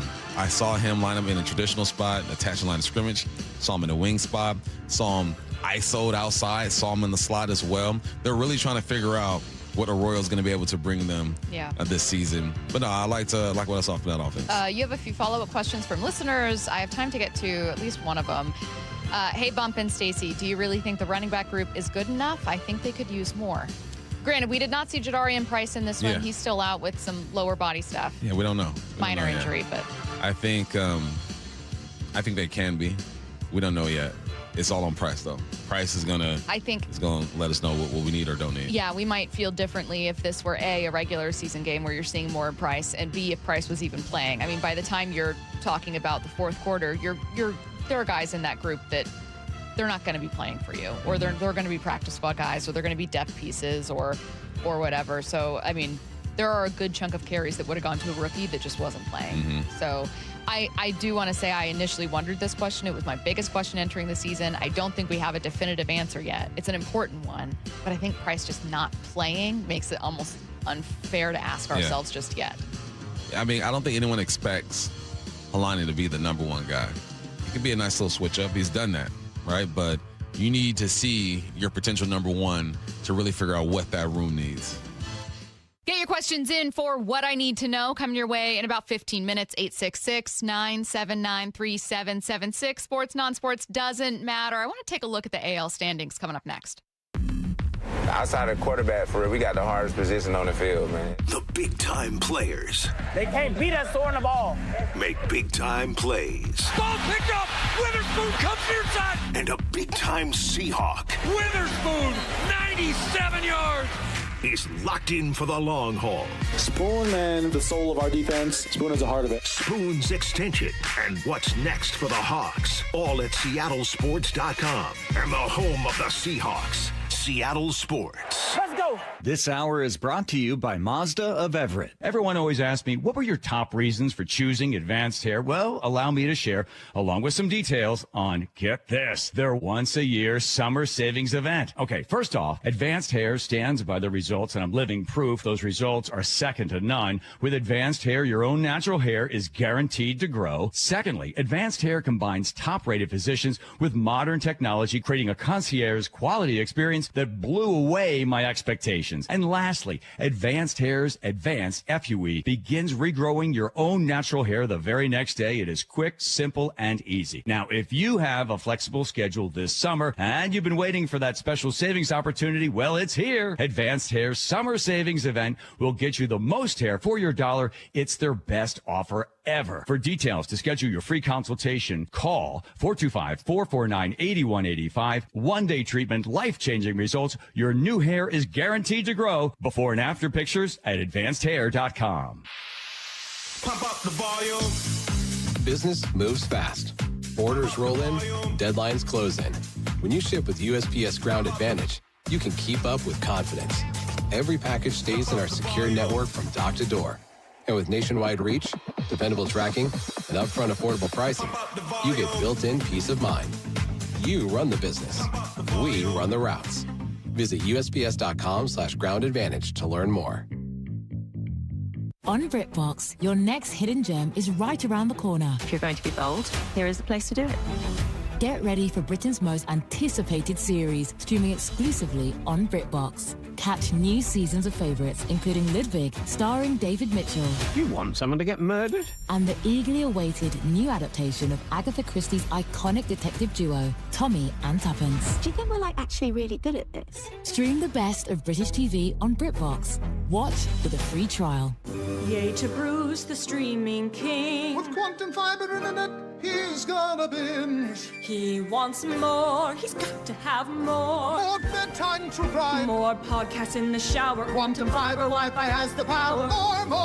your fast internet speed. Got the geeks to go big, bring 'em the game. Right now. And his royal we. More sports non-stop. His quantum fiber's on top. Ready to go. Switch today at quantumfiber.com. Limited availability, service, and speed in select locations only. Hey, I know something you probably haven't done in a while. Climb into your crawl space or your attic. Yeah, me neither. Mike Salk here. And most homeowners avoid those areas for good reason. But it's important to check on them regularly, especially here in the Northwest, where groundwater can wreak havoc and many homes lack the proper insulation in these spaces. So when it's hot in the summer, your house gets even hotter. And guess what? When it's cold in the winter, your house gets even colder because you don't have enough insulation. The good news, you don't have to crawl into those dingy areas because Crawl Pros will do it. They go where you don't want to. That's what they did at my house. They found a little rodent intrusion and they found the insulation problem. So yeah, they can help you get it all fixed just like they did with me. And if you need any work done, local utility companies offer rebates that could save you thousands on your project. Don't just assume that your crawl space and attic are in great condition. Do what I did. Call Crawl Pros today. Schedule a free corner-to-corner inspection at crawlpros.com. Football, baby! Nobody gets you closer to the action at Seahawks training camp than the home of the Seahawks, Seattle Sports. Are you looking to buy a house, but like everyone, you're priced out of the Bellevue, Kirkland, and Seattle market? Many buyers have the income, the credit, and the desire to own, but simply don't have the down payment, often at least $75,000 just for a starter home. Hi, I'm Scott Rireka, CEO of Legacy Group Capital in Bellevue with a great opportunity for home buyers. Introducing our Legacy Opportunity Loan. Legacy Group Capital has a select group of 100 new construction, single-family, and townhomes in the top Western Washington locations. Acquire a new construction home with no down payment, allowable closing costs paid, and a competitive rate. Yes, that's no down payment and some closing costs paid by Legacy. A wise man once said, the hardest part of winning in real estate is just getting in. And now you can with our Legacy Opportunity Loan. So get in the game. Limited properties available to qualified Washington borrowers. Learn more about this limited opportunity at LegacyG.com. Legacy Group Capital, LLC at MLS ID 99045. Visit LegacyG.com for additional program details. It's been really cool to see what the cameras and microphones captured during training camp. One of my favorite scenes was a coach telling a player he should be happy for another teammate who just signed a contract extension. He earned it. Dave Wyman here, and I'll be happy for you if you earn $30 each month with the Harborstone Credit Union PNW Cashback Checking Account. Hey, it's not life-changing money, but if it's more than what you're currently getting from your checking account, open an account at harborstone.com/cash. The PNW Cashback Checking Account is free, no fees or minimums, and when I make everyday purchases with my Harborstone PNW Cashback debit card, I earn up to $30 each month. If you live, work, or worship in the state of Washington, sign up for a membership with Harborstone Credit Union and get the PNW Cashback free checking account. Open your free account online just like I did at harborstone.com/cash or visit one of their 29 branches across the Northwest. Insured by NCUA, terms and conditions apply. From the Quantum Fiber Studio, you're listening to Bump Stacy. Weekdays 10 to 2. On Seattle Sports and 97.3 FM HD2. What I need to know coming up in 15 minutes. Get your questions in. Any questions, sports, not about sports. Sports. Doesn't matter. 866-979-3776. You know what I was thinking of over the weekend? If Matt was here, he'd be really upset with me because you know how I always tell Matt, like, I have a new identity this week. Like, once it was bringing a lunchbox, like bringing my lunch to work, that was my identity for a while, and then I lost it. My lunchbox. You lost your identity? I lost my identity. So I stopped at a nursery, like a plant nursery, and I bought like 5 plants. Okay. Oh, so you're a plant. I'm a plant person now. But what I was thinking, like as I was driving away with my car full of plants, I was like, this is so stupid. But I was also like, why do everyone's hobbies age the same way? Like, I've never been someone to be like skydiving. That was never a hobby of mine. I've never been someone with a hobby of camping. But why is it that as we get older, all of us go through, like, of the Venn diagram, like 80% of the same hobbies? I guarantee you when I said that, like getting plants, I guarantee you when I said that, someone listening was like think of like getting into gardening, and you used to go out and drink beers with friends, and then you get into gardening, or you used to go out on the town or do whatever, and then you're like, oh, now I'm just really into I don't know, hiking. Like, why do our hobbies age in the same way? Oh, they do. And there was most athletes that I know pick up golf. That's what I'm saying. Yeah. I don't know. It's just in us. I think it's just because we can't physically exert ourselves the way we did in our youth. Like, no, we're not going to go out and run like 5 miles on a whim. I think that's the case when it comes to like going out and drinking. Like when I think of the fact that in my early 20s, we used to leave the house at like 10 p.m. That's insane to me. Oh, I'm asleep by 10 Yeah, p.m. that's bonkers. But like, bonkers, B. It's bonkers. But why is it when people are older, they get plants? Or you start thinking that like vacuums are a really cool thing to purchase? I don't know. I mean, there are some pretty cool vacuums That's out what there. I'm saying. Suddenly you're like, I was looking at grills the other day, walking by the TV section at a Costco, just, babe, I'll be here for a while. Leave me alone. Like, we just all age in kind of the same way. I think that's kind of cool. Brings everyone together. Yeah. When you're young, you're into all this crazy stuff and you go different directions, but we know where you're going to end up. That's what I'm saying. In the garden, on the golf course. In the TV section at Costco. TV section. Talking about deals on chicken or whatever it is you're buying. You know how, here's an example of us ending up in the same place. 2 years ago for my birthday, I go out and I wore this jacket Jen got me from Costco. My buddy showed up with the same jacket from Costco. Did his wife get it for Yes. I said, one of us got to take this jacket off, dog, and it's my birthday, so you taking it off. That's what I'm saying, though. You just look at younger people and you're like, someone said Costco gets cooler as you age as well. That's true.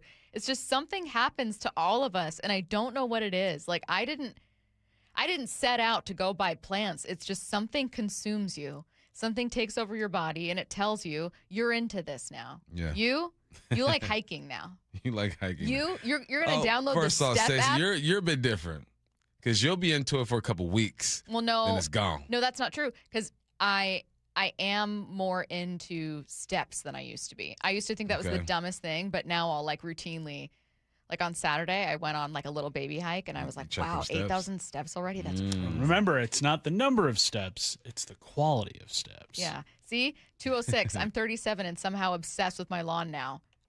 Yeah. Every other 37-plus-year-old hearing that text was like, oh, me too, bro. Yeah, for sure. Yeah, it's just, I don't know what it is. Or like, what are those, they're like big, it's like if you can imagine a giant griddle or a skillet. Blackstone, right? Yeah. Oh, yeah. I've been eyeing those. That's what at the store, yeah.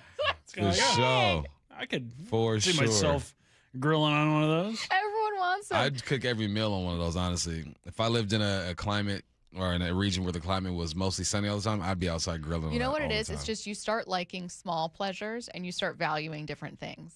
Mm-hmm. Like you value saving money in a way that you didn't. You value, I don't know, maybe like more peace than you used to. Mm-hmm. Maybe that's what it is. It's just as we age, our values are roughly the same. So then the hobbies follow. Yeah, I think so. Is there something that past 40 you're just too old to do that? Or is everything fair game? I ain't hooping. I'm not hooping no more. Don't ask me to play in a men's league. ACL, I ain't touching hoop. I know some guys might still do it and tip my cap to you. Yeah. I don't ever think you're too old to go out, but I am. Yeah. We are too old. You know, you can go out because you still got some youthfulness to you. Thank you. You know, me personally, they be like, man, I went out to my buddy owns a club, right? We go out, and I hate the club. I do not like the club. Young folks, it's for y'all. Y'all can have it, right? They don't even like clubs anymore. Yeah, it's not the same either. Like, we were in there dancing and sweating and stuff. Y'all in there just chilling. So I go for my homie's birthday. I'm like, I'll be there 20 minutes, and then I'm gone. And I got in there, and I was reminded real quickly that I hate it here. That's the thing. Honestly, when we went out for a friend's birthday. No, a friend was in town, and we went out and it was the same thing where I was looking around like, this sucks now. Yeah. I used to love this, and I used to come to this specific place when I was like 22. Yeah. It's not fun anymore. It's not. Someone said, because now you can afford all the stuff and you don't want to do it anymore. That's also a big part. Hey, that was the chase, right? In college, I used to go out with $20 for the night and be like, let's get it. $20. Someone said your 20-something self would be embarrassed. You know what a Blackstone is. My 20-something self wouldn't be able to afford one. So that's what I have to say about anytime it's like young people are judging, it's just, I don't care. I wanted to talk about the American League standings, which are insane. The Mariners are 7 games under 500. And season is rarely like over in August, but in any other year, the writing would be more obviously on the wall. Yeah. And I think there are a lot of people saying, but Stacy, it is. And I hear you, but I raise you this.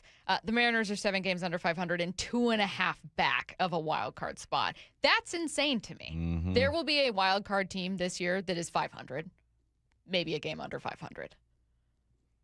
It's unbelievable. And there are only 4 games back of the division lead. The tough part is, Curtis, do you know who the Astros are playing this week? Angels and A's? I believe so, yeah. Okay, and then you've got the Brewers and Phillies. So tough draw for you. But, Bump, I can't believe how messy the American League. I cannot believe that after everything we've seen from this season, with no real signs outside of this Astros series of things turning around, that they have legitimate momentum and a chance to still win the division. And I think playoff odds, if you can believe it, hovering around 35%. Yeah, it's ridiculous. It almost feels as if, here's what the easy thing to say is they don't deserve it. We've seen that before. They don't deserve it. They deserve to be exactly where they are. And where they are 4 games behind with a chance to win this thing. You deserve to be where you are according to your record. So thankfully, they've gotten some help. But I don't like seeing that, they don't deserve it. You know, like, no. Like that tone from people. Yeah, yeah. If they get in, they've earned the right to get in no matter how bad they've been. They just got some help. Do you guys still push back on anyone who thinks a playoff appearance isn't worth it? Because I understand that we can philosophically feel different about certain. There's no right answer when we're talking sports, unless you're getting like a stat wrong. But like so much of sports is just debate. After going pretty much all of, given our age, young adulthood, teenagehood, through 20s without any playoffs, I'll take a disappointing wild card trip. I just don't. I fundamentally take it all. Will never turn down a trip to the playoffs, but that's been instilled from 20 years of watching my team not make it. So maybe some people feel differently, but how do you guys think about that? Oh, it's so worth it to get to the playoffs. Yeah, it doesn't feel like a World Series team, but like, what if they get to the playoffs? Does any team in the AL feel like a World Series team? No, and not that's right now. what could turn your season into a World Series. The Rays appearance. the Rays maybe. 2006 St. Louis Cardinals World Series champion, won 84 games. Like, you just got to get there. You just got to get there. You don't even have to win 100 games. Just get to the playoffs, and anything can happen. Does it annoy you when people kind of push back against that and go, "Oh, it's not even worth it"? Yeah, because it absolutely is worth it. Because I would much rather get to the playoffs and be swept out of it than sit at home with nothing to do in October. Yeah. Yeah, it's exactly how I feel too. I'm glad we're all on the same page. It's the easy yes. And about plants. I'll show you the pictures of my new plants. Almost bought some this weekend, honestly. See, okay, well, let's talk about it during the break because I got lots of advice. 866-979-3776. Get your questions in now. Seattle Sports, home of Wyman and Bob. This was a preseason game that was not good. There was 2 less penalties than points scored. 24 points, 22 penalties in this one.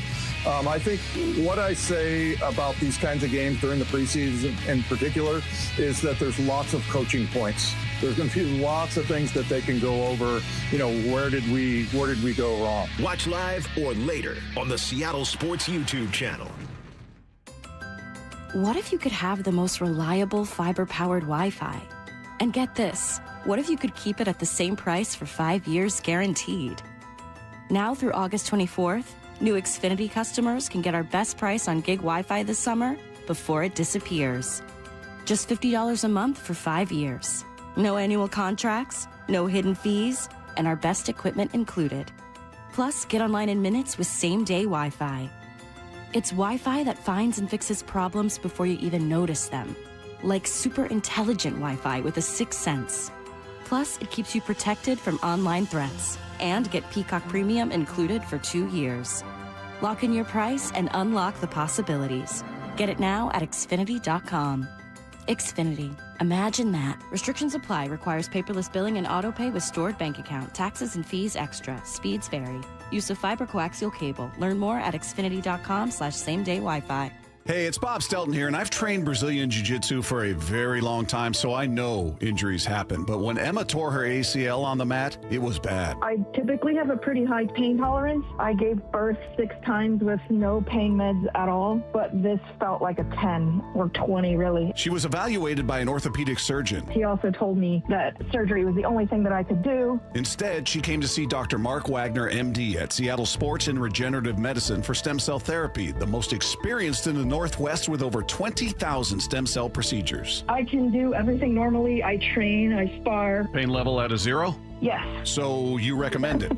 Yes, actually, I asked him if it was okay for me to take copies of his pamphlet, so as soon as somebody gets injured, I can just hand them a copy. So whether it's a hip like I had or a shoulder, elbow, ankle, wrist, knee, whatever it is, before choosing surgery, see Dr. Mark Wagner first. Go to drmarkwagnermd.com. That's drmarkwagnermd.com. In 2026, Bay Alarm celebrates 80 years of security. With burglar and fire alarm systems, 24/7 in-house monitoring, and local service, our promise to the Puget Sound remains the same. We got you. Learn more at bayalarm.com. If the customer wants to be met in Seattle, then let's get that car from Kirkland to Seattle so that customer can come in there and transact. The Johnson Auto Family, the LJ way. Not all roofs are created equal, and not all warranties are either.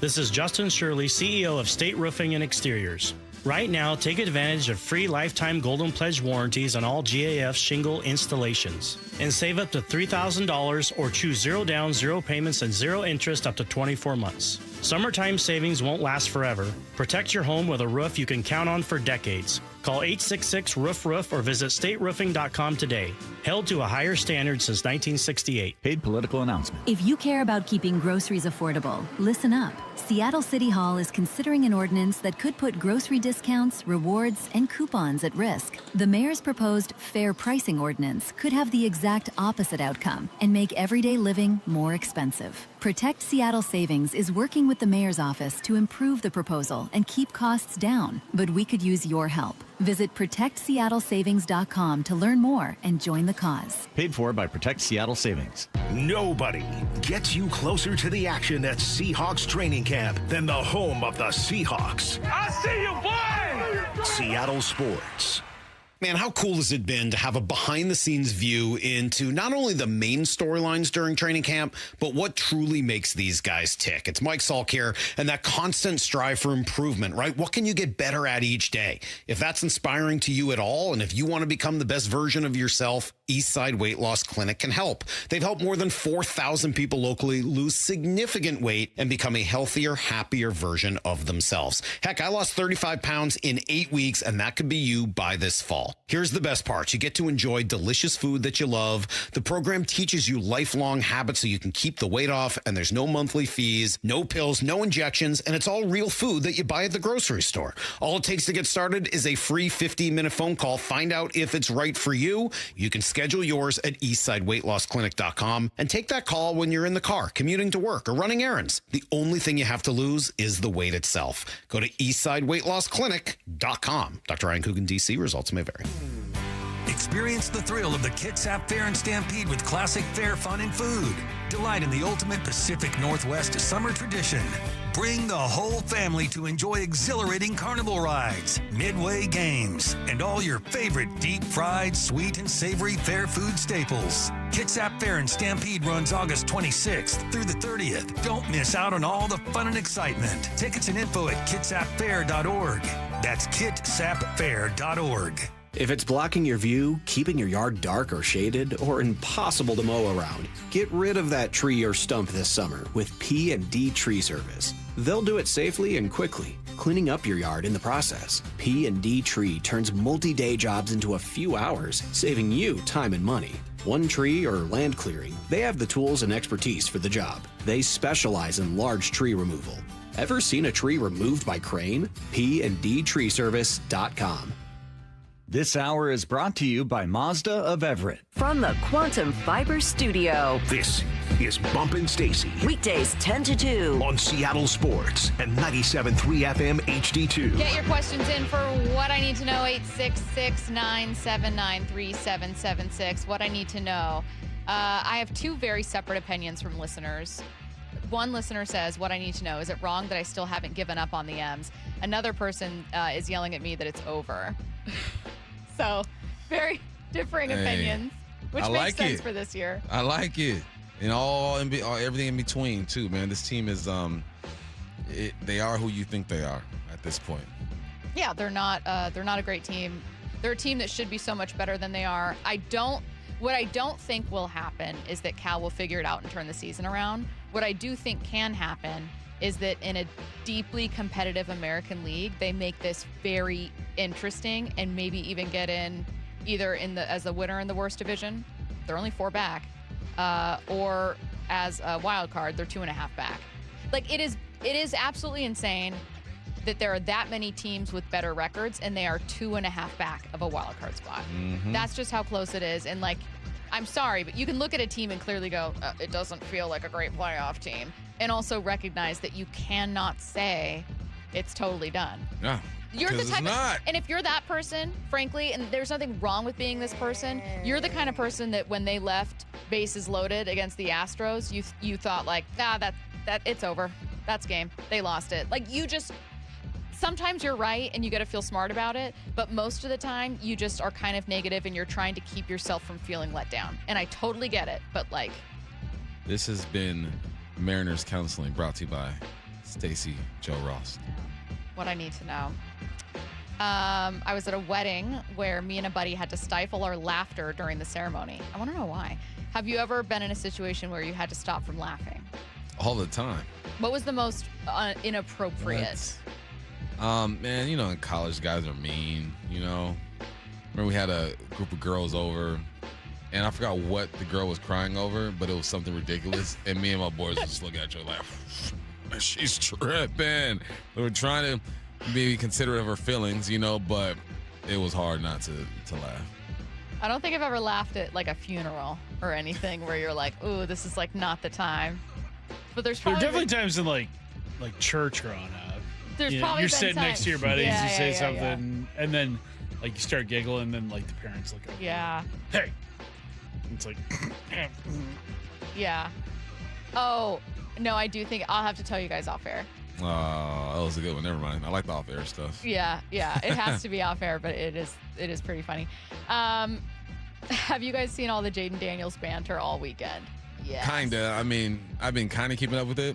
You see LSU wore all number 5 jerseys to practice the other day? No, I didn't see that. Yeah, unless AI I think got that me. might have been AI. Oh, it got me. See, speaking of you're old, speaking of knowing when you're old. Man, I thought that was real, though. That would have been kind of dope. Honestly.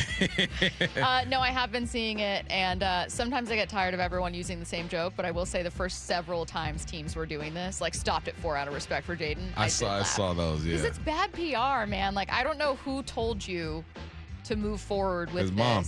Well, it's bad advice, and it's not going to ruin your career. It's not anything like that, but it's a bad look. Even if you're, like, you could make an argument like he's in the right to be kind of offended, but like, there's no PR win for you here. Nah, I would have just been like, oh, I'm disappointed, man. But good luck to that young man. Yeah. Now, meanwhile, you got the Mets. You got minor league teams. You got major league teams. You got a bunch of teams just going, out of respect for Jaden. We didn't mention Sorry, 5 Jaden. here. I got my number 5 retired, dog. Yeah. You can use mine. Did any team do it after losing? Like maybe only scoring 4 runs when they needed 5? Out of respect for Jaden, we held off on tying this game. That would have been the move right there. Yeah, I don't know if anyone did that. Maybe a little too nervous about a fan base that would be upset about it. 866-979-3776. Do you ever think the American League's not bad, but just teams are so good they're beating each other up? No. No, I don't think they're that at all. objectively Outside bad. the division all I think that there are. No, I think that I think it was an offseason where a couple big free agents went to the National League. I think that's probably happened a couple off seasons in a row. No, I think, and there are some pretty key injuries, right? Like the Yankees, who are they if Aaron Judge is healthy? Who are the Guardians if Jose Ramirez is there all year? Who are the Mariners if Cal is totally healthy and has a much better season? Like, there's some big stars that would normally be contributing to that stat sheet that either are not healthy, are not there, or are not performing. And there's a lot of stars in the NL that are. So, no. But no, I don't think it's like they're all beating each other up. I think it's just the weirdest year I can remember. The most lopsided thing I can remember. For sure. Yeah. 866-979-3776. What I need to know. If your Uber driver shows up with only a front passenger seat, do you get in or do you cancel and call another one? I'm canceling. What? That's so weird. It's like a sports car? What do you mean you're canceling? I'm going to know what kind of car is picking me up. And I'm not going to order a car with 2 seats. So I'm thinking he's pulling up in a whatever and took out the back seats. Why are the back seats out? Oh, like that? Oh, so like you're like, that's weird if Yeah, you're that's making it to weird. where someone's sitting next to I'm you. not gonna order a 2-seater for Am an I Uber. weird if I don't? But if it's like a Corvette or something like that?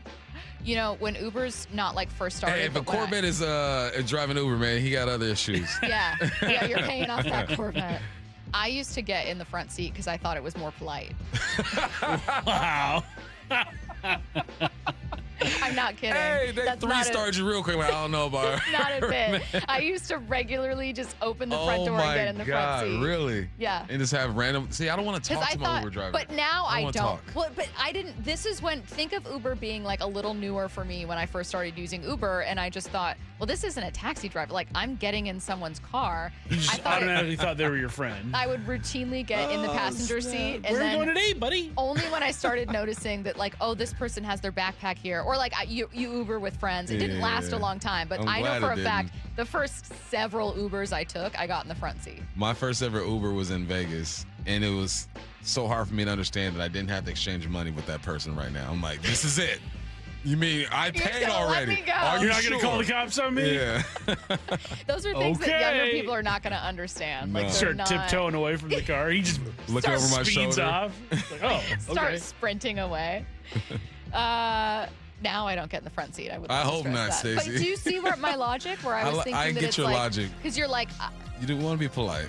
you want to be polite. I don't want to treat you like it's like you're my driver. I want to treat you like I paid for you to drive me somewhere. Right. Wyman and Bob coming up next.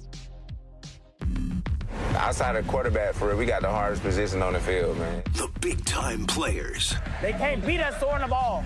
make big-time plays. Ball picked up. Witherspoon comes near side. And a big-time Seahawk Witherspoon, 97 yards. is locked in for the long haul. Spoon and the soul of our defense. Spoon is the heart of it. Spoon's extension and what's next for the Hawks. All at SeattleSports.com and the home of the Seahawks, Seattle Sports. Let's go. August is always a time of excitement because football is back. But anyone that watches practice or preseason games knows how much work needs to be done before the season starts. If you're feeling the same about your home project, Harley Exteriors wants to help you get a head start on making sure your home is ready for fall football nights. $500 off each window, $750 off patio and entry doors, and $200 off your final project. Spend a few minutes with the folks at Harley Exteriors during your free estimate, and you'll realize you have a lot in common. They love our local teams, they're good at what they do, and they'll take care of your home. Use Harley Exteriors to complete your home project this month and receive 12 or 18-month promotional financing. Qualified buyers only. Subject to credit approval and lender terms. Minimum purchase of 4 qualifying windows required. Windows must be 36 by 36 inches or larger. No size minimum on patio or entry doors. Financing subject to approved credit. Offers cannot be combined with other promotions. Offer expires August 31st, 2026. HarleyExteriors.com. Summer is the time to feel and look your best. But I'm not talking about your abs or tan. Guys, I'm talking about your hair. Restore that bald spot, reverse your receding hairline, or add volume to thinning during Advanced Hair's once yearly summer savings event. Advanced Hair's simple one-day treatment begins to regrow your very own hair the very next day, and they guarantee your new hair will grow. They are the team that addressed my hair loss, and I recommend them to everyone. Take advantage of your flexible summer calendar and get the most hair for your dollar. Advanced Hair's summer sales event is on for a limited time. time. So get the details and schedule your free consultation today. 425-449-8185. One-day treatment, life-changing results. With advanced hair, your new hair is guaranteed to grow. Check out the incredible before and afters and make the call now while their summer savings event is still on. That's 425-449-8185 or advancedhair.com. Hey, I know something you probably haven't done in a while. Climb into your crawl space or your attic. Yeah, me neither. Mike Salk here. And most homeowners avoid those areas for good reason, but it's important to check on them regularly, especially here in the Northwest where groundwater can wreak havoc and many homes lack the proper insulation in these spaces. So when it's hot in the summer, your house gets even hotter. And guess what? When it's cold in the winter, your house gets even colder because you don't have enough insulation. The good news, you don't have to crawl into those dingy areas because Crawl Pros will do it. They go where you don't want to. That's what they did at my house. They found a little rodent intrusion and they found the insulation problems. So yeah, they can help you get it all fixed just like they did with me. And if you need any work done, local utility companies offer rebates that could save you thousands on your project. Don't just assume that your crawl space and attic are in great condition. Do what I did. Call Crawl Pros today. Schedule a free corner-to-corner inspection at crawlpros.com. Jane is a small business owner. Tell them what that's like, Jane. Yeah, well, it's like a roller coaster with a lot of ups and downs, and some days things can feel like they're flying off the rails. Yep, it's a lot. But the Total Solutions Advantage only from Comcast Business can help you manage it all. With the largest, fastest fiber-powered network designed for 100% reliability with business internet and wireless connect. Nice. So everything stays on track. The Total Solutions Advantage. No one does business like Comcast Business. The more solutions you add, the more you save. Get started today with a qualifying internet package for as low as $60 a month when you add an advanced solution. Plus, new customers, ask how to get up to $1,500 in prepaid cards when you add 2 lines of mobile to a qualifying gig bundle. Don't wait. Call today. Limited time offer. Restrictions apply. New customers only. 1-year agreement, paperless billing, and automatic payments with bank account required. $60 offer requires 300 meg internet, security edge, and additional qualifying service. Equipment, tax, and fees extra. Prepaid card offers end 9/13/2026.